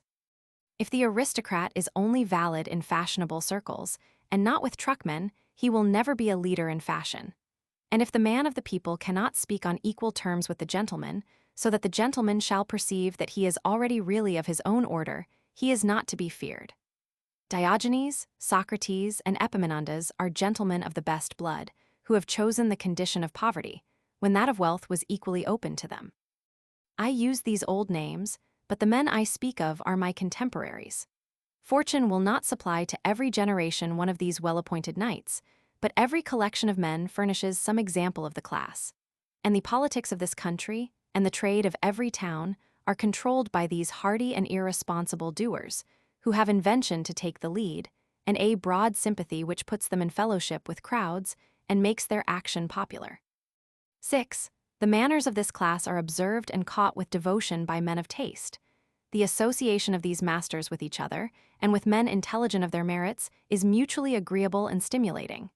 The good forms, the happiest expressions of each, are repeated and adopted. By swift consent, everything superfluous is dropped, everything graceful is renewed. Fine manners show themselves formidable to the uncultivated man. They are a subtler science of defense to parry and intimidate, but once matched by the skill of the other party, they drop the point of the sword, points and fences disappear, and the youth finds himself in a more transparent atmosphere, wherein life is a less troublesome game and not a misunderstanding rises between the players. Manners aim to facilitate life, to get rid of impediments, and bring the man pure to energize. They aid our dealing and conversation, as a railway aids traveling, by getting rid of all avoidable obstructions of the road, and leaving nothing to be conquered but pure space. These forms very soon become fixed, and a fine sense of propriety is cultivated with more heed, that it becomes a badge of social and civil distinctions. Thus grows up fashion, an equivocal semblance, the most puissant, the most fantastic and frivolous, the most feared and followed, and which morals and violence assault in vain. 7. There exists a strict relation between the class of power and the exclusive and polished circles. The last are always filled or filling from the first. The strong men usually give some allowance even to the petulances of fashion, for that affinity they find in it. Napoleon, child of the Revolution, destroyer of the old noblesse, never cease to court the Faubourg Saint-Germain, doubtless with the feeling that fashion is a homage to men of his stamp. Fashion, though in a strange way, represents all manly virtue. It is a virtue gone to seed. It is a kind of posthumous honor. It does not often caress the great, but the children of the great. It is a hall of the past. It usually sets its face against the great of this hour. Great men are not commonly in its halls. They are absent in the field. They are working, not triumphing. Fashion is made up of their children, of those who, through the value and virtue of somebody, have acquired luster to their name, marks of distinction, means of cultivation and generosity, and in their physical organization, a certain health and excellence, which secures to them, if not the highest power to work, yet high power to enjoy. The class of power, the working heroes, the Cortez, the Nelson, the Napoleon see that this is the festivity and permanent celebration of such as they. That fashion is funded talent. Is Mexico, Marengo, and Trafalgar beaten out thin, that the brilliant names of fashion run back to just such busy names as their own, 50 or 60 years ago. They are the sowers, their sons shall be the reapers, and their sons, in the ordinary course of things, must yield the possession of the harvest to new competitors with keener eyes and stronger frames. The city is recruited from the country. In the year 1805, it is said, every legitimate monarch in Europe was imbecile. The city would have died out, rotted, and exploded long ago, but that it was reinforced from the fields. It is only country which came to town day before yesterday, that is city and court today. 8. Aristocracy and fashion are certain inevitable results. These mutual selections are indestructible. If they provoke anger in the least favored class, and the excluded majority revenge themselves on the excluding minority, by the strong hand, and kill them, at once a new class finds itself at the top, as certainly as cream rises in a bowl of milk. And if the people should destroy class after class, until two men only were left, one of these would be the leader, and would be involuntarily served and copied by the other. You may keep this minority out of sight and out of mind, but it is tenacious of life, and is one of the estates of the realm. I am the more struck with this tenacity when I see its work. It respects the administration of such unimportant matters that we should not look for any durability in its rule. We sometimes meet men under some strong moral influence as a patriotic, a literary, a religious movement, and feel that the moral sentiment rules man and nature. We think all other distinctions and ties will be slight and fugitive, this of caste or fashion, for example, yet come from year to year and see how permanent that is in this Boston or New York life of man, where, too, it has not the least countenance from the law of the land, not in Egypt or in India a firmer or more impassable line. Here are associations whose ties go over, and under and through it, a meeting of merchants, a military corps, a college class, a fire club, a professional association, a political, a religious convention. The persons seem to draw inseparably near. Yet that assembly once dispersed, its members will not in the year meet again. Each returns to his degree in the scale of good society, porcelain remains porcelain, and earthen earthen. The objects of fashion may be frivolous, or fashion may be objectless, but the nature of this union and selection can be neither frivolous nor accidental. Each man's rank in that perfect graduation depends on some symmetry in his structure, or some agreement in his structure to the symmetry of society. Its doors unbar instantaneously to a natural claim of their own kind. A natural gentleman finds his way in, and will keep the oldest patrician out, who has lost his intrinsic rank. Fashion understands itself, good breeding and personal superiority of whatever country readily fraternize with those of every other. The chiefs of savage tribes have distinguished themselves in London and Paris by the purity of their tenure.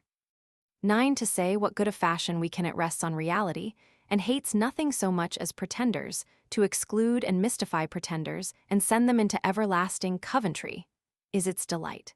We contemn, in turn, every other gift of men of the world, but the habit, even in little and the least matters, of not appealing to any but our own sense of propriety, constitutes the foundation of all chivalry.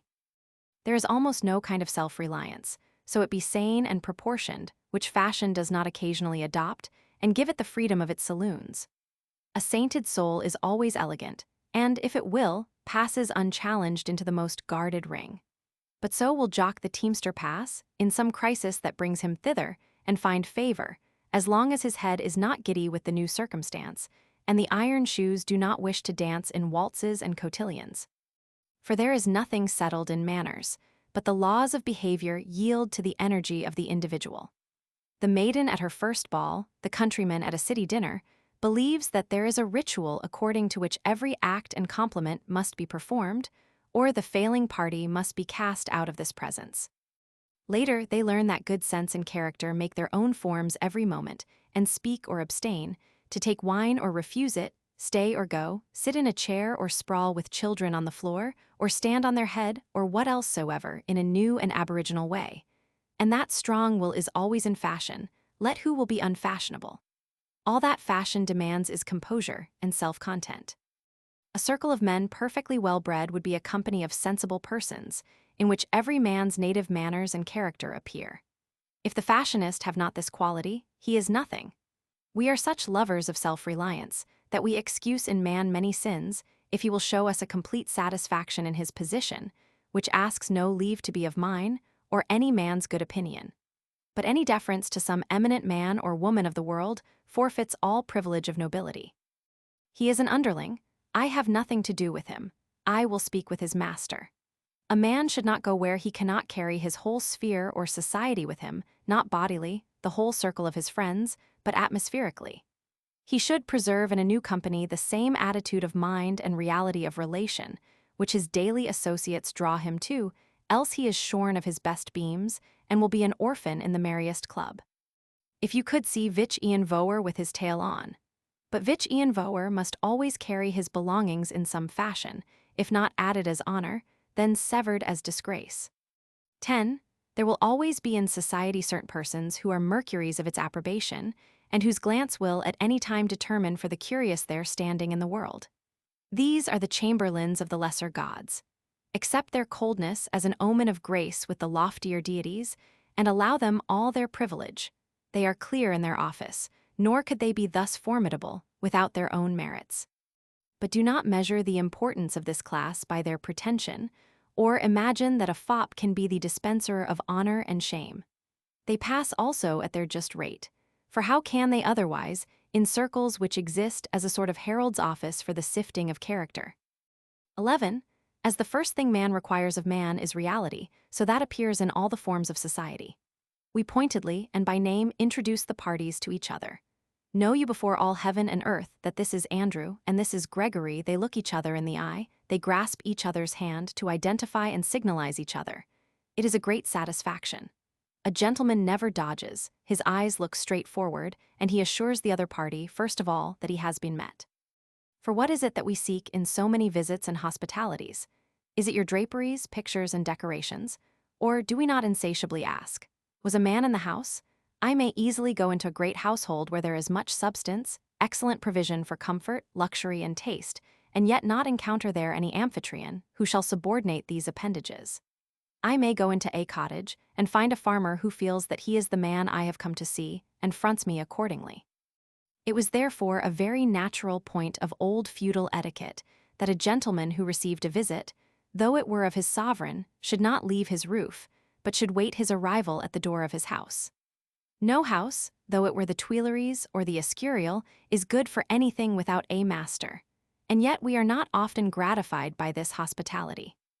Everybody we know surrounds himself with a fine house, fine books, conservatory, gardens, equipage, and all manner of toys, as screens to interpose between himself and his guests. Does it not seem as if man was of a very sly, elusive nature, and dreaded nothing so much as a full rencontre front to front with his fellow? It were unmerciful, I know, quite to abolish the use of these screens, which are of eminent convenience, whether the guest is too great or too little. We call together many friends who keep each other in play, or by luxuries and ornaments we amuse the young people, and guard our retirement. Or if perchance, a searching realist comes to our gate, before whose eyes we have no care to stand, then again we run to our curtain, and hide ourselves as Adam at the voice of the Lord God in the garden. Cardinal Caprara, the Pope's legate at Paris, defended himself from the glances of Napoleon by an immense pair of green spectacles. Napoleon remarked them and speedily managed to rally them off. And yet Napoleon, in his turn, was not great enough, with 800,000 troops at his back, to face a pair of free-born eyes, but fenced himself with etiquette and within triple barriers of reserve. And, as all the world knows from Madame de Staël, was wont, when he found himself observed, to discharge his face of all expression. But emperors and rich men are by no means the most skillful masters of good manners. No rent roll, nor army list can dignify skulking and dissimulations. And the first point of courtesy must always be truth, as really all forms of good breeding point that way. 12.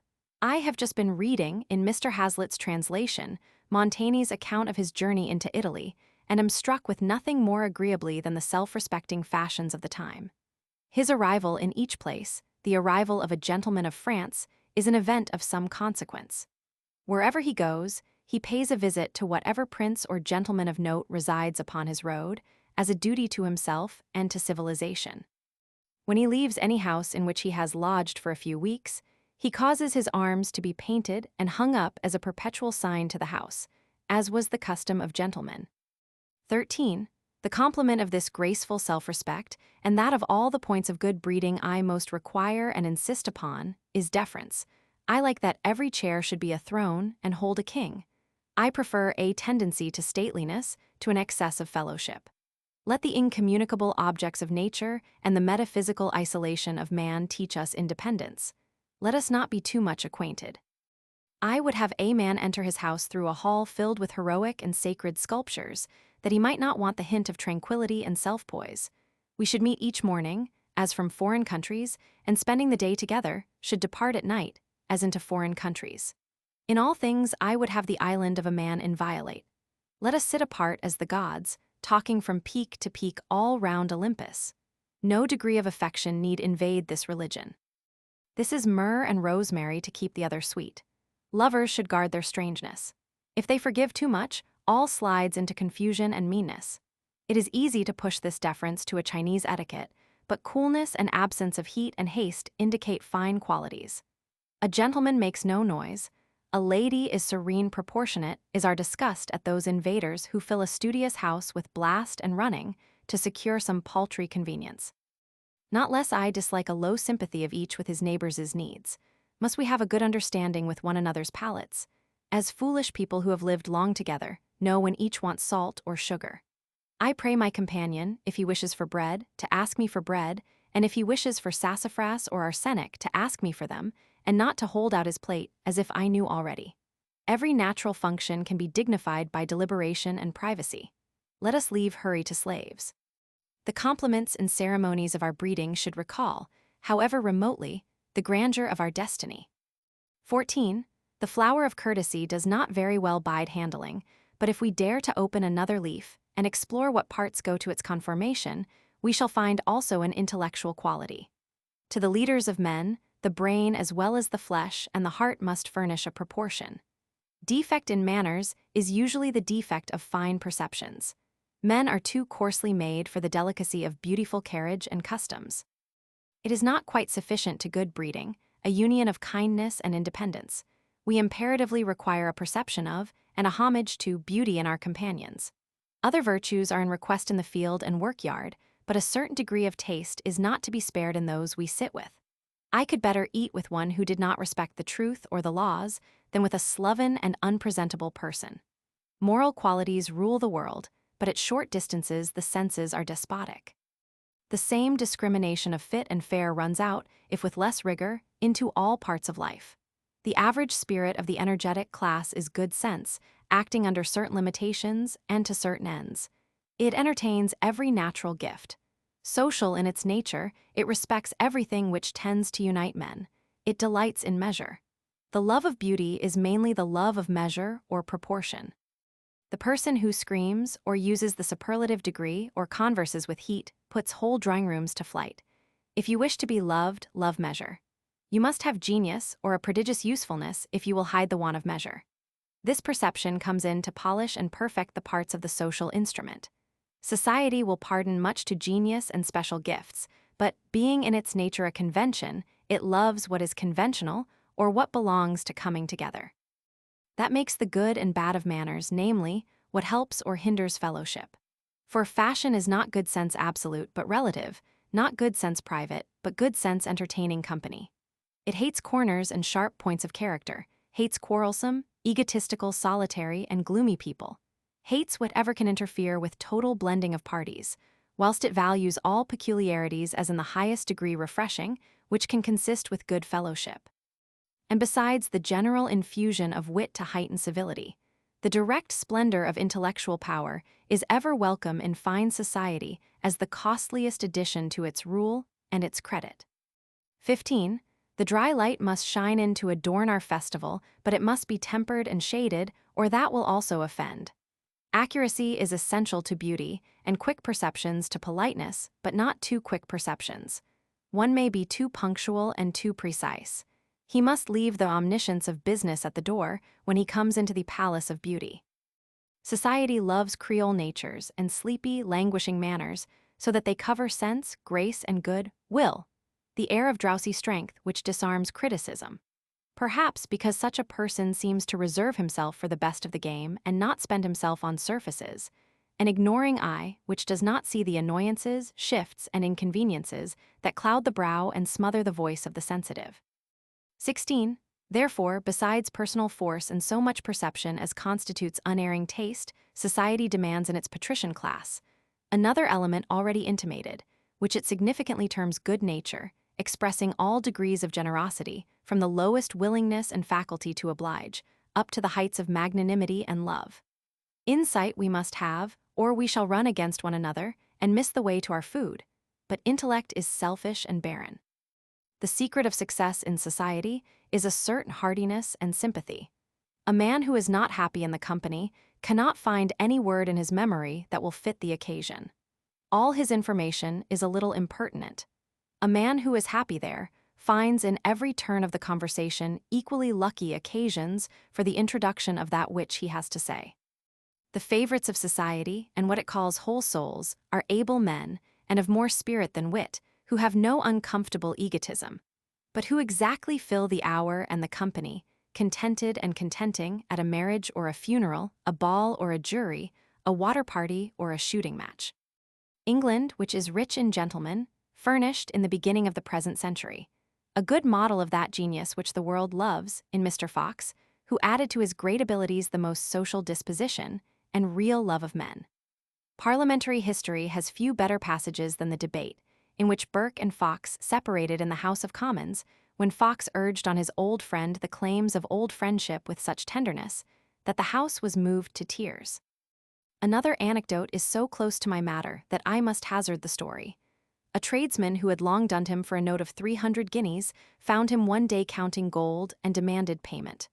"No," said Fox, "I owe this money to Sheridan. It is a debt of honor. If an accident should happen to me, he has nothing to show." "Then," said the creditor, "I change my debt into a debt of honor," and tore the note in pieces. Fox thanked the man for his confidence and paid him, saying, his debt was of older standing, and Sheridan must wait. Lover of liberty, friend of the Hindu, friend of the African slave, he possessed a great personal popularity. And Napoleon said of him on the occasion of his visit to Paris in 1805, "Mr. Fox will always hold the first place in an assembly at the Tuileries." 17. We may easily seem ridiculous in our eulogy of courtesy whenever we insist on benevolence as its foundation.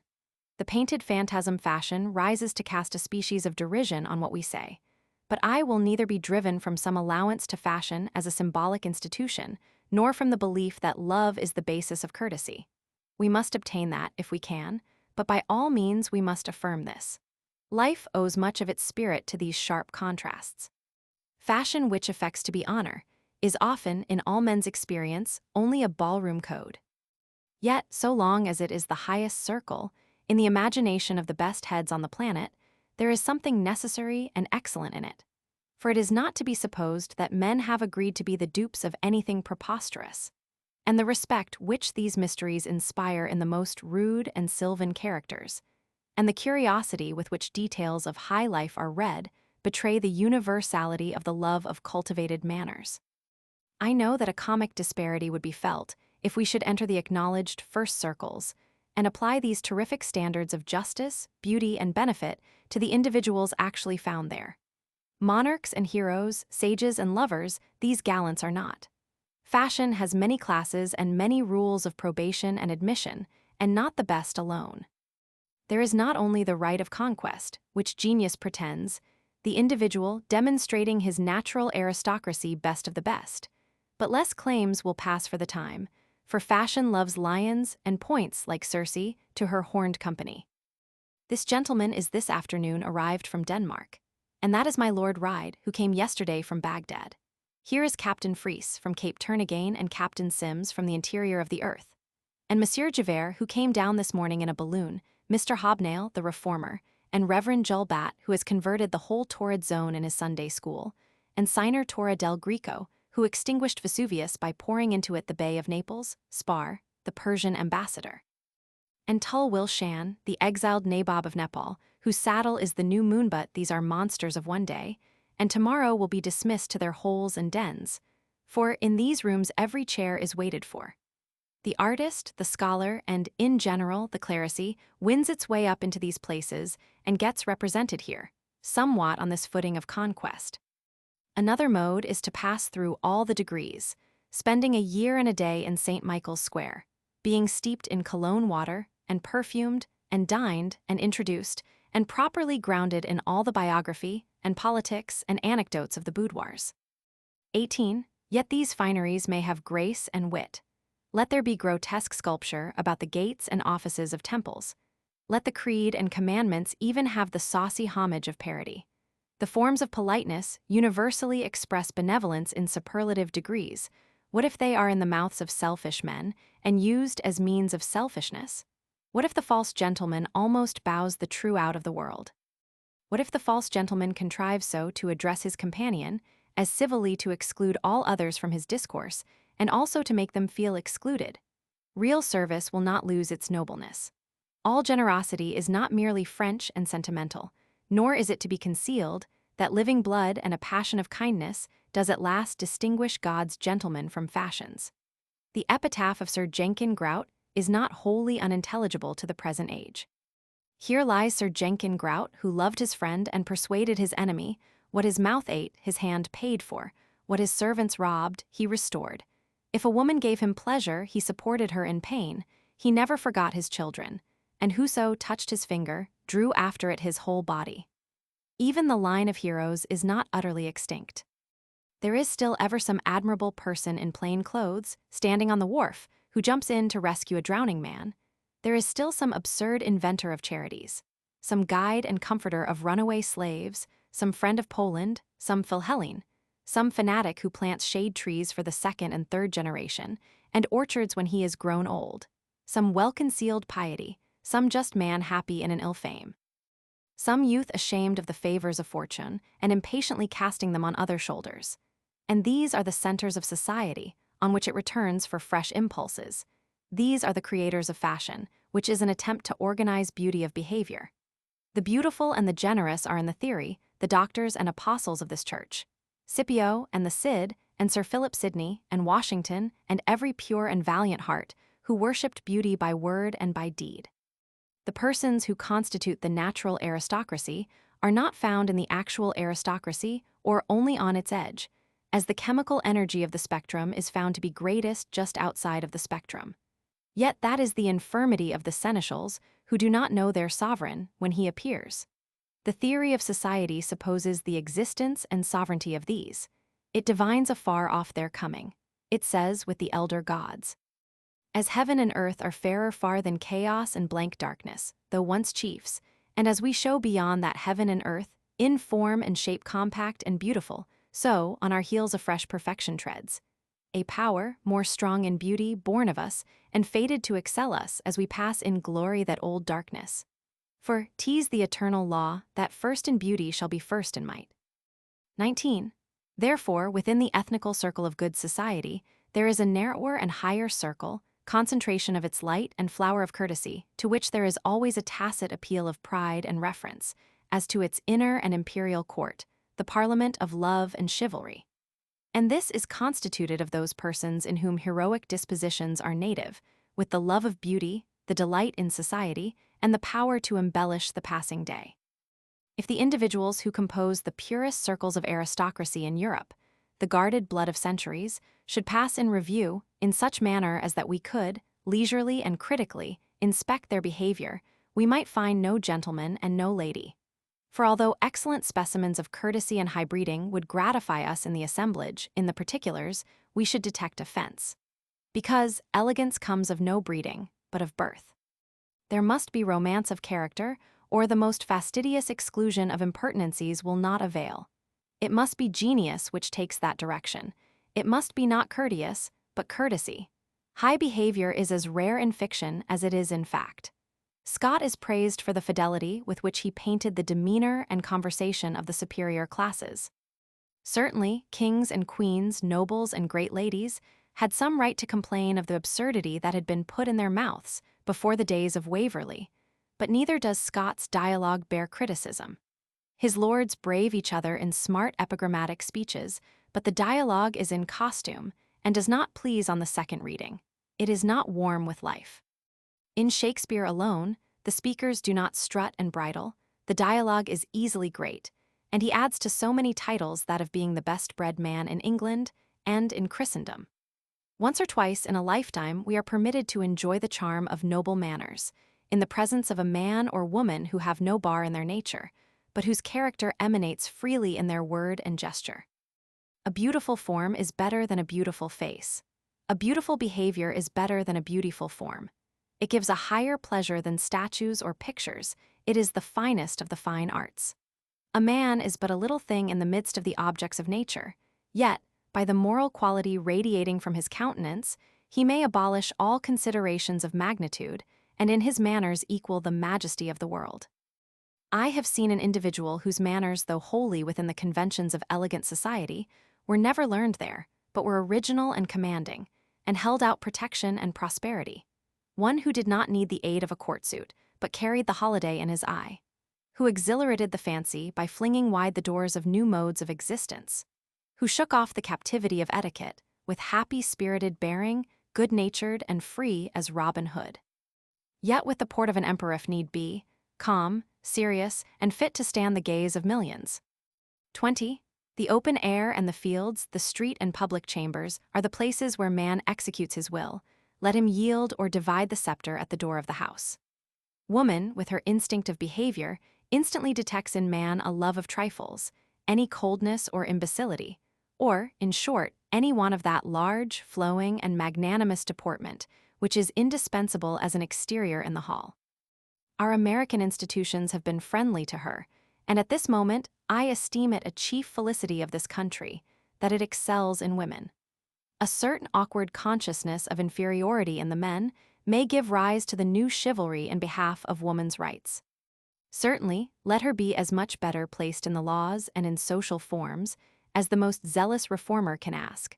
But I confide so entirely in her inspiring and musical nature that I believe only herself can show us how she shall be served.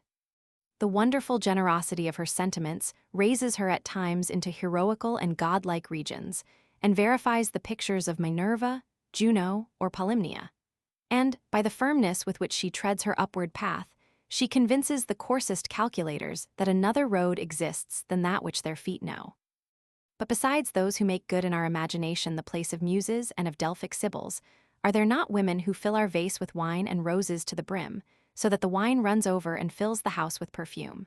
Who inspire us with courtesy, who unloose our tongues and we speak, who anoint our eyes and we see? We say things we never thought to have said. For once, our walls of habitual reserve vanished and left us at large. We were children playing with children in a wide field of flowers. Steep us, we cried, in these influences for days, for weeks, and we shall be sunny poets, and will write out in many-colored words the romance that you are. Was it Hafiz or Ferdowsi that said of his Persian Lila, "She was an elemental force, and astonished me by her amount of life, when I saw her day after day radiating, every instant, redundant joy and grace on all around her." She was a solvent powerful to reconcile all heterogeneous persons into one society, like air or water, an element of such a great range of affinities that it combines readily with 1,000 substances. Where she is present, all others will be more than they are wont. She was a unit and whole, so that whatsoever she did became her. She had too much sympathy and desire to please. than that you could say her manners were marked with dignity, yet no princess could surpass her clear and erect demeanor on each occasion. She did not study the Persian grammar, nor the books of the 7 poets, but all the poems of the 7 seemed to be written upon her. For though the bias of her nature was not to thought, but to sympathy, yet was she so perfect in her own nature, as to meet intellectual persons by the fullness of her heart, warming them by her sentiments, believing, as she did, that by dealing nobly with all would show themselves noble. 21.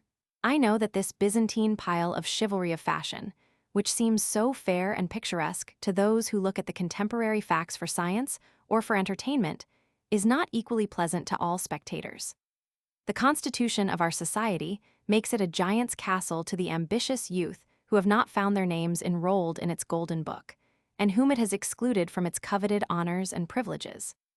They have yet to learn that its seeming grandeur is shadowy and relative. It is great by their allowance. Its proudest gates will fly open at the approach of their courage and virtue. For the present distress, however, of those who are predisposed to suffer from the tyrannies of this caprice, there are easy remedies. To remove your residence a couple of miles, or at most 4, will commonly relieve the most extreme susceptibility. For the advantages which fashion values are plants which thrive in very confined localities in a few streets, namely. Out of this precinct, they go for nothing, are of no use in the farm, in the forest, in the market, in war, in the nuptial society, in the literary or scientific circle, at sea, in friendship, in the heaven of thought or virtue. 22. But we have lingered long enough in these painted courts. The worth of the thing signified must vindicate our taste for the emblem. Everything that is called fashion and courtesy humbles itself before the cause and fountain of honor, creator of titles and dignities, namely, the heart of love. This is the royal blood, this the fire, which, in all countries and contingencies, will work after its kind and conquer and expand all that approaches it. This gives new meanings to every fact. This impoverishes the rich, suffering no grandeur but its own. What is rich? Are you rich enough to help anybody, to succor the unfashionable and the eccentric? Rich enough to make the Canadian in his wagon, the itinerant with his consul's paper which commends him, to the charitable, the swarthy Italian with his few broken words of English, the lame pauper hunted by overseers from town to town, even the poor insane or besotted wreck of man or woman, feel the noble exception of your presence and your house from the general bleakness and stoniness, to make such feel that they were greeted with a voice which made them both remember and hope. What is vulgar, but to refuse the claim on acute and conclusive reasons? What is gentle, but to allow it, and give their heart and yours lone holiday from the national caution? Without the rich heart, wealth is an ugly beggar. The king of Skurez could not afford to be so bountiful as the poor Osman who dwelt at his gate. Osman had a humanity so broad and deep, that although his speech was so bold and free with the Koran as to disgust all the dervishes, yet was there never a poor outcast, eccentric, or insane man, some fool who had cut off his beard, or who had been mutilated under a vow, or had a pet madness in his brain, but fled at once to him that great heart lay there so sunny and hospitable in the center of the country that it seemed as if the instinct of all sufferers drew them to his side. And the madness which he harbored he did not share. Is not this to be rich, this only to be rightly rich? 23. But I shall hear without pain that I play the courtier very ill and talk of that which I do not well understand. It is easy to see that what is called by distinction society and fashion has good laws as well as bad, has much that is necessary and much that is absurd. Too good for banning and too bad for blessing, it reminds us of a tradition of the pagan mythology in any attempt to settle its character. I overheard Jove one day, said Silenus, talking of destroying the earth. He said it had failed. They were all rogues and vixens who went from bad to worse as fast as the days succeeded each other. Minerva said she hoped not. They were only ridiculous little creatures with this odd circumstance that they had a blur or indeterminate aspect, seen far or seen near.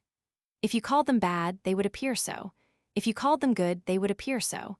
And there was no one person or action among them which would not puzzle her owl, much more all Olympus, to know whether it was fundamentally bad or good.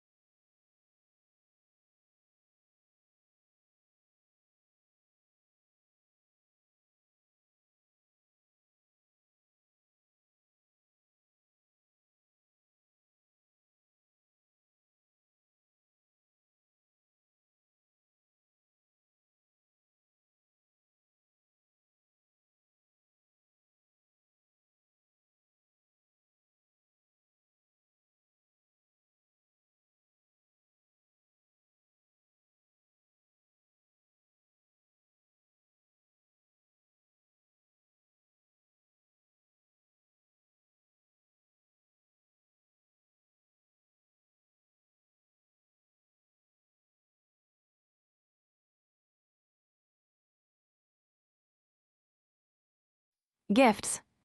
Gifts of one who loved me, 'twas high time they came. When he ceased to love me, time they stopped for shame. 1. It is said that the world is in a state of bankruptcy, that the world owes the world more than the world can pay, and ought to go into chancery and be sold. I do not think this general insolvency, which involves in some sort all the population, to be the reason of the difficulty experienced at Christmas and New Year and other times in bestowing gifts, since it is always so pleasant to be generous, though very vexatious to pay debts. But the impediment lies in the choosing. If, at any time, it comes into my head that a present is due from me to somebody, I am puzzled what to give, until the opportunity is gone. Flowers and fruits are always fit presents.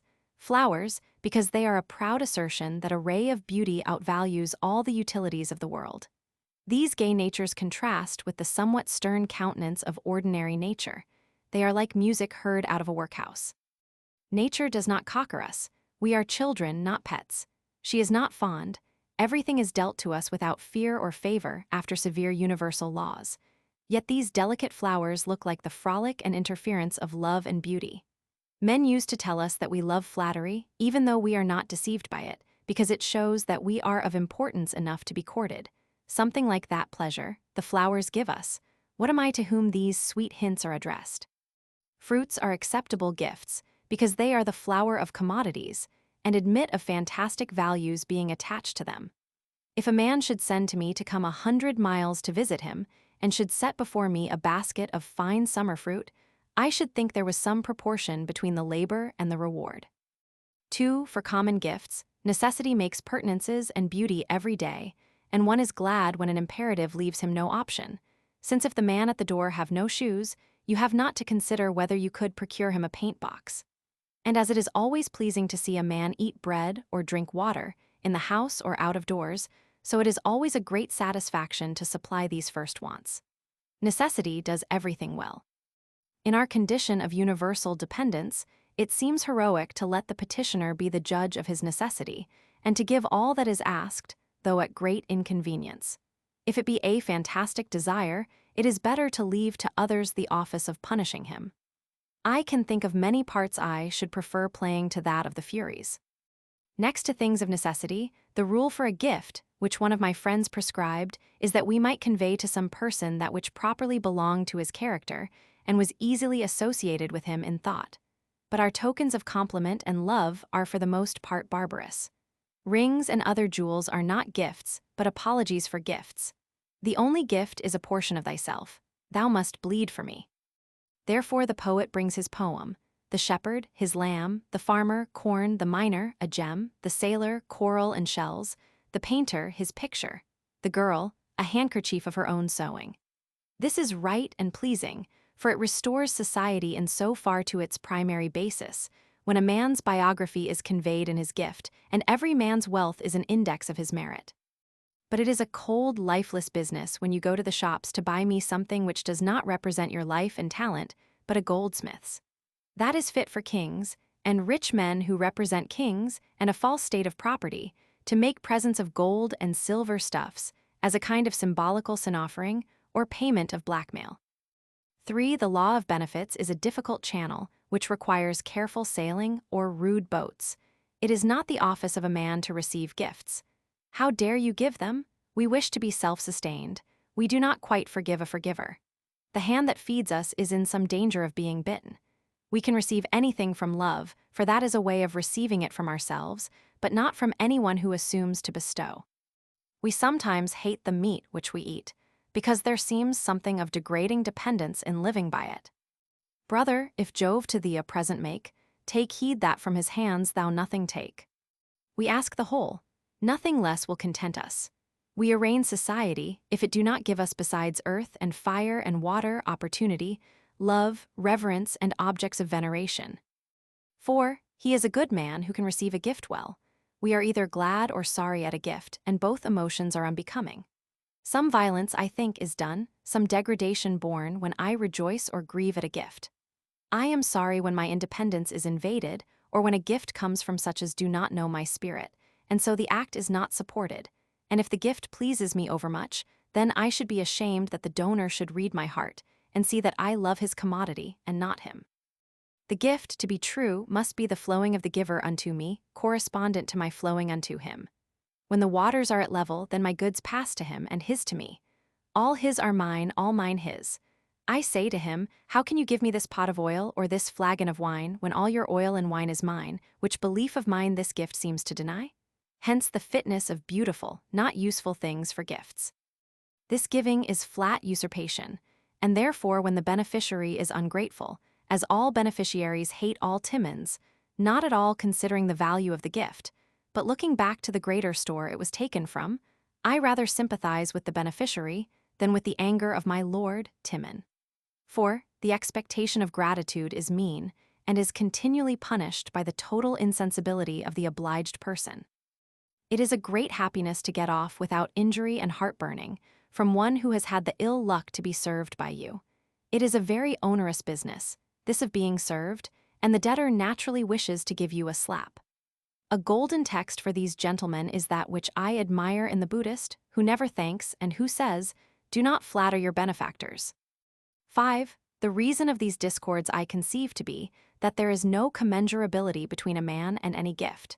You cannot give anything to a magnanimous person. After you have served him, he at once puts you in debt by his magnanimity. The service a man renders his friend is trivial and selfish, compared with the service he knows his friend stood in readiness to yield him, alike before he had begun to serve his friend, and now also.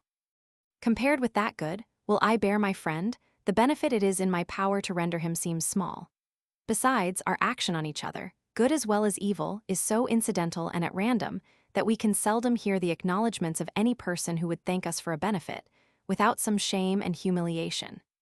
We can rarely strike a direct stroke, but must be content with an oblique one. We seldom have the satisfaction of yielding a direct benefit, which is directly received. But rectitude scatters favors on every side without knowing it, and receives with wonder the thanks of all people. 6. I fear to breathe any treason against the majesty of love, which is the genius and God of gifts, and to whom we must not affect to prescribe. Let him give kingdoms or flower leaves indifferently. There are persons from whom we always expect fairy tokens, let us not cease to expect them. This is prerogative, and not to be limited by our municipal rules. For the rest, I like to see that we cannot be bought and sold. The best of hospitality and of generosity is also not in the will, but in fate. I find that I am not much to you, you do not need me, you do not feel me, then am I thrust out of doors, though you proffer me house and lands.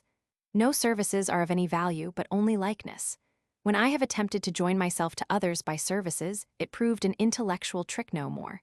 They eat your service like apples and leave you out, but love them and they feel for you and delight in you all the time.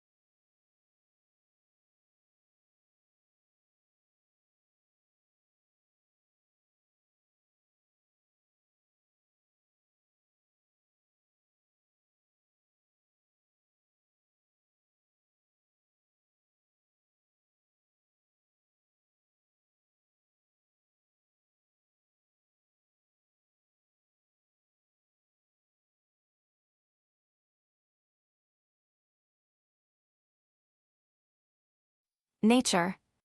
The rounded world is fair to see, 9 times folded in mystery. Though baffled seers cannot impart the secret of its laboring heart, throb than with nature's throbbing breast.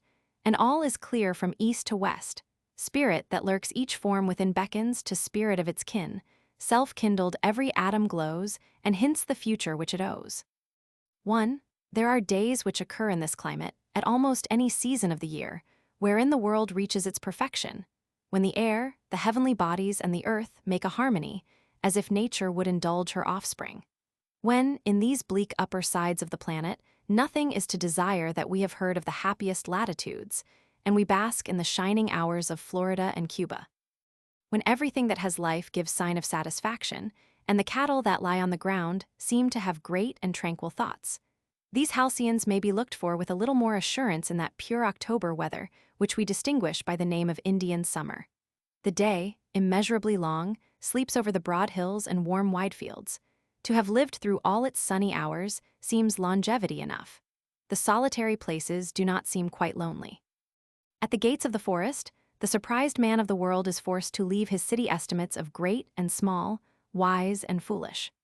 The knapsack of custom falls off his back with the first step he makes into these precincts. Here is sanctity which shames our religions, and reality which discredits our heroes. Here we find nature to be the circumstance which dwarfs every other circumstance, and judges like a god all men that come to her. We have crept out of our close and crowded houses into the night and morning, and we see what majestic beauties daily wrap us in their bosom. How willingly we would escape the barriers which render them comparatively impotent, escape the sophistication and second thought, and suffer nature to entrance us. The tempered light of the woods is like a perpetual morning, and is stimulating and heroic. The anciently reported spells of these places creep on us.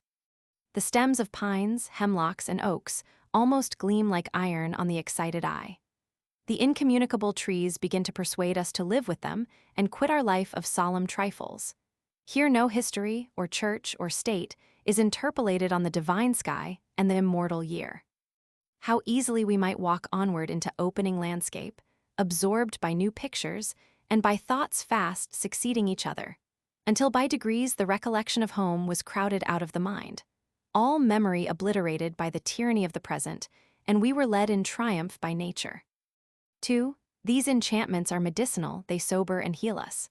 These are plain pleasures, kindly and native to us. We come to our own and make friends with matter which the ambitious chatter of the schools would persuade us to despise. We never can part with it. The mind loves its old home. As water to our thirst, so is the rock the ground to our eyes and hands and feet. It is firm water, it is cold flame. What health, what affinity.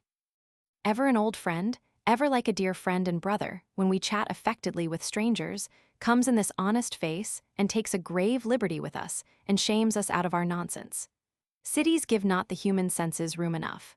We go out daily and nightly to feed the eyes on the horizon and require so much scope, just as we need water for our bath. There are all degrees of natural influence, from these quarantine powers of nature, up to her dearest and gravest ministrations to the imagination and the soul. There is the bucket of cold water from the spring, the wood fire to which the chilled traveler rushes for safety, and there is the sublime moral of autumn and of noon.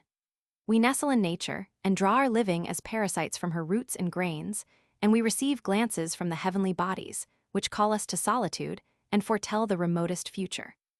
The blue zenith is the point in which romance and reality meet. I think, if we should be wrapped away into all that we dream of heaven, and should converse with Gabriel and Uriel, the upper sky would be all that would remain of our furniture. 3. It seems as if the day was not wholly profane, in which we have given heed to some natural object.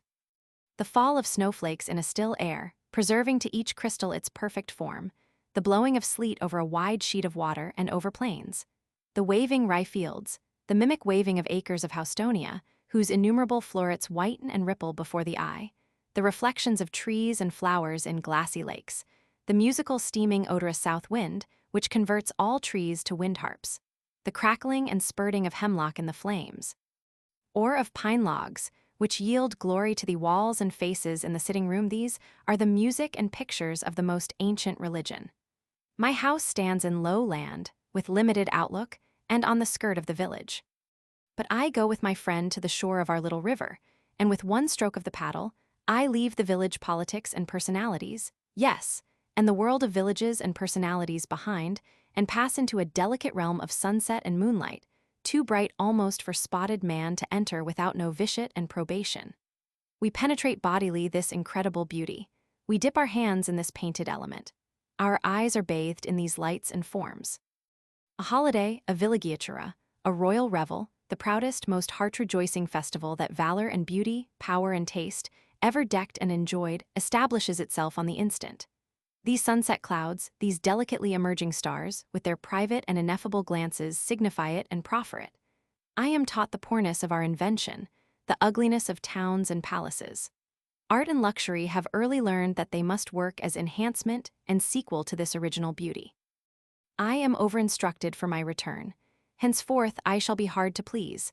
I cannot go back to toys. I am grown expensive and sophisticated. I can no longer live without elegance, but a countryman shall be my master of revels.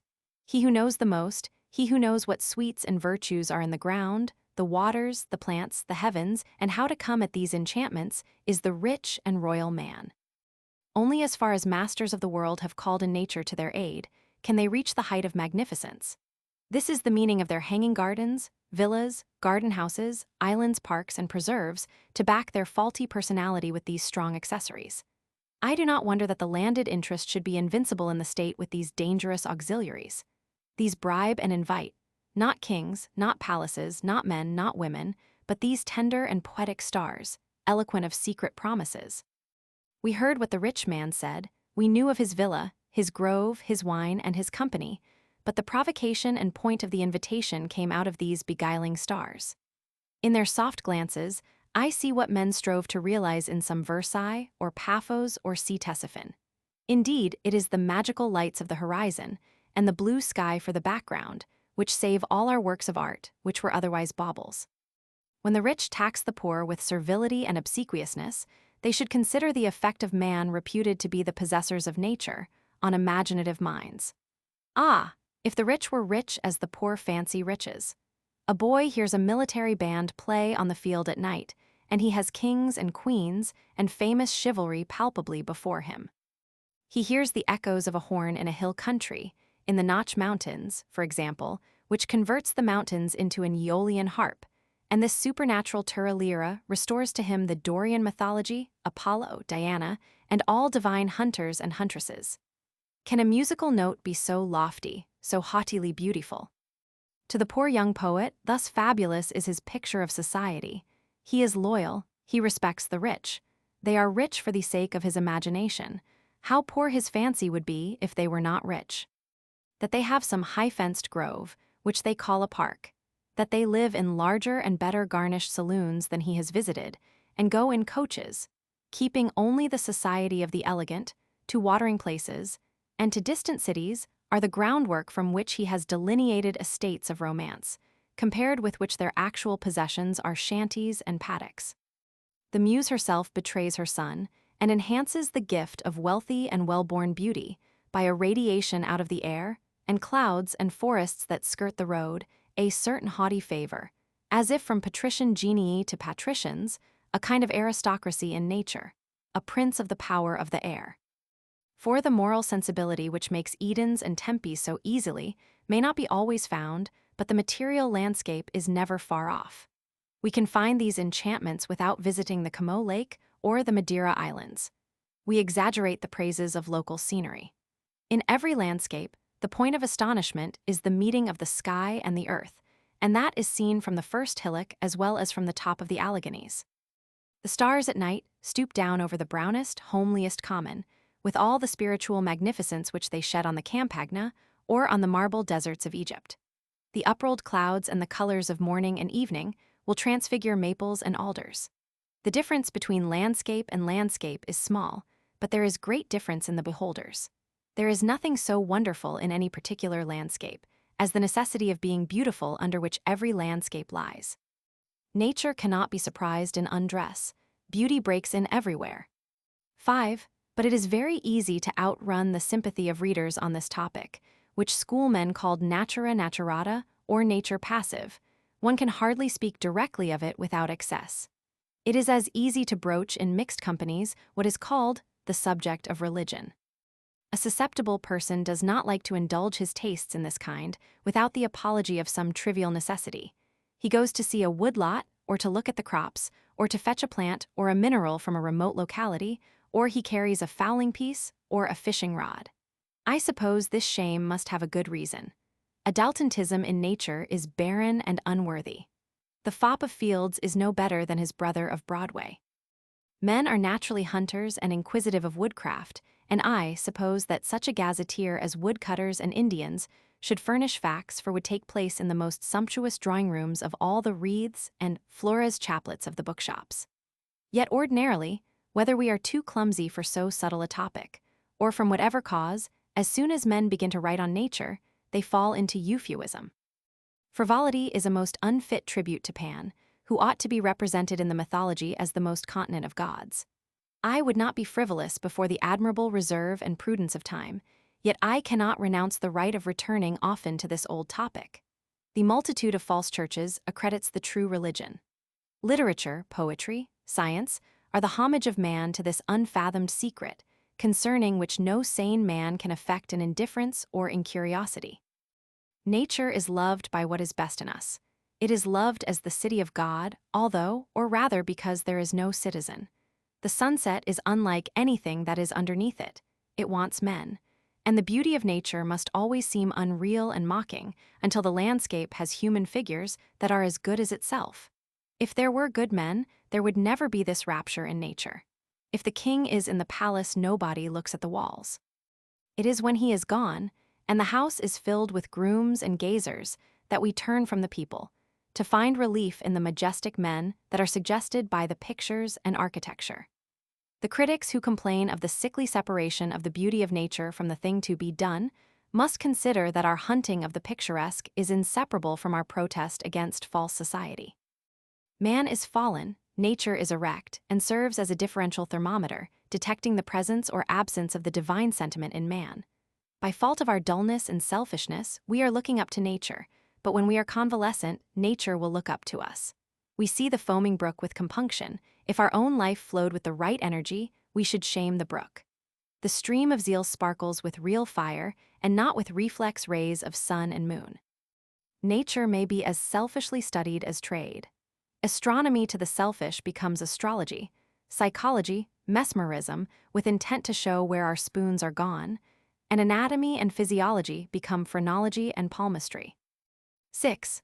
But taking timely warning and leaving many things unsaid on this topic, but not longer omit our homage to the efficient nature, natura naturans, the quick cause, before which all forms flee as the driven snows, itself secret, its works driven before it in flocks and multitudes, as the ancient represented nature by Proteus, a shepherd, and in undescribable variety. It publishes itself in creatures, reaching from particles and spicula, through transformation on transformation to the highest symmetries, arriving at consummate results without a shock or a leap. A little heat, that is, a little motion, is all that differences the bald, dazzling white, and deadly cold poles of the earth from the prolific tropical climates. All changes pass without violence, by reason of the two cardinal conditions of boundless space and boundless time. Geology has initiated us into the secularity of nature, and taught us to disuse our dame school measures, and exchange our Mosaic and Ptolemaic schemes for her large style. We know nothing rightly, for want of perspective. Now we learn what patient periods must round themselves before the rock is formed, then before the rock is broken, and the first lichen race has disintegrated the thinnest external plate into soil, and opened the door for the remote flora, fauna, Ceres, and Pomona to come in. How far off yet is the trilobite? How far the quadruped? How inconceivably remote is man? All duly arrive, and then race after race of men. It is a long way from granite to the oyster, farther yet to Plato, and the preaching of the immortality of the soul. Yet all must come, as surely as the first atom has two sides. 7 Motion or change, and identity or rest are the first and second secrets of nature. Motion and rest. The whole code of her laws may be written on the thumbnail or the signet of a ring. The whirling bubble on the surface of a brook admits us to the secret of the mechanics of the sky. Every shell on the beach is a key to it. A little water made to rotate in a cup explains the formation of the simpler shells. The addition of matter from year to year arrives at last at the most complex forms. And yet so poor is nature with all her craft, that from the beginning to the end of the universe, she has but one stuff with its two ends, to serve up all her dream-like variety. Compound it how she will, star, sand, fire, water, tree, man, it is still one stuff, and betrays the same properties. 8. Nature is always consistent, though she feigns to contravene her own laws. She keeps her laws and seems to transcend them. She arms and equips an animal to find its place and living in the earth, and at the same time, she arms and equips another animal to destroy it. Space exists to divide creatures, but by clothing the sides of a bird with a few feathers, she gives him a petty omnipresence. The direction is forever onward, but the artist still goes back for materials and begins again with the first elements on the most advanced stage, otherwise all goes to ruin. If we look at her work, we seem to catch a glance of a system in transition. Plants are the young of the world, vessels of health and vigor, but they grope ever upward toward consciousness. The trees are imperfect men and seem to bemoan their imprisonment, rooted in the ground. The animal is the novice and probationer of a more advanced order. The men, though young, having tasted the first drop from the cup of thought, are already dissipated. The maples and ferns are still uncorrupt, yet no doubt when they come to consciousness, they too will curse and swear. Flowers so strictly belong to youth that we adult men soon come to feel that their beautiful generations concern not us. We have had our day, now let the children have theirs. The flowers jilt us, and we are old bachelors with our ridiculous tenderness. 9. Things are so strictly related that according to the skill of the eye, from any one object the parts and properties of any other may be predicted.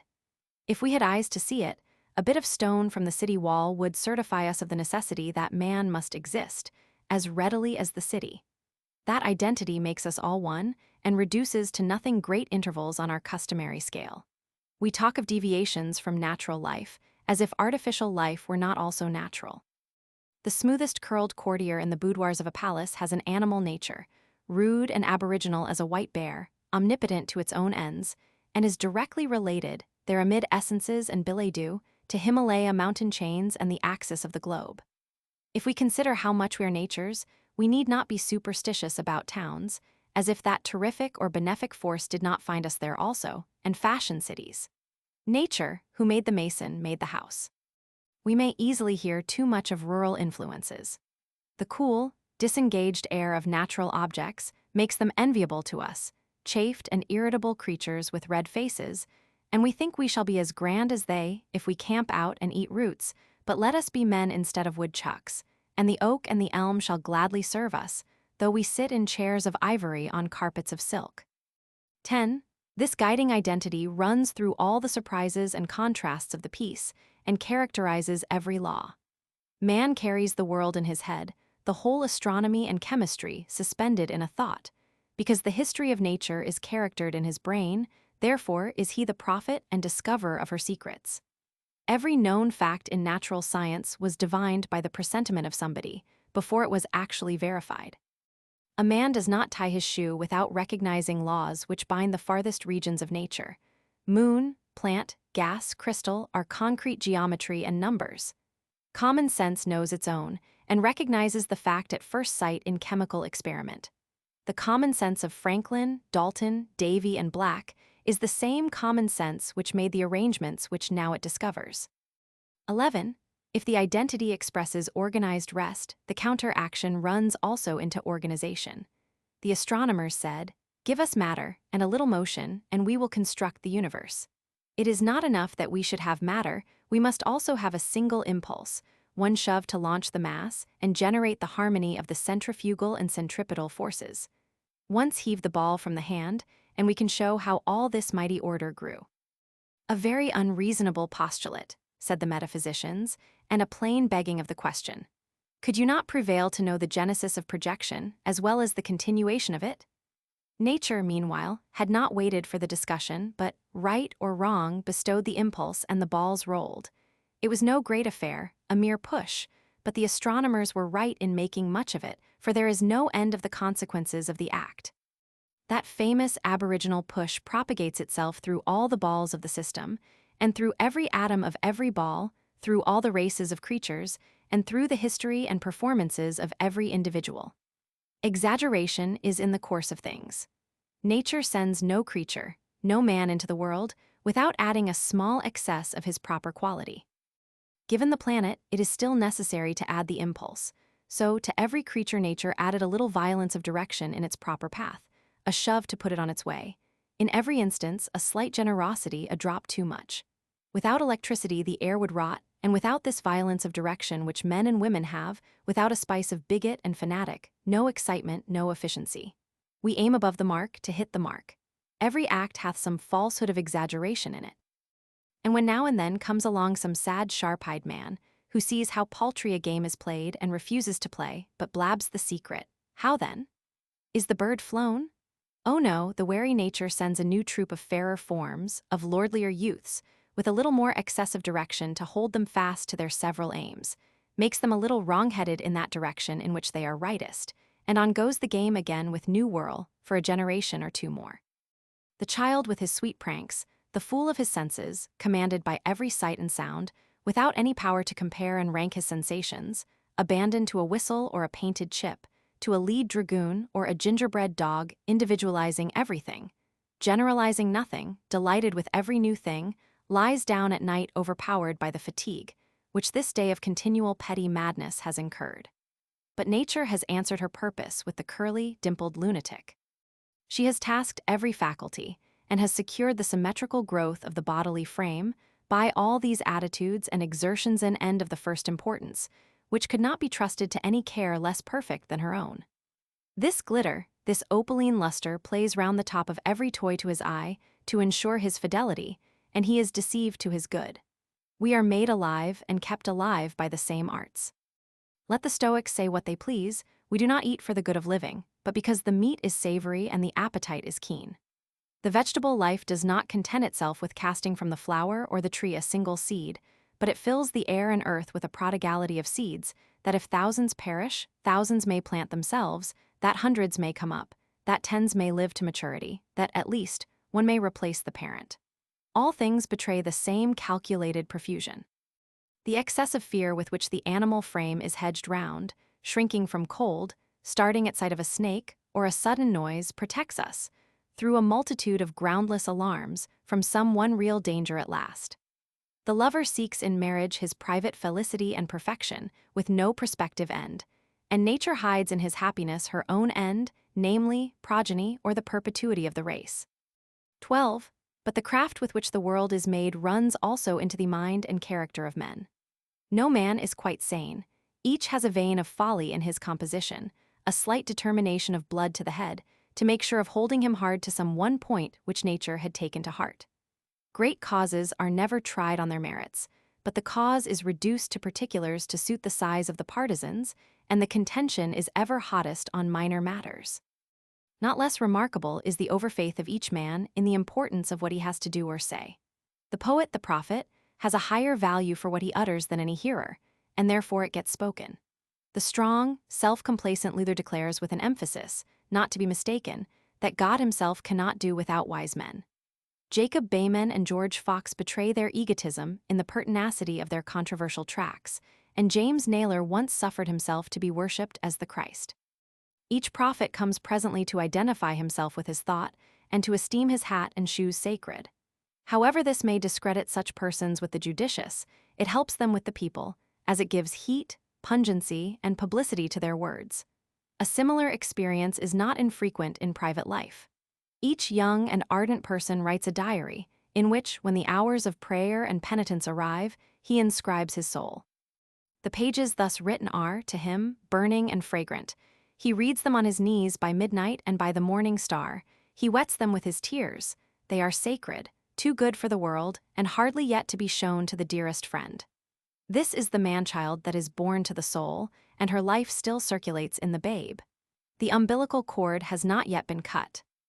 After some time has elapsed, he begins to wish to admit his friend to this hallowed experience, and with hesitation, yet with firmness, exposes the pages to his eye. Will they not burn his eyes? The friend coldly turns them over, and passes from the writing to conversation, with easy transition, which strikes the other party with astonishment and vexation. He cannot suspect the writing itself. Days and nights of fervid life, of communion with angels of darkness and of light, have engraved their shadowy characters on that tear-stained book. He suspects the intelligence or the heart of his friend. Is there then no friend? He cannot yet credit that one may have impressive experience, and yet may not know how to put his private fact into literature.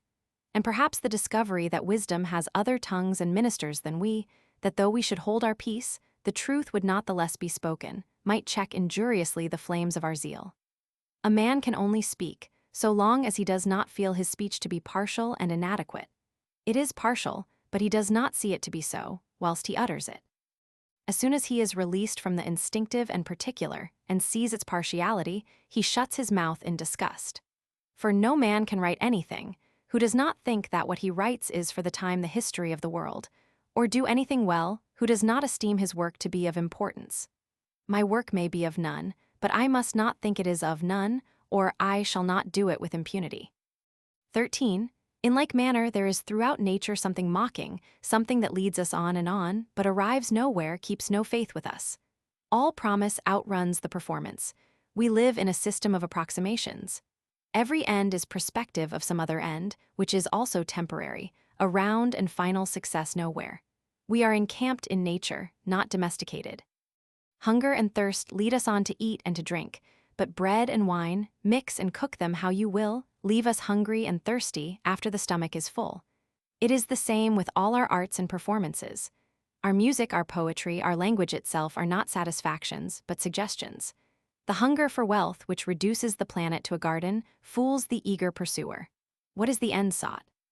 Plainly to secure the ends of good sense and beauty, from the intrusion of deformity or vulgarity of any kind.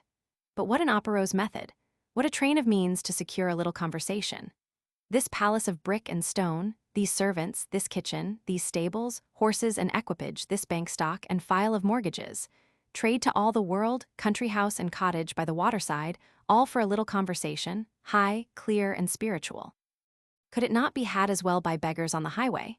No, all these things came from successive efforts of these beggars to remove friction from the wheels of life and give opportunity. Conversation, character, were the avowed ends. Wealth was good as it appeased the animal cravings, cured the smoky chimney, silenced the creaking door, brought friends together in a warm and quiet room, and kept the children and the dinner table in a different apartment. Thought, virtue, beauty were the ends, but it was known that men of thought and virtue sometimes had the headache, or wet feet, or could lose good time, whilst the room was getting warm in winter days. Unluckily, in the exertions necessary to remove these inconveniences, the main attention has been diverted to this object. The old aims have been lost sight of, and to remove friction has come to be the end. That is the ridicule of rich men, and Boston, London, Vienna, and now the governments generally of the world are cities and governments of the rich, and the masses are not men, but poor men, that is, men who would be rich. This is the ridicule of the class, that they arrive with pains and sweat and fury nowhere. When all is done, it is for nothing. They are like one who has interrupted the conversation of a company to make his speech, and now has forgotten what he went to say. The appearance strikes the eye everywhere of an aimless society, of aimless nations. Were the ends of nature so great and cogent as to exact this immense sacrifice of men? 14. Quite analogous to the deceits in life, there is, as might be expected, a similar effect on the eye from the face of external nature. There is in woods and waters a certain enticement and flattery, together with a failure to yield a present satisfaction. This disappointment is felt in every landscape. I have seen the softness and beauty of the summer clouds floating feathery overhead, enjoying, as it seemed, their height and privilege of motion, whilst yet they appeared not so much the drapery of this place and hour, as forelooking to such pavilions and gardens of festivity beyond. It is an odd jealousy, but the poet finds himself not near enough to this object.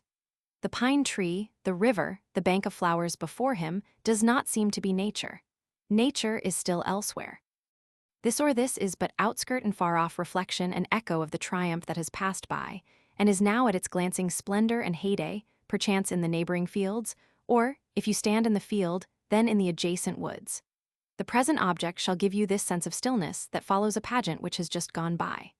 What splendid distance, what recesses of ineffable pomp and loveliness in the sunset! But who can go where they are, or lay his hand or plant his foot thereon? Off they fall from the round world forever and ever. It is the same among men and women as among the silent trees, always a referred existence, an absence, never a presence and satisfaction. Is it that beauty can never be grasped, in persons and in landscapes is equally inaccessible? The accepted and betrothed lover has lost the wildest charm of his maiden in her acceptance of him. She was heaven whilst he pursued her as a star. She cannot be heaven if she stoops to such a one as he. 15. What shall we say of this omnipresent appearance of that first projectile impulse, of this flattery and balking of so many well-meaning creatures? Must we not suppose somewhere in the universe a slight treachery and derision? Are we not engaged to a serious resentment of this use that is made of us? Are we tickled trout and fools of nature? One looks at the face of heaven and earth, lays all petulance at rest, and soothes us to wiser convictions. To the intelligent, nature converts itself into a vast promise and will not be rashly explained. Her secret is untold. Many and many an Oedipus arrives. He has the whole mystery teeming in his brain. Alas! The same sorcery has spoiled his skill. No syllable can he shape on his lips. Her mighty orbit vaults like the fresh rainbow into the deep, but no archangel's wing was yet strong enough to follow it and report of the return of the curve. But it also appears that our actions are seconded and disposed to greater conclusions than we designed. We are escorted on every hand through life by spiritual agents, and a beneficent purpose lies in wait for us. We cannot bandy words with nature or deal with her as we deal with persons. If we measure our individual forces against hers, we may easily feel as if we were the sport of an insuperable destiny. But if, instead of identifying ourselves with the work, we feel that the soul of the workman streams through us, we shall find the peace of the morning dwelling first in our hearts, and the fathomless powers of gravity and chemistry, and, over them, of life pre-existing within us in their highest form. 16. The uneasiness which the thought of our helplessness in the chain of causes occasions us results from looking too much at one condition of nature, namely, motion. But the drag is never taken from the wheel. Wherever the impulse exceeds the rest or identity insinuates its compensation. All over the wide fields of earth grows the prunella or self-heal. After every foolish day we sleep off the fumes and furies of its hours, and though we are always engaged with particulars, and often enslaved to them, we bring with us to every experiment the innate universal laws. These, while they exist in the mind as ideas, stand around us in nature forever embodied, a present sanity to expose and cure the insanity of men. Our servitude to particulars betrays us into 100 foolish expectations. We anticipate a new era from the invention of a locomotive or a balloon. The new engine brings with it the old checks. They say that by electromagnetism, your salad shall be grown from the seed whilst your fowl is roasting for dinner. It is a symbol of our modern aims and endeavors, of our condensation and acceleration of objects. But nothing is gained. Nature cannot be cheated. Man's life is but 70 salads long, grow they swift or grow they slow. In these checks and impossibilities, however, we find our advantage, not less than in impulses. Let the victory fall where it will, we are on that side.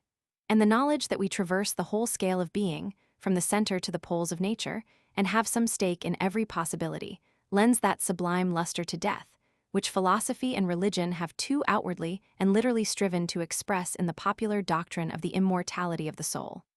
The reality is more excellent than the report.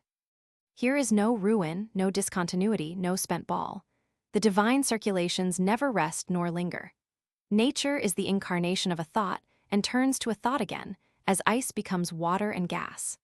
The world is mind precipitated, and the volatile essence is forever escaping again into the state of free thought. Hence the virtue and pungency of the influence on the mind of natural objects, whether inorganic or organized. Man imprisoned, man crystallized, man vegetative speaks to man impersonated. That power which does not respect quantity, which makes the whole and the particle its equal channel, delegates its smile to the morning and distills its essence into every drop of rain. Every moment instructs and every object, for wisdom is infused into every form. It has been poured into us as blood, it convulsed us as pain, it slid into us as pleasure. It enveloped us in dull, melancholy days or in days of cheerful labor. We did not guess its essence until after a long time.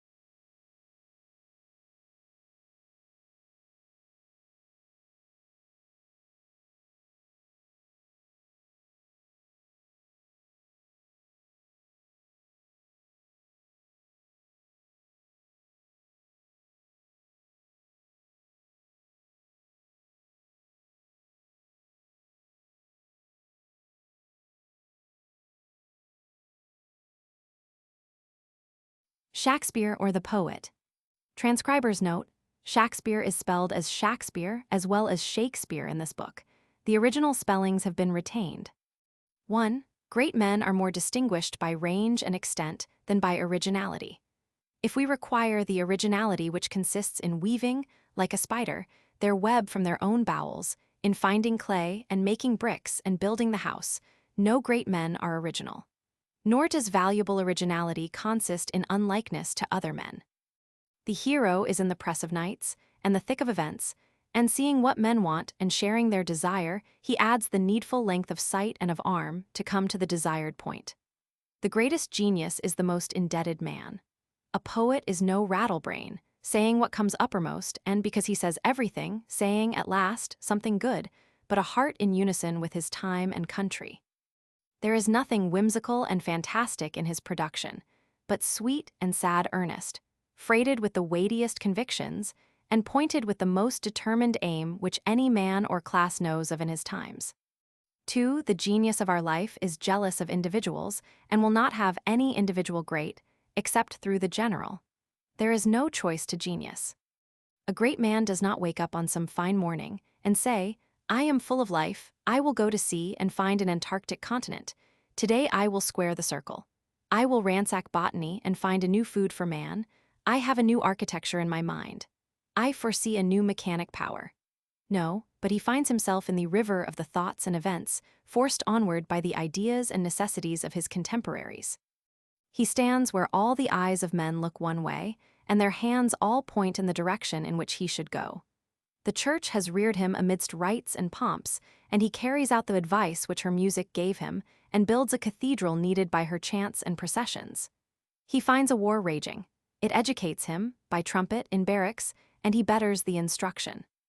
He finds 2 counties groping to bring coal or flour or fish from the place of production to the place of consumption, and he hits on a railroad.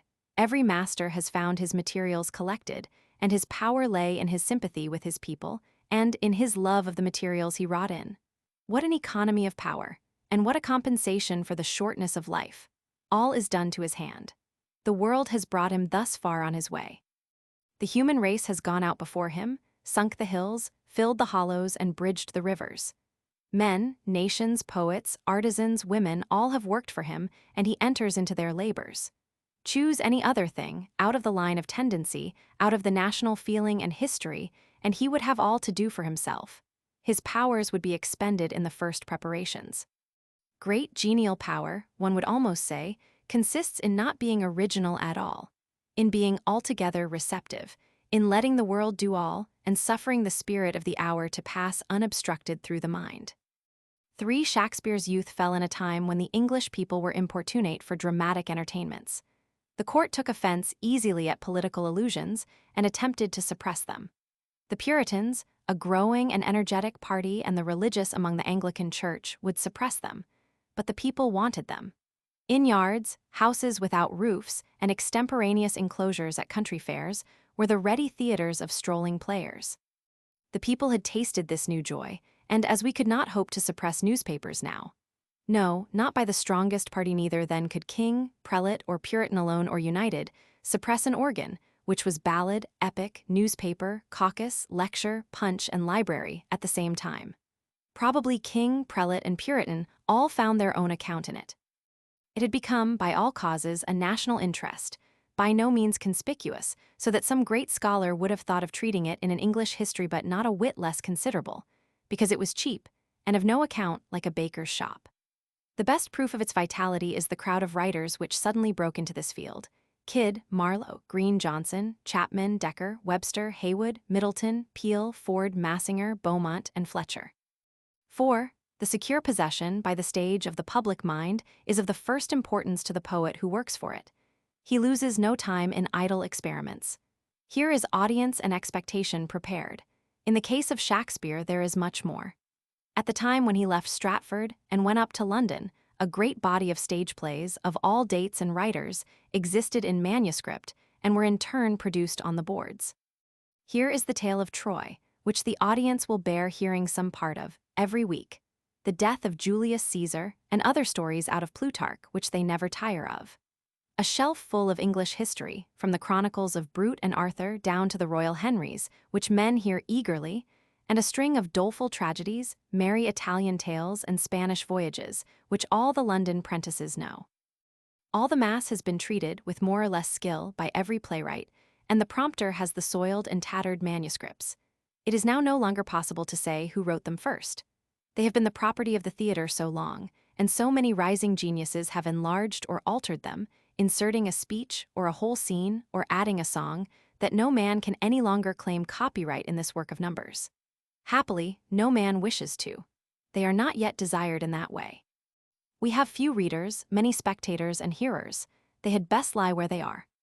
5. Shakespeare, in common with his comrades, esteemed the mass of old plays waste stock, in which any experiment could be freely tried.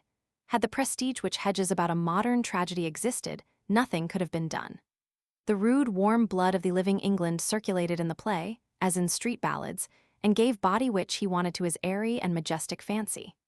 The poet needs a ground in popular tradition on which he may work, and which, again, may restrain his art within the due temperance. It holds him to the people, supplies a foundation for his edifice, and, in furnishing so much work done to his hand, leaves him at leisure and in full strength for the audacities of his imagination. In short, the poet owes to his legend what sculpture owed to the temple. Sculpture in Egypt and in Greece grew up in subordination to architecture. It was the ornament of the temple wall.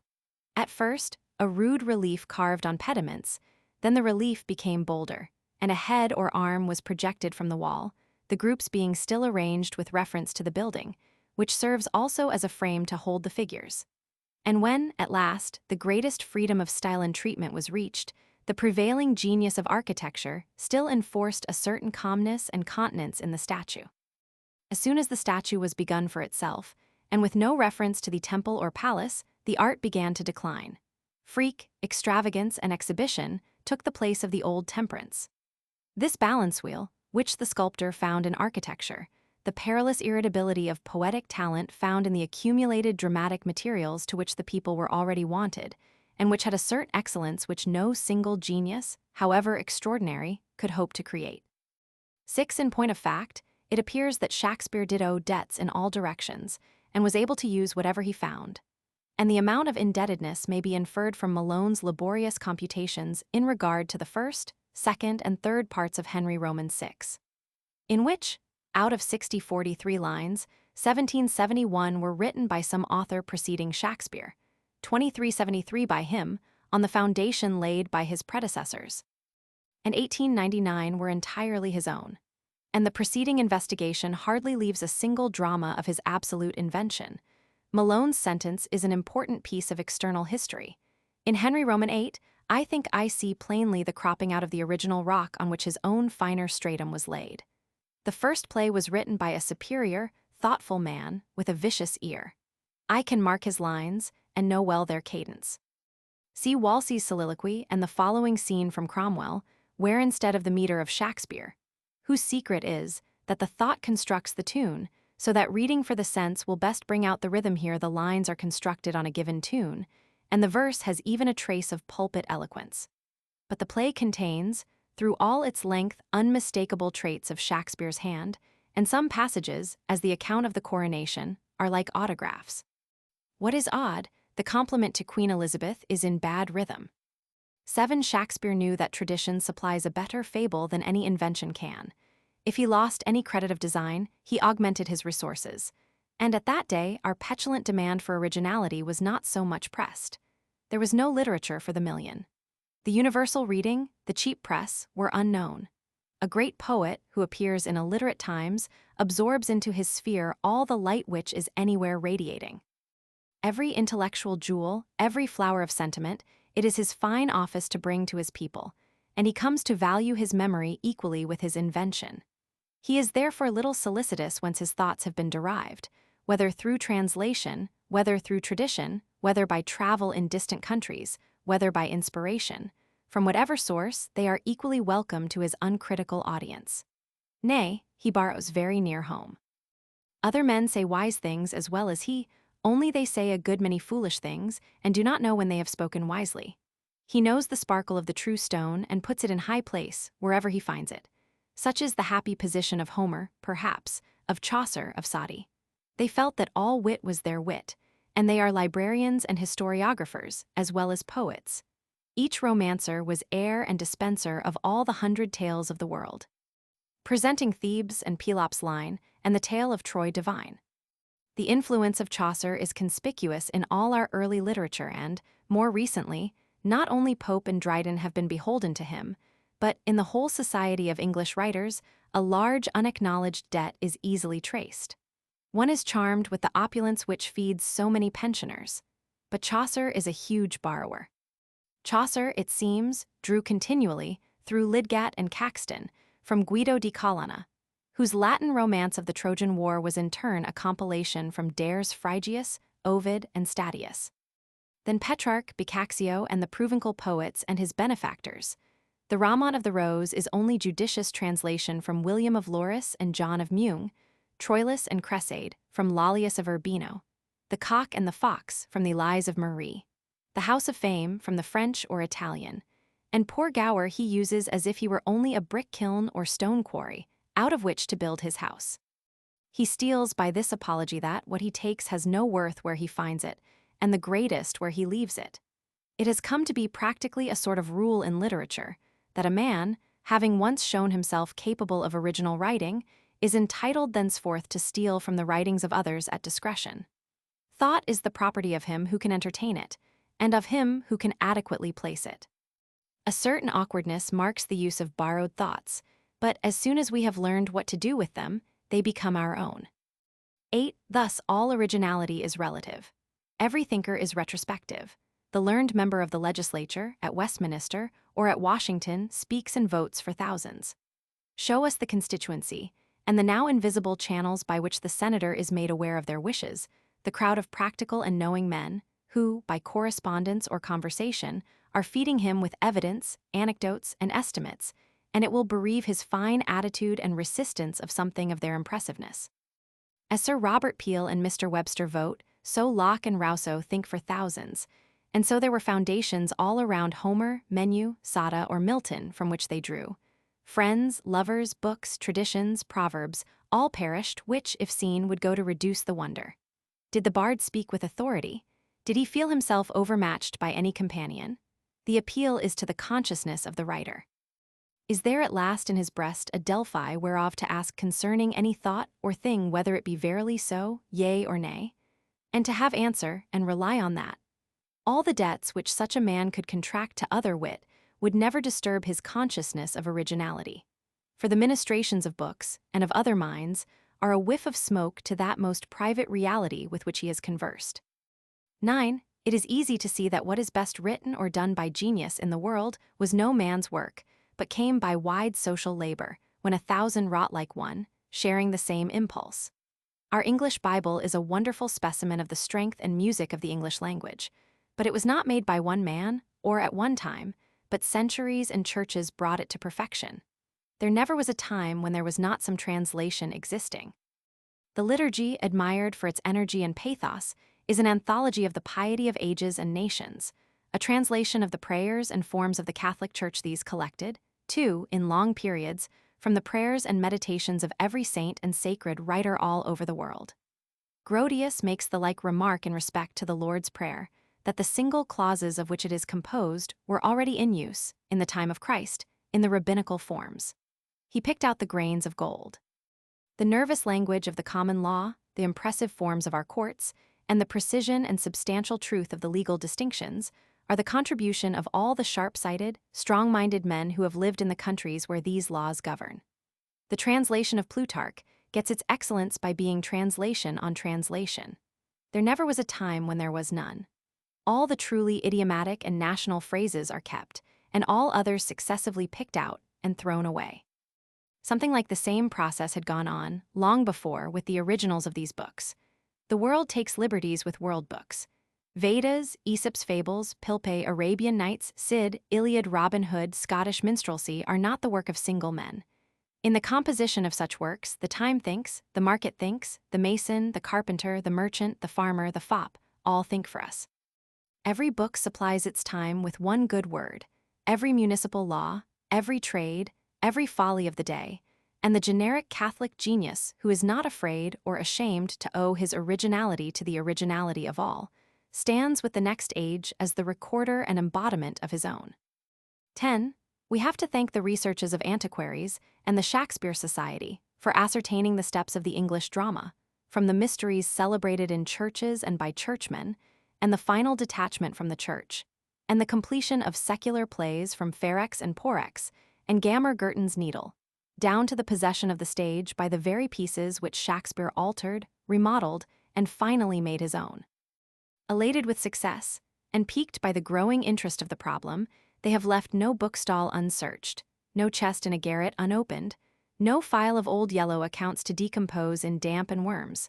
So keen was the hope to discover whether the boy Shakespeare poached or not, whether he held horses at the theater door, whether he kept school, and why he left in his will only his second-best bed to Anne Hathaway, his wife.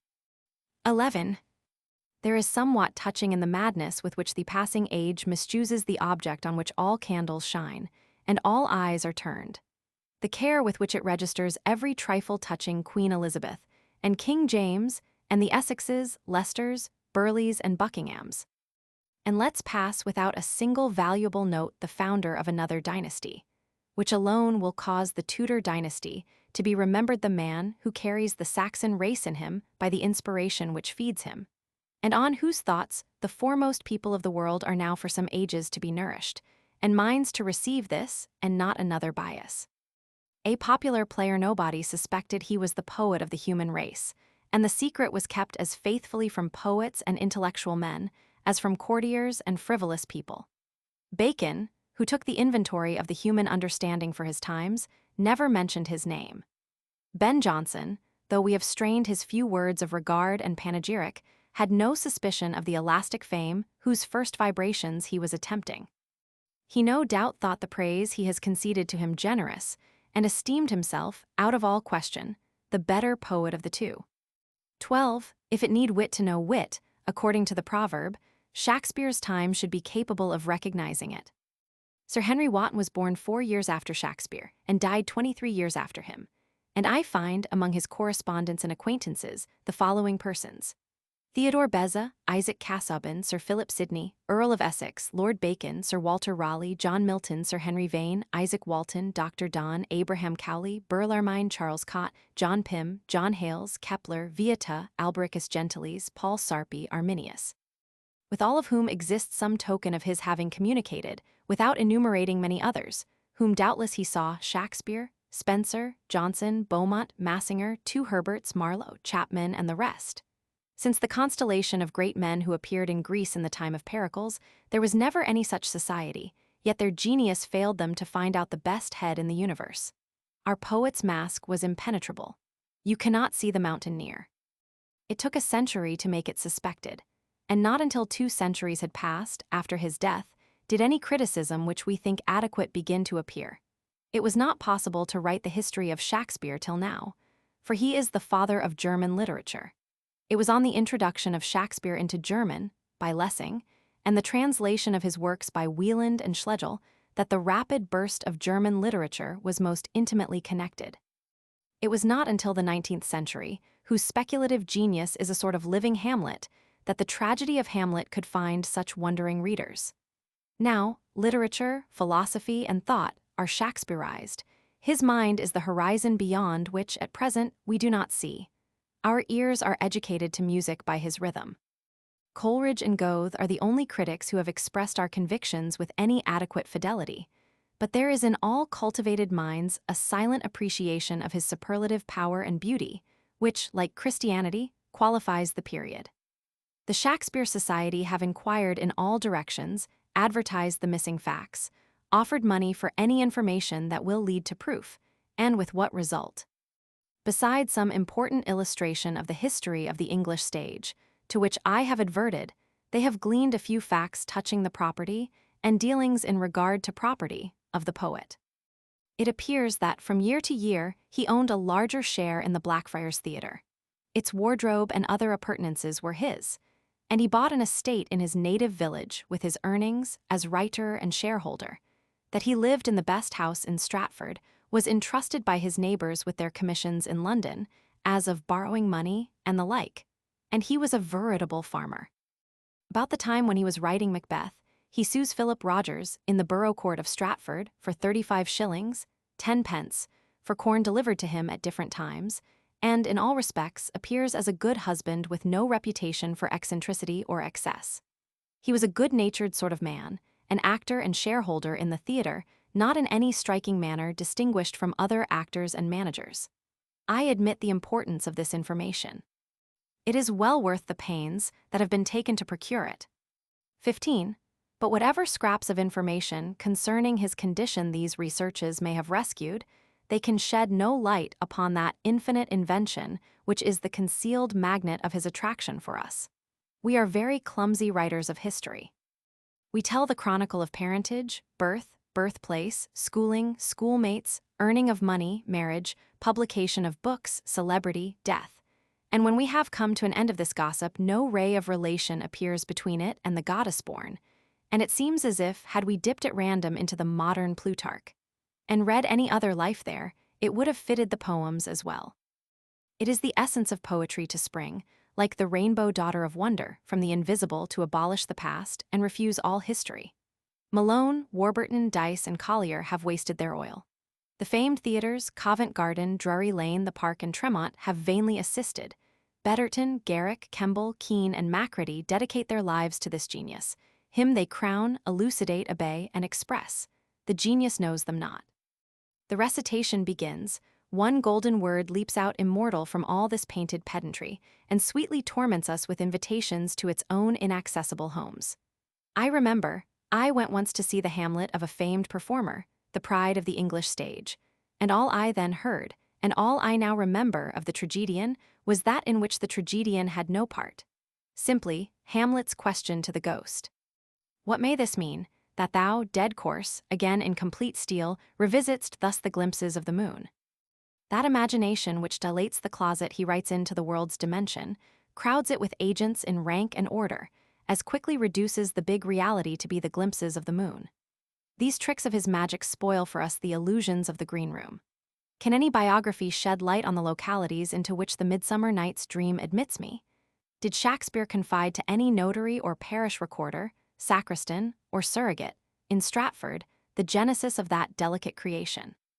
The forest of Arden, the nimble air of Scone Castle, the moonlight of Portia's villa, the Anter's vast and Dessart's idle, of Othello's captivity where is the third cousin or grandnephew, the chancellor's file of accounts or private letter that has kept one word of those transcendent secrets. In fine, in this drama, as in all great works of art, in the Cyclopean architecture of Egypt and India, in the Phidian sculpture, the Gothic minsters, the Italian painting, the ballads of Spain and Scotland, the genius draws up the ladder after him, when the creative age goes up to heaven and gives way to a new, which sees the works and asks in vain for a history. 16. Shakespeare is the only biographer of Shakespeare, and even he can tell nothing, except to the Shakespeare in us, that is, to our most apprehensive and sympathetic hour. He cannot step from off his tripod and give us anecdotes of his inspirations. Read the antique documents extricated, analyzed, and compared by the assiduous Dyce and Collier. And now read one of those skyey sentences, aerolites, which seem to have fallen out of heaven, and which, not your experience, but the man within the breast, has accepted as words of fate. And tell me if they match, if the former account in any manner for the latter, or which gives the most historical insight into the man. 17. Hence, though our external history is so meager, yet, with Shakespeare for biographer instead of Aubrey and Rowe, we have really the information which is material, that which describes character and fortune, that which, if we were about to meet the man and deal with him, would most import us to know. We have his recorded convictions on those questions which knock for answer at every heart, on life and death, on love, on wealth and poverty, on the prizes of life, and the ways whereby we come at them, on the characters of men, and the influences, occult and open, which affect their fortunes, and on those mysterious and demoniacal powers which defy our science, and which yet interweave their malice and their gift in our brightest hours. Who ever read the volume of the sonnets without finding that the poet had there revealed, under masks that are no masks to the intelligent, the lore of friendship and of love, the confusion of sentiments in the most susceptible, and, at the same time, the most intellectual of men? What trait of his private mind has he hidden in his dramas? One can discern in his ample pictures of the gentleman and the king what forms and humanities pleased him, his delight in troops of friends, in large hospitality, in cheerful giving. Let Timon, let Warwick, let Antonio the merchant answer for his great heart. So far from Shakespeare's being the least known, he is the one person in all modern history known to us. What point of morals, of manners, of economy, of philosophy, of religion, of taste, of the conduct of life has he not settled? What mystery has he not signified his knowledge of? What office, or function, or district of man's work has he not remembered? What king has he not taught state, as Talma taught Napoleon? What maiden has not found him finer than her delicacy? What lover has he not outloved? What sage has he not outseen? What gentleman has he not instructed in the rudeness of his behavior? 18. Some able and appreciating critics think no criticism on Shakespeare valuable that does not rest purely on the dramatic merit, that he is falsely judged as poet and philosopher. I think as highly as these critics of his dramatic merit, who still think it secondary. He was a full man who liked to talk, a brain exhaling thoughts and images, which, seeking vent, found the drama next at hand. Had he been less, we should have had to consider how well he filled his place, how good a dramatist he was, and he is the best in the world. But it turns out that what he has to say is of that weight, as to withdraw some attention from the vehicle. And he is like some saint whose history is to be rendered into all languages, into verse and prose, into songs and pictures, and cut up into proverbs, so that the occasion which gave the saints meaning the form of a conversation, or of a prayer, or of a code of laws, is immaterial, compared with the universality of its application. So it fares with the wise Shakespeare and his book of life. He wrote the airs for all our modern music. He wrote the text of modern life, the text of manners. He drew the man of England and Europe, the father of the man in America. He drew the man and described the day and what is done in it. He read the hearts of men and women, their probity and their second thought and wiles, the wiles of innocence, and the transitions by which virtues and vices slide into their contraries. He could divide the mother's part from the father's part in the face of the child, or draw the fine demarcations of freedom and of fate. He knew the laws of repression which make the police of nature, and all the sweets and all the terrors of human lot lay in his mind as truly, but as softly as the landscape lies on the eye. And the importance of this wisdom of life sinks the form, as of drama or epic, out of notice. 'Tis like making a question concerning the paper on which a king's message is written. 19. Shakespeare is as much out of the category of eminent authors as he is out of the crowd. He is inconceivably wise, the others conceivably. A good reader can, in a sort, nestle into Plato's brain and think from thence, but not into Shakespeare's. We are still out of doors. For executive faculty, for creation, Shakespeare is unique. No man can imagine it better. He was the farthest reach of subtlety compatible with an individual self, the subtlest of authors, and only just within the possibility of authorship. With this wisdom of life is the equal endowment of imaginative and of lyric power. He clothed the creatures of his legend with form and sentiments, as if they were people who had lived under his roof, and few real men have left such distinct characters as these fictions, and they spoke in language as sweet as it was fit. Yet his talents never seduced him into an ostentation, nor did he harp on one string. An omnipresent humanity coordinates all his faculties. Give a man of talents a story to tell, and his partiality will presently appear. He has certain observations, opinions, topics, which have some accidental prominence, and which he disposes all to exhibit. He crams this part, and starves that other part, consulting not the fitness of the thing, but his fitness and strength. But Shakespeare has no peculiarity, no importunate topic, but all is duly given, no veins, no curiosities, no cow-painter, no bird-fancier, no mannerist is he. He has no discoverable egotism. The great he tells greatly, the small subordinately. He is wise without emphasis or assertion. He is strong as nature is strong, who lifts the land into mountain slopes without effort, and by the same rule as she floats a bubble in the air, and likes as well to do the one as the other. This makes that equality of power in farce, tragedy, narrative, and love songs, a merit so incessant that each reader is incredulous of the perception of other readers. 20. This power of expression, or of transferring the inmost truth of things into music and verse, makes him the type of the poet and has added a new problem to metaphysics. This is that which throws him into natural history as a main production of the globe and as announcing new eras and ameliorations. Things were mirrored in his poetry without loss or blur. He could paint the fine with precision, the great with compass, the tragic and the comic indifferently, and without any distortion or favor. He carried his powerful execution into minute details, to a hairpoint, finishes an eyelash or a dimple as firmly as he draws a mountain. And yet these, like nature's, will bear the scrutiny of the solar microscope. 21. In short, he is the chief example to prove that more or less of production, more or fewer pictures, is a thing indifferent. He had the power to make one picture. Daguerre learned how to let one flower etch its image on his plate of iodine, and then proceeds at leisure to etch a million. There are always objects, but there was never representation.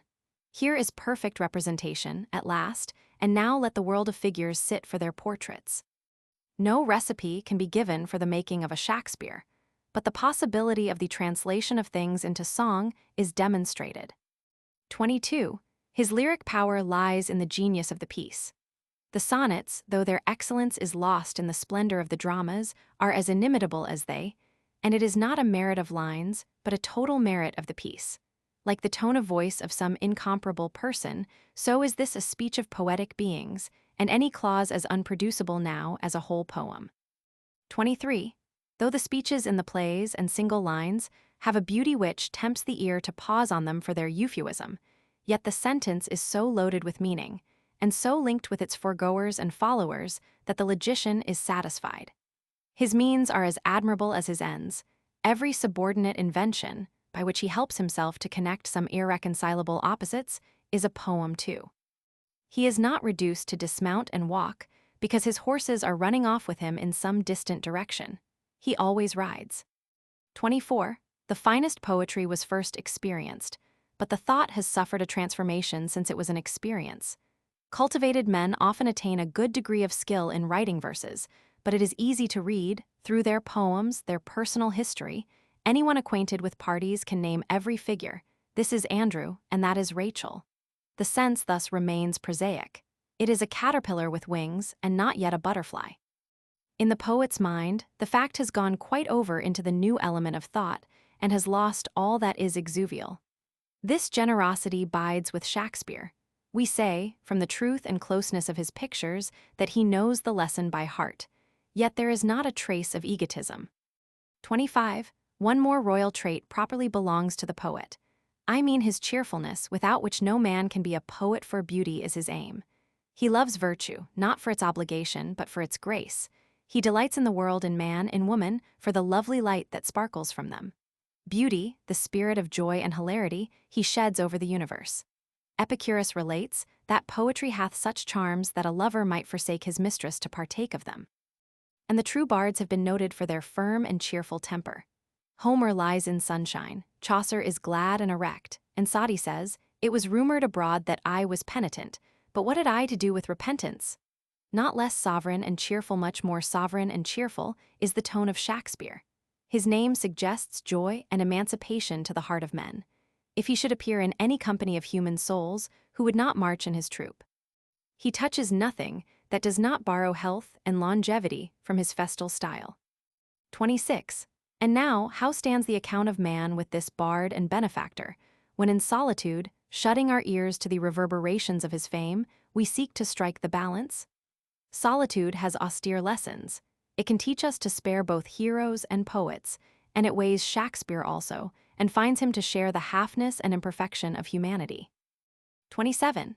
Shakespeare, Homer, Dante, Chaucer saw the splendor of meaning that plays over the visible world, knew that a tree had another use than for apples, and corn another than for meal, and the ball of the earth than for tillage and roads, that these things bore a second and finer harvest to the mind, being emblems of its thoughts, and conveying in all their natural history a certain mute commentary on human life. Shakespeare employed them as colors to compose his picture. He rested in their beauty, and never took the step which seemed inevitable to such genius, namely, to explore the virtue which resides in these symbols and imparts this power, What is that which they themselves say?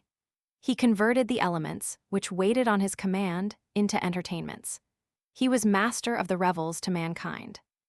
Is it not as if one should have, through majestic powers of science, the comets given into his hand, or the planets and their moons, and should draw them from their orbits to glare with the municipal fireworks on a holiday night, and advertise in all towns, "Very superior pyrotechny this evening"? Are the agents of nature, and the power to understand them, worth no more than a street serenade or the breath of a cigar? One remembers again the trumpet text in the Quran: "The heavens and the earth and all that is between them, think you we have created them in jest." As long as the question is of talent and mental power, the world of men has not his equal to show. But when the question is to life and its materials and its auxiliaries, how does he profit me? What does it signify? It is but a Twelfth Night, or Midsummer Night's Dream, or a winter evening's tale. What signifies another picture more or less? The Egyptian verdict of the Shakespeare societies comes to mind, that he was a jovial actor and manager. I cannot marry this fact to his verse. Other admirable men have led lives in some sort of keeping with their thought, but this man, in wide contrast. Had he been less, had he reached only the common measure of great authors, of Bacon, Milton, Tasso, Cervantes, we might leave the fact in the twilight of human fate. But that this man of men, he who gave to the science of mind a new and larger subject than had ever existed, and planted the standard of humanity some furlongs forward into chaos, that he should not be wise for himself, it must even go into the world's history, that the best poet led an obscure and profane life, using his genius for the public amusement. 28. Well, other men, priest and prophet, Israelite, German, and Swede, beheld the same objects. They also saw through them that which was contained. And to what purpose? The beauty straightway vanished. They read commandments, all excluding mountainous duty. An obligation, a sadness as of piled mountains, fell on them, and life became ghastly, joyless, a pilgrim's progress, a probation, beleaguered round with doleful histories of Adam's fall and curse behind us, with doomsdays and purgatorial and penal fires before us. And the heart of the seer and the heart of the listener sank in them. 29. It must be conceded that these are half views of half men. The world still wants its poet-priest, a reconciler who shall not trifle with Shakespeare the player, nor shall grope in graves with Swedenborg the mourner, but who shall see, speak, and act with equal inspiration. For knowledge will brighten the sunshine, right is more beautiful than private affection, and love is compatible with universal wisdom.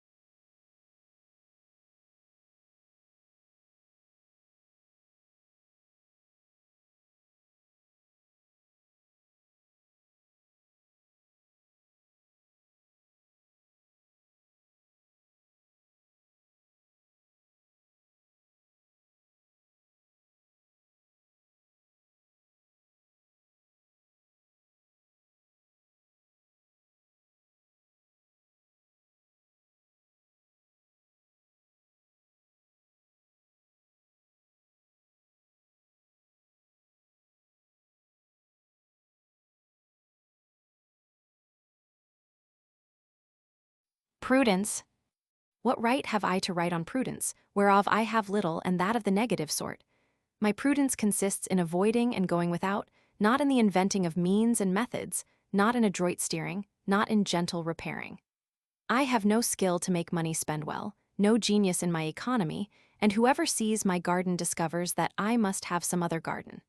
Yet I love facts, and hate lubricity and people without perception. Then I have the same title to write on prudence that I have to write on poetry or holiness. We write from aspiration and antagonism, as well as from experience. We paint those qualities which we do not possess. The poet admires the man of energy and tactics. The merchant breeds his son for the church or the bar, and where a man is not vain, and egotistic you shall find what he has not by his praise. Moreover, it would be hardly honest in me not to balance these fine lyric words of love and friendship with words of coarser sound. And whilst my debt to my senses is real and constant, not to own it in passing. Prudence is the virtue of the senses. It is the science of appearances. It is the outmost action of the inward life. It is God taking thought for oxen. It moves matter after the laws of matter. It is content to seek health of body by complying with physical conditions and health of mind by the laws of the intellect. The world of the senses is a world of shows. It does not exist for itself, but has a symbolic character, and a true prudence or law of shows recognizes the co-presence of other laws and knows that its own office is subaltern, knows that it is surface and not center where it works. Prudence is false when detached. It is legitimate when it is the natural history of the soul incarnate, when it unfolds the beauty of laws within the narrow scope of the senses.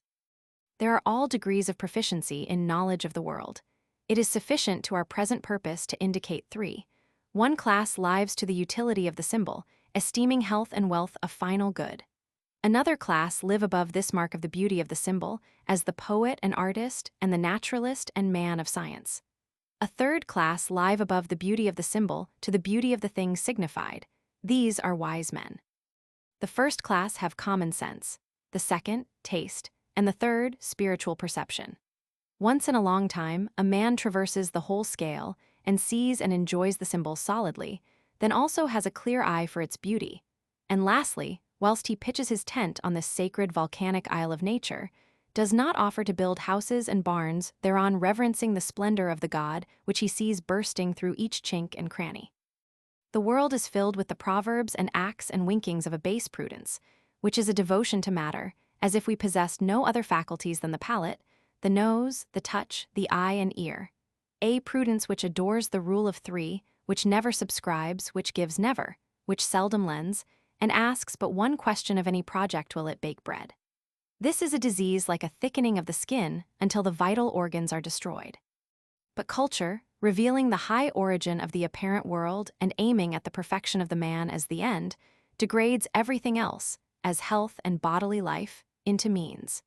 It sees prudence not to be a several faculty, but a name for wisdom and virtue conversing with the body and its wants. Cultivated men always feel and speak so as if a great fortune, the achievement of a civil or social measure, great personal influence, a graceful and commanding address, had their value as proofs of the energy of the spirit. If a man lose his balance and immerse himself in any trades or pleasures for their own sake, he may be a good wheel or pin, but he is not a cultivated man. The spurious prudence, making the senses final, is the god of sots and cowards, and is the subject of all comedy. It is nature's joke, and therefore literature's. The true prudence limits this sensualism by admitting the knowledge of an internal and real world. This recognition once made the order of the world and the distribution of affairs and times being studied with the co-perception of their subordinate place will reward any degree of attention. For our existence, thus apparently attached in nature to the sun and the returning moon and the periods which they mark, so susceptible to climate and to country, so alive to social good and evil, so fond of splendor and so tender to hunger and cold, and det reads all its primary lessons out of these books. Prudence does not go behind nature and ask whence it is. It takes the laws of the world whereby man's being is conditioned, as they are, and keeps these laws that it may enjoy their proper good. It respects space and time, climate, want, sleep, the law of polarity, growth, and death. There revolve, to give bound and period to his being on all sides, the sun and moon, the great formalists in the sky. Here lies stubborn matter, and will not swerve from its chemical routine. Here is a planted globe, pierced and belted with natural laws, and fenced and distributed externally with civil partitions and properties, which impose new restraints on the young inhabitant. We eat of the bread which grows in the field. We live by the air which blows around us, and we are poisoned by the air that is too cold or too hot, too dry or too wet. Time, which shows so vacant, indivisible and divine in its coming, is slit and peddled into trifles and tatters. A door is to be painted, a lock to be repaired. I want wood or oil or meal or salt. The house smokes or I have a headache. then the tax, and an affair to be transacted with a man without heart or brains, and the stinging recollection of an injurious or very awkward word, these eat up the hours. Do what we can, summer will have its flies. If we walk in the woods, we must feed mosquitoes. If we go a-fishing, we must expect a wet coat. Then climate is a great impediment to idle persons. We often resolve to give up the care of the weather, but still we regard the clouds and the rain. We are instructed by these petty experiences, which usurp the hours and years. The hard soil and 4 months of snow make the inhabitant of the northern temperate zone wiser and abler than his fellow who enjoys the fixed smile of the tropics. The islander may ramble all day at will. At night, he may sleep on a mat under the moon, and wherever a wild date tree grows, nature has, without a prayer even, spread a table for his morning meal. The northerner is perforce a householder. He must brew, bake, salt, and preserve his food. He must pile wood and coal. But as it happens that not one stroke can labor lay to without some new acquaintance with nature, and as nature is inexhaustibly significant, the inhabitants of these climates have always excelled the southerner in force. Such is the value of these matters that a man who knows other things can never know too much of these. Let him have accurate perceptions. Let him, if he have hands, handle. If eyes, measure and discriminate. Let him accept and hive every fact of chemistry, natural history, and economics. The more he has, the less is he willing to spare anyone. Time is always bringing the occasions that disclose their value. Some wisdom comes out of every natural and innocent action. The domestic man, who loves no music so well as his kitchen clock, and the airs which the logs sing to him as they burn on the hearth, has solaces which others never dream of. The application of means to ends ensures victory, and the songs of victory not less in a farm or a shop than in the tactics of party or of war. The good husband finds method as efficient in the packing of firewood in a shed or in the harvesting of fruits in the cellar, as in peninsular campaigns or the files of the Department of State. In the rainy day, he builds a workbench or gets his toolbox set in the corner of the barn chamber and stored with nails, gimlet, pincers, screwdriver, and chisel. Herein he tastes an old joy of youth and childhood, the cat-like love of garrets, presses, and corn chambers, and of the conveniences of long housekeeping. His garden or his poultry-yard very paltry places it maybe tells him many pleasant anecdotes. One might find argument for optimism in the abundant flow of this saccharine element of pleasure in every suburb and extremity of the good world. Let a man keep the law and his way will be strown with satisfactions. There is more difference in the quality of our pleasures than in the amount. On the other hand, nature punishes any neglect of prudence. If you think the senses final, obey their law. If you believe in the soul, do not clutch at sensual sweetness before it is ripe on the slow tree of cause and effect. It is vinegar to the eyes to deal with men of loose and imperfect perception. Dr. Johnson is reported to have said, "If the child says he looked out of this window, when he looked out of that, whip him." Our American character is marked by a more than average delight in accurate perception, which is shown by the currency of the byword, no mistake. But the discomfort of unpunctuality, of confusion of thought about facts, inattention to the wants of tomorrow, is of no nation. The beautiful laws of time and space, once dislocated by our inaptitude, are holes and dens. If the hive be disturbed by rash and stupid hands, instead of honey it will yield us bees. Our words and actions to be fair must be timely. A gay and pleasant sound is the whetting of the scythe in the mornings of June. Yet what is more lonesome and sad than the sound of a whetstone or mower's rifle when it is too late in the season to make hay? Scatter-brained and afternoon men spoil much more than their own affairs in spoiling the temper of those who deal with them. I have seen a criticism on some paintings, of which I am reminded when I see the shiftless and unhappy men who are not true to their senses. The last Grand Duke of Weimar, a man of superior understanding, said, "I have sometimes remarked in the presence of great works of art, and just now especially in Dresden, how much a certain property contributes to the effect which gives life to the figures, and to the life an irresistible truth. This property is the hitting, in all the figures we draw, the right center of gravity. I mean the placing the figures firm upon their feet, making the hands grasp, and fastening the eyes on the spot where they should look. Even lifeless figures, as vessels and stools let them be drawn ever so correctly lose all effect so soon as they lack the resting upon their center of gravity, and have a certain swimming and oscillating appearance.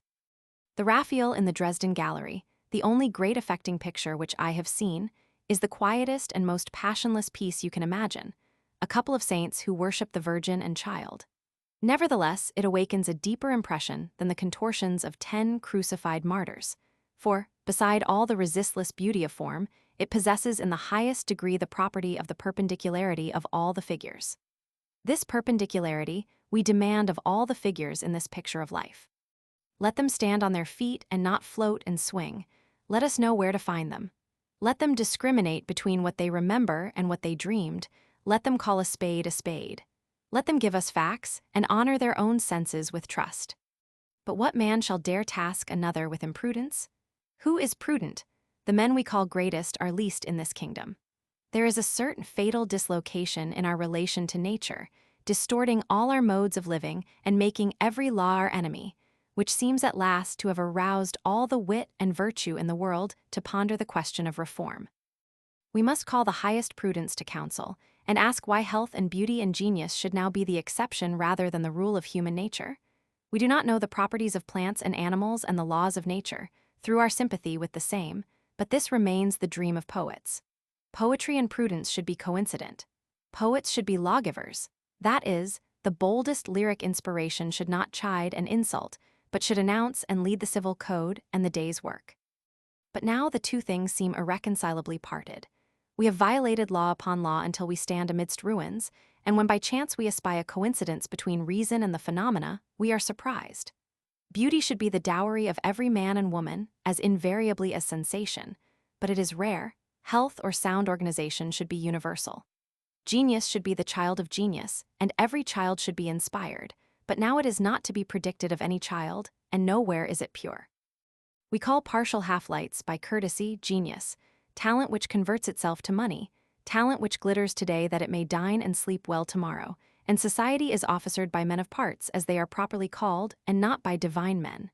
These use their gifts to refine luxury, not to abolish it.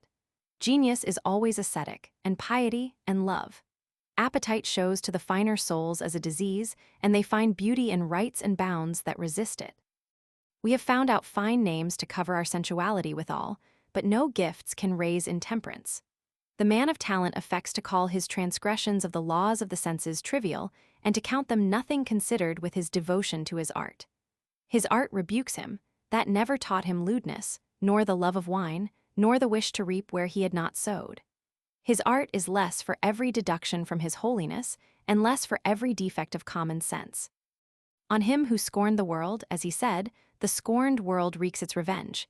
He that despiseth small things will perish by little and little. Goethe's Tasso is very likely to be a pretty fair historical portrait, and that is true tragedy. It does not seem to me so genuine grief when some tyrannous Richard Roman III oppresses and slays a score of innocent persons, as when Antonio and Tasso, both apparently right, wrong each other. One living after the maxims of this world and consistent and true to them, the other fired with all divine sentiments, yet grasping also at the pleasures of sense, without submitting to their law. That is a grief we all feel, a knot we cannot untie. Tasso's is no infrequent case in modern biography. A man of genius, of an ardent temperament, reckless of physical laws, self-indulgent, becomes presently unfortunate, querulous, a discomfortable cousin, a thorn to himself and to others. The scholar shames us by his bifold life. While something higher than prudence is active, he is admirable. When common sense is wanted, he is an encumbrance. Yesterday, Caesar was not so great. Today, Job not so miserable. Yesterday, radiant with the light of an ideal world in which he lives, the first of men, and now oppressed by wants and by sickness, for which he must thank himself, none is so poor to do him reverence. He resembles the opium eaters whom travelers describe as frequenting the bazaars of Constantinople, who skulk about all day, the most pitiful drivellers, yellow, emaciated, ragged, sneaking. Then at evening, when the bazaars are open, they slink to the opium shop, swallow their morsel, and become tranquil, glorious, and great. And who has not seen the tragedy of imprudent genius struggling for years with paltry pecuniary difficulties, at last sinking, chilled, exhausted, and fruitless, like a giant slaughtered by pins? Is it not better that a man should accept the first pains and mortifications of this sort, which nature is not slack in sending him, as hints that he must expect no other good than the just fruit of his own labor and self-denial? Health, bread, climate, social position have their importance, and he will give them their due. Let him esteem nature a perpetual counselor, and her perfections the exact measure of our deviations. Let him make the night night, and the day day. Let him control the habit of expense. Let him see that as much wisdom may be expended on a private economy as on an empire, and as much wisdom may be drawn from it. The laws of the world are written out for him on every piece of money in his hand. There is nothing he will not be the better for knowing, were it only the wisdom of poor Richard, or the State Street prudence of buying by the acre to sell by the foot, or the thrift of the agriculturist to stick in a tree between whiles, because it will grow whilst he sleeps, or the prudence which consists in husbanding little strokes of the tool, little portions of time, particles of stock, and small gains. The eye of prudence may never shut. Iron, if kept at the ironmonger's, will rust. Beer, if not brewed in the right state of the atmosphere, will sour. Timber of ships will rot at sea, or if laid up high and dry, will strain, warp, and dry rot. Money, if kept by us, yields no rent and is liable to loss. If invested, is liable to depreciation of the particular kind of stock. Strike, says the smith, the iron is white. Keep the rake, says the haymaker, as nigh the scythe as you can, and the cart as nigh the rake. Our Yankee trade is reputed to be very much on the extreme of this prudence. It saves itself by its activity. It takes bank notes good, bad, clean, ragged, and saves itself by the speed with which it passes them off. Iron cannot rust, nor beer sour, nor timber rot, nor calicos go out of fashion, nor money stocks depreciate, in the few swift moments in which the Yankee suffers any one of them to remain in his possession. In skating over thin ice, our safety is in our speed. Let him learn a prudence of a higher strain. Let him learn that everything in nature, even motes and feathers, go by law and not by luck, and that what he sows he reaps. By diligence and self-command, let him put the bread he eats at his own disposal, and not at that of others, that he may not stand in bitter and false relations to other men, for the best good of wealth is freedom. Let him practice the minor virtues. How much of human life is lost in waiting? Let him not make his fellow creatures wait. How many words and promises are promises of conversation? Let his be words of fate.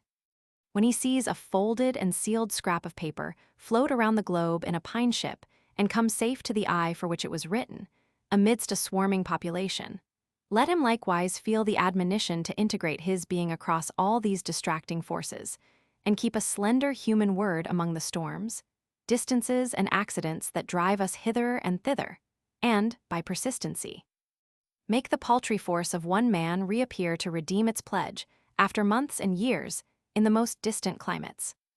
We must not try to write the laws of any one virtue, looking at that only. Human nature loves no contradictions, but is symmetrical. The prudence which secures an outward well-being is not to be studied by one set of men, whilst heroism and holiness are studied by another, but they are reconcilable. Prudence concerns the present time, persons, property, and existing forms.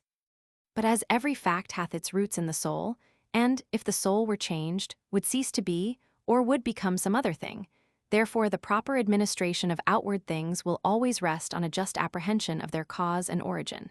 That is, the good man will be the wise man, and the single-hearted the politic man. Every violation of truth is not only a sort of suicide in the liar, but is a stab at the health of human society. On the most profitable lie the course of events presently lays a destructive tax, whilst frankness proves to be the best tactics, for it invites frankness, puts the parties on a convenient footing, and makes their business a friendship. Trust men and they will be true to you, treat them greatly and they will show themselves great, though they make an exception in your favor to all their rules of trade. So, in regard to disagreeable and formidable things, prudence does not consist in evasion or in flight, but in courage. He who wishes to walk in the most peaceful parts of life with any serenity must screw himself up to resolution. Let him front the object of his worst apprehension, and his stoutness will commonly make his fears groundless. The Latin proverb says, "In battles the eye is first overcome." The eye is daunted and greatly exaggerates the perils of the hour. Entire self-possession may make a battle very little more dangerous to life than a match at foils or at football. Examples are cited by soldiers of men who have seen the cannon pointed and the fire given to it, and who have stepped aside from the path of the ball. The terrors of the storm are chiefly confined to the parlor and the cabin. The drover, the sailor, buffets it all day, and his health renews itself at as vigorous a pulse under the sleet as under the sun of June. In the occurrence of unpleasant things among neighbors, fear comes readily to heart and magnifies the consequence of the other party, but it is a bad counselor. Every man is actually weak and apparently strong. To himself he seems weak, to others formidable. You are afraid of Grim, but Grim also is afraid of you. You are solicitous of the goodwill of the meanest person, uneasy at his ill will. But the sturdiest offender of your peace and of the neighborhood, if you rip up his claims, is as thin and timid as any. And the peace of society is often kept, because, as children say, one is afraid and the other dares not. Far off, men swell, bully, and threaten. Bring them hand to hand, and they are a feeble folk. It is a proverb that courtesy costs nothing, but calculation might come to value love for its profit. Love is fabled to be blind, but kindness is necessary to perception.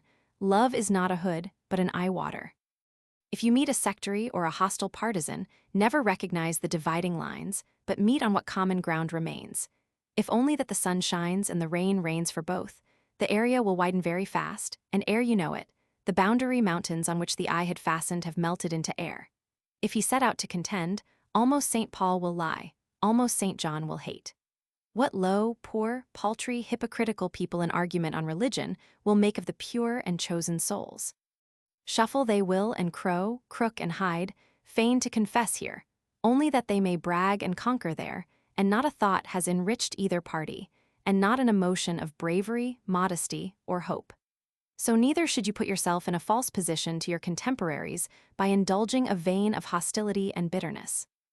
Though your views are in straight antagonism to theirs, assume an identity of sentiment, assume that you are saying precisely that which all think, and in the flow of wit and love roll out your paradoxes in solid column, with not the infirmity of a doubt. So at least shall you get an adequate deliverance. The natural emotions of the soul are so much better than the voluntary ones that you will never do yourself justice in dispute. The thought is not then taken hold of by the right handle, does not show itself proportioned and in its true bearings, but bears extorted, hoarse, and half-witness. But assume a consent, and it shall presently be granted, since really and underneath their all external diversities, all men are of one heart and mind. Wisdom will never let us stand with any man or men on an unfriendly footing. We refuse sympathy and intimacy with people, as if we waited for some better sympathy and intimacy to come. But whence and when tomorrow will be like today? Life wastes itself whilst we are preparing to live. Our friends and fellow workers die off from us. Scarcely can we say we see new men, new women, approaching us. We are too old to regard fashion, too old to expect patronage of any greater or more powerful. Let us suck the sweetness of those affections and consuetudes that grow near us. These old shoes are easy to the feet. Undoubtedly, we can easily pick faults in our company, can easily whisper names prouder, and that tickle the fancy more. Every man's imagination hath its friends, and pleasant would life be with such companions. But if you cannot have them on good mutual terms, you cannot have them. If not the deity but our ambition hews and shapes the new relations, their virtue escapes, as strawberries lose their flavor in garden beds. Thus truth, frankness, courage, love, humility, and all the virtues range themselves on the side of prudence, or the art of securing a present well-being. I do not know if all matter will be found to be made of one element, as oxygen or hydrogen, at last, but the world of manners and actions is wrought of one stuff, and begin where we will we are pretty sure in a short space to be mumbling our 10 commandments.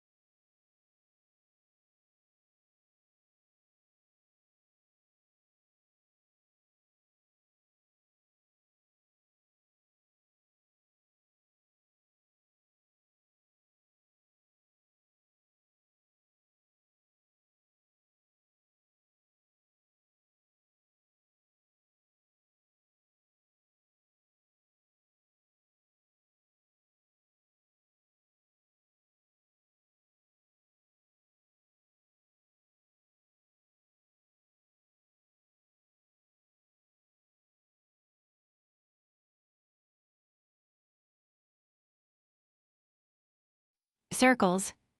The eye is the first circle, the horizon which it forms is the second, and throughout nature this primary picture is repeated without end. It is the highest emblem in the cipher of the world. St. Augustine described the nature of God as a circle whose center was everywhere and its circumference nowhere. We are all our lifetime reading the copious sense of this first of forms. One moral we have already deduced in considering the circular or compensatory character of every human action. Another analogy we shall now trace, that every action admits of being outdone. Our life is an apprenticeship to the truth that around every circle another can be drawn, that there is no end in nature, but every end is a beginning, that there is always another dawn risen on mid-noon, and under every deep a lower deep opens. This fact, as far as it symbolizes the moral fact of the unattainable, the flying perfect, around which the hands of man can never meet, at once the inspirer and the condemner of every success, may conveniently serve us to connect many illustrations of human power in every department. There are no fixtures in nature. The universe is fluid and volatile. Permanence is but a word of degrees. Our globe seen by God is a transparent law, not a mass of facts. The law dissolves the fact and holds its fluid. Our culture is the predominance of an idea which draws after it all this train of cities and institutions. Let us rise into another idea, they will disappear.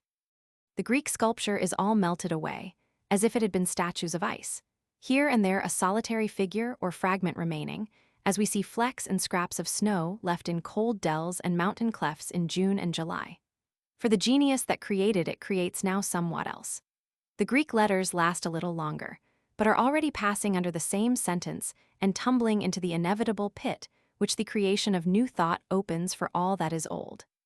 The new continents are built out of the ruins of an old planet, the new races fed out of the decomposition of the foregoing. New arts destroy the old. See the investment of capital in aqueducts, made useless by hydraulics, fortifications, by gunpowder, roads and canals by railways, sails by steam, steam by electricity. You admire this tower of granite, weathering the hurts of so many ages. Yet a little waving hand built this huge wall, and that which builds is better than that which is built. The hand that built can topple it down much faster. Better than the hand and nimbler was the invisible thought which wrought through it, and thus ever behind the coarse effect is a fine cause, which, being narrowly seen, is itself the effect of a finer cause. Everything looks permanent until its secret is known. A rich estate appears to women and children a firm and lasting fact. To a merchant, one easily created out of any materials and easily lost. An orchard, good tillage, good grounds seem a fixture, like a gold mine or a river to a citizen, but to a large farmer not much more fixed than the state of the crop. Nature looks provokingly stable and secular, but it has a cause like all the rest. And when once I comprehend that, will these fields stretch so immovably wide, these leaves hang so individually considerable, permanence is a word of degrees. Everything is medial. Moons are no more bounds to spiritual power than bat balls. The key to every man is his thought. Sturdy and defying though he look, he has a helm which he obeys, which is the idea after which all his facts are classified. He can only be reformed by showing him a new idea which commands his own. The life of man is a self-evolving circle, which, from a ring imperceptibly small, rushes on all sides outwards to new and larger circles, and that without end. The extent to which this generation of circles, wheel without wheel, will go depends on the force or truth of the individual soul. For it is the inert effort of each thought, having formed itself into a circular wave of circumstance, as for instance an empire, rules of an art, a local usage, a religious rite, to heap itself on that ridge and to solidify and hem in the life. But if the soul is quick and strong, it bursts over that boundary on all sides and expands another orbit on the great deep, which also runs up into a high wave, with attempt again to stop and to bind. But the heart refuses to be imprisoned. In its first and narrowest pulses, it already tends outward with a vast force and to immense and innumerable expansions. Every ultimate fact is only the first of a new series. Every general law only a particular fact of some more general law presently to disclose itself. There is no outside, no enclosing wall, no circumference to us. The man finishes his story how good, how final, how it puts a new face on all things. He fills the sky. Lo, on the other side rises also a man and draws a circle around the circle we had just pronounced the outline of the sphere. Then already is our first speaker not man, but only a first speaker. His only redress is forthwith to draw a circle outside of his antagonist, and so men do by themselves. The result of today, which haunts the mind and cannot be escaped, will presently be abridged into a word, and the principle that seemed to explain nature will itself be included as one example of a bolder generalization. In the thought of tomorrow, there is a power to upheave all thy creed, all the creeds, all the literatures of the nations, and marshal thee to a heaven which no epic dream has yet depicted. Every man is not so much a workman in the world as he is a suggestion of that he should be. Men walk as prophecies of the next age. Step by step we scale this mysterious ladder. The steps are actions, the new prospect is power. Every several result is threatened and judged by that which follows. Every one seems to be contradicted by the new, it is only limited by the new. The new statement is always hated by the old, and, to those dwelling in the old, comes like an abyss of skepticism. But the eye soon gets wonted to it, for the eye and it are effects of one cause. Then its innocency and benefit appear, and presently, all its energy spent, it pales and dwindles before the revelation of the new hour. Fear not the new generalization. Does the fact look crass and material, threatening to degrade thy theory of spirit? Resist it not. It goes to refine and raise thy theory of matter just as much. There are no fixtures to men if we appeal to consciousness. Every man supposes himself not to be fully understood, and if there is any truth in him, if he rests at last on the divine soul, I see not how it can be otherwise. The last chamber, the last closet, he must feel was never opened. There is always a residuum unknown, unanalyzable. That is, every man believes that he has a greater possibility. Our moods do not believe in each other. Today I am full of thoughts and can write what I please. I see no reason why I should not have the same thought, the same power of expression tomorrow. What I write, whilst I write it, seems the most natural thing in the world. But yesterday I saw a dreary vacuity in this direction in which now I see so much, and a month hence, I doubt not, I shall wonder who he was that wrote so many continuous pages. Alas for this infirm faith, this will not strenuous, this vast ebb of a vast flow. I am God in nature, I am a weed by the wall. The continual effort to raise himself above himself, to work a pitch above his last height, betrays itself in a man's relations. We thirst for approbation, yet cannot forgive the approver. The sweet of nature is love, yet if I have a friend I am tormented by my imperfections. The love of me accuses the other party. If he were high enough to slight me, then could I love him and rise by my affection to new heights. A man's growth is seen in the successive choirs of his friends. For every friend whom he loses for truth, he gains a better. I thought as I walked in the woods and mused on any friends, why should I play with them this game of idolatry? I know and see too well, when not voluntarily blind, the speedy limits of persons called high and worthy. Rich, noble and great they are by the liberality of our speech, but truth is sad. O blessed spirit, whom I forsake for these, they are not thee. Every personal consideration that we allow costs us heavenly state. We sell the thrones of angels for a short and turbulent pleasure. How often must we learn this lesson? Men cease to interest us when we find their limitations. The only sin is limitation. As soon as you once come up with a man's limitations, it is all over with him. Has he talents? Has he enterprises? Has he knowledge? It boots not. Infinitely alluring and attractive was he to you yesterday, a great hope, a sea to swim in. Now you have found his shores, founded a pond, and you care not if you never see it again. Each new step we take in thought reconciles 20 seemingly discordant facts as expressions of one law. Aristotle and Plato are reckoned the respective heads of two schools. A wise man will see that Aristotle platonizes. By going one step farther back in thought, discordant opinions are reconciled by being seen to be two extremes of one principle, and we can never go so far back as to preclude a still higher vision. Beware when the great God lets loose a thinker on this planet. Then all things are at risk. It is as when a conflagration has broken out in a great city, and no man knows what is safe or where it will end. There is not a piece of science but its flank may be turned tomorrow. There is not any literary reputation, not the so-called eternal names of fame, that may not be revised and condemned. The very hopes of man, the thoughts of his heart, the religion of nations, The manners and morals of mankind are all at the mercy of a new generalization. Generalization is always a new influx of the divinity into the mind, hence the thrill that attends it. Valor consists in the power of self-recovery, so that a man cannot have his flank turned, cannot be outgeneraled, but put him where you will, he stands. This can only be by his preferring truth to his past apprehension of truth, and his alert acceptance of it from whatever quarter.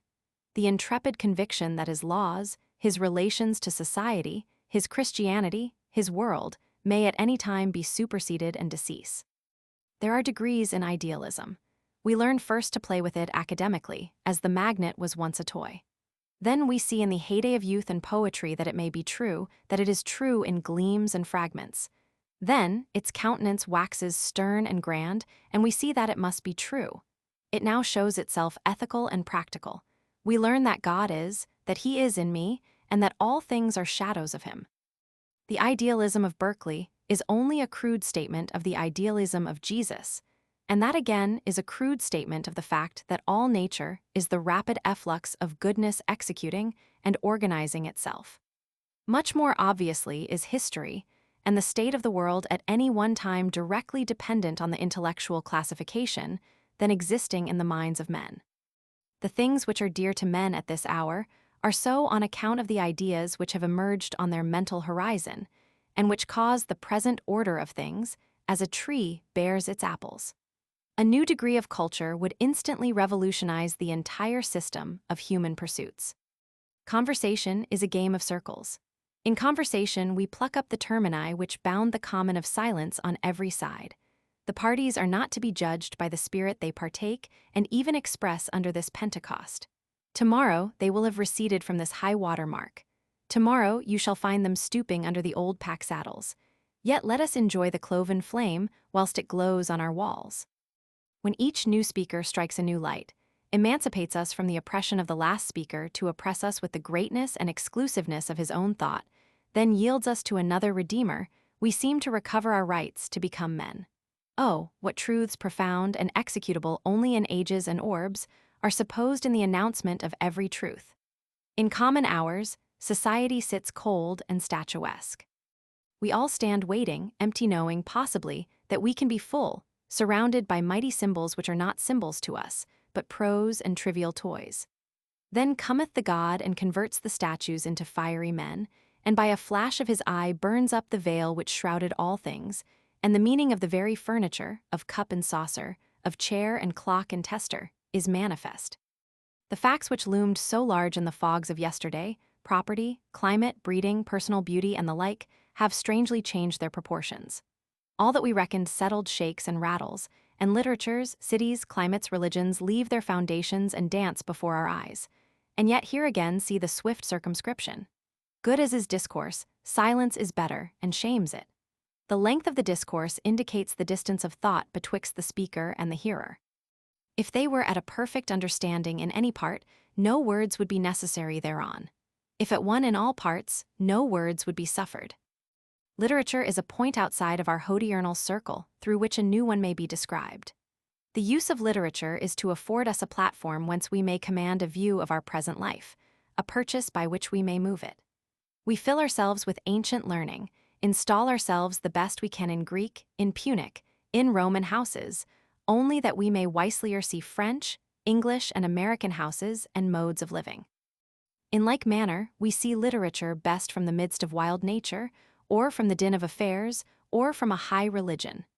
The field cannot be well seen from within the field. The astronomer must have his diameter of the Earth's orbit as a base to find the parallax of any star. Therefore we value the poet. All the argument and all the wisdom is not in the encyclopedia, or the treatise on metaphysics, or the body of divinity, but in the sonnet or the play. In my daily work I incline to repeat my old steps, and do not believe in remedial force, in the power of change and reform. But some Petrarch or Ariosto, filled with the new wine of his imagination, writes me an ode or a brisk romance, full of daring thought and action. He smites and arouses me with his shrill tones, breaks up my whole chain of habits, and I open my eye on my own possibilities. He claps wings to the sides of all the solid old lumber of the world, and I am capable once more of choosing a straight path in theory and practice. We have the same need to command a view of the religion of the world. We can never see Christianity from the catechism, from the pastures, from a boat in the pond, from amidst the songs of wood-birds we possibly may. Cleansed by the elemental light and wind, steeped in the sea of beautiful forms which the field offers us, we may chance to cast a right glance back upon biography. Christianity is rightly dear to the best of mankind. Yet was there never a young philosopher whose breeding had fallen into the Christian church by whom that brave text of Paul's was not specially prized? Then shall also the Son be subject unto him who put all things under him, that God may be all in all. Let the claims and virtues of persons be never so great and welcome. The instinct of man presses eagerly onward to the impersonal and illimitable, and gladly arms itself against the dogmatism of bigots with this generous word out of the book itself. The natural world may be conceived of as a system of concentric circles, and we now and then detect in nature slight dislocations, which apprise us that this surface on which we now stand is not fixed, but sliding. These manifold tenacious qualities, this chemistry and vegetation, these metals and animals, which seem to stand there for their own sake, are means and methods only, are words of God, and as fugitive as other words. Has the naturalist or chemist learned his craft, who has explored the gravity of atoms and the elective affinities, who has not yet discerned the deeper law whereof this is only a partial or approximate statement, namely that like draws to like, and that the goods which belong to you gravitate to you and need not be pursued with pains and cost? Yet is that statement approximate also, and not final. Omnipresence is a higher fact. Not through subtle subterranean channels need friend and fact be drawn to their counterpart, but rightly considered, these things proceed from the eternal generation of the soul. Cause and effect are two sides of one fact. The same law of eternal procession ranges all that we call the virtues, and extinguishes each in the light of a better. The great man will not be prudent in the popular sense. All his prudence will be so much deduction from his grandeur. But it behooves each to see, when he sacrifices prudence, to what God he devotes it. If to ease and pleasure, he had better be prudent still. If to a great trust, he can well spare his mule and panniers who has a winged chariot instead. Geoffrey draws on his boots to go through the woods, that his feet may be safer from the bite of snakes. Aaron never thinks of such a peril. In many years, neither is harmed by such an accident. Yet it seems to me that with every precaution you take against such an evil, you put yourself into the power of the evil. I suppose that the highest prudence is the lowest prudence. Is this too sudden a rushing from the center to the verge of our orbit? Think how many times we shall fall back into pitiful calculations before we take up our rest in the great sentiment, or make the verge of today the new center. Besides, your bravest sentiment is familiar to the humblest men. The poor and the low have their way of expressing the last facts of philosophy as well as you. Blessed be nothing, and the worse things are, the better they are proverbs which express the transcendentalism of common life. One man's justice is another's injustice, one man's beauty another's ugliness, one man's wisdom another's folly, as one beholds the same objects from a higher point of view. One man thinks justice consists in paying debts, and has no measure in his abhorrence of another who is very remiss in this duty and makes the creditor wait tediously. But that second man has his own way of looking at things, asks himself which debt must I pay first, the debt to the rich or the debt to the poor? The debt of money or the debt of thought to mankind, of genius to nature? For you, O broker, there is no other principle but arithmetic. For me, commerce is of trivial import. Love, faith, truth of character, the aspiration of man, these are sacred. Nor can I detach one duty, like you, from all other duties and concentrate my forces mechanically on the payment of moneys. Let me live onward. You shall find that, though slower, the progress of my character will liquidate all these debts without injustice to higher claims. If a man should dedicate himself to the payment of notes, would not this be injustice? Owes he no debt but money? And are all claims on him to be postponed to a landlord's or a banker's? There is no virtue which is final, all are initial. The virtues of society are vices of the saint. The terror of reform is the discovery that we must cast away our virtues, or what we have always esteemed such, into the same pit that has consumed our grosser vices. Forgive his crimes, forgive his virtues too, those smaller faults, half converts to the right. It is the highest power of divine moments that they abolish our contritions also. I accuse myself of sloth and unprofitableness day by day, but when these waves of God flow into me, I no longer reckon lost time. I no longer poorly compute my possible achievement by what remains to me of the month or the year. For these moments confer a sort of omnipresence and omnipotence which asks nothing of duration, but sees that the energy of the mind is commensurate with the work to be done, without time. And thus, O circular philosopher, I hear some reader exclaim, you have arrived at a fine Pyrrhonism, at an equivalence and indifferency of all actions, and would fain teach us that if we are true, forsooth, our crimes may be lively stones out of which we shall construct the temple of the true God. I am not careful to justify myself. I own I am gladdened by seeing the predominance of the saccharine principle throughout vegetable nature, and not less by beholding in morals that unrestrained inundation of the principle of good into every chink and hole that selfishness has left open, yea, into selfishness and sin itself, so that no evil is pure, nor hell itself without its extreme satisfactions. But lest I should mislead any when I have my own head and obey my whims, let me remind the reader that I am only an experimenter.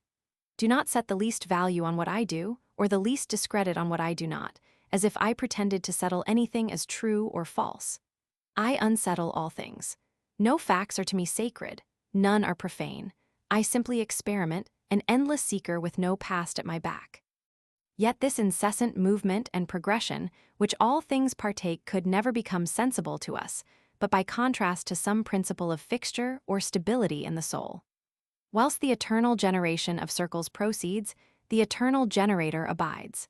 That central life is somewhat superior to creation, superior to knowledge and thought, and contains all its circles.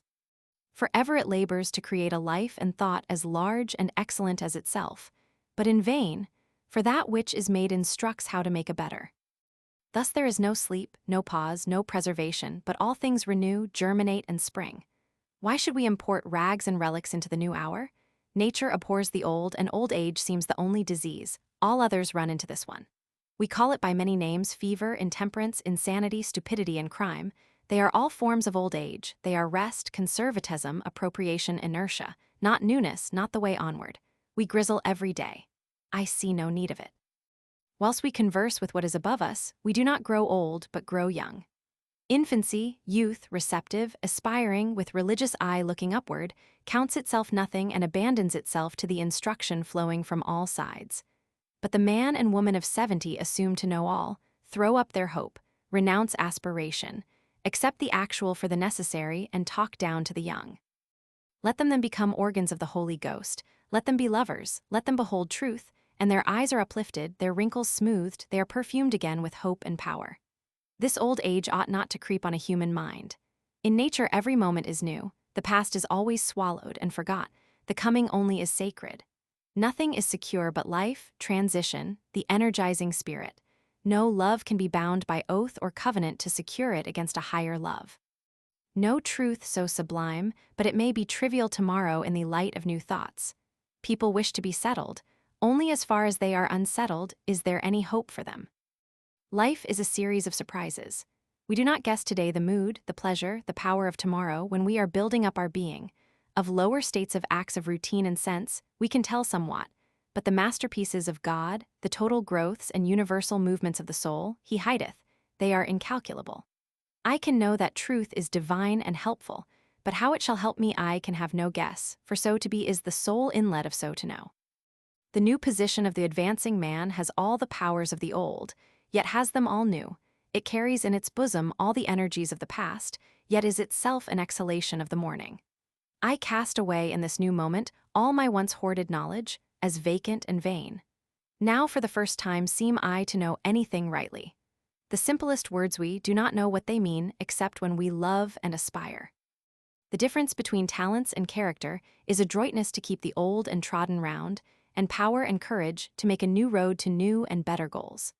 Character makes an overpowering present, a cheerful, determined hour, which fortifies all the company by making them see that much is possible and excellent that was not thought of. Character dulls the impression of particular events. When we see the conqueror, we do not think much of any one battle or success. We see that we had exaggerated the difficulty. It was easy to him. The great man is not convulsible or tormentable. He is so much that events pass over him without much impression. People say sometimes, "See what I have overcome, see how cheerful I am, see how completely I have triumphed over these black events." Not if they still remind me of the black event, they have not yet conquered. Is it conquest to be a gay and decorated sepulchre, or a half-crazed widow, hysterically laughing? True conquest is the causing the black event to fade and disappear, as an early cloud of insignificant result in a history so large and advancing. The one thing which we seek with insatiable desire is to forget ourselves, to be surprised out of our propriety, to lose our sempiternal memory, and to do something without knowing how or why, in short, to draw a new circle. Nothing great was ever achieved without enthusiasm. The way of life is wonderful. It is by abandonment. The great moments of history are the facilities of performance through the strength of ideas, as the works of genius and religion. "A man," said Oliver Cromwell, "never rises so high as when he knows not whither he is going." Dreams and drunkenness, the use of opium and alcohol are the semblance and counterfeit of this oracular genius, and hence their dangerous attraction for men. For the like reason they ask the aid of wild passions, as in the gaming and war, ape in some manner these flames and generosities of the heart.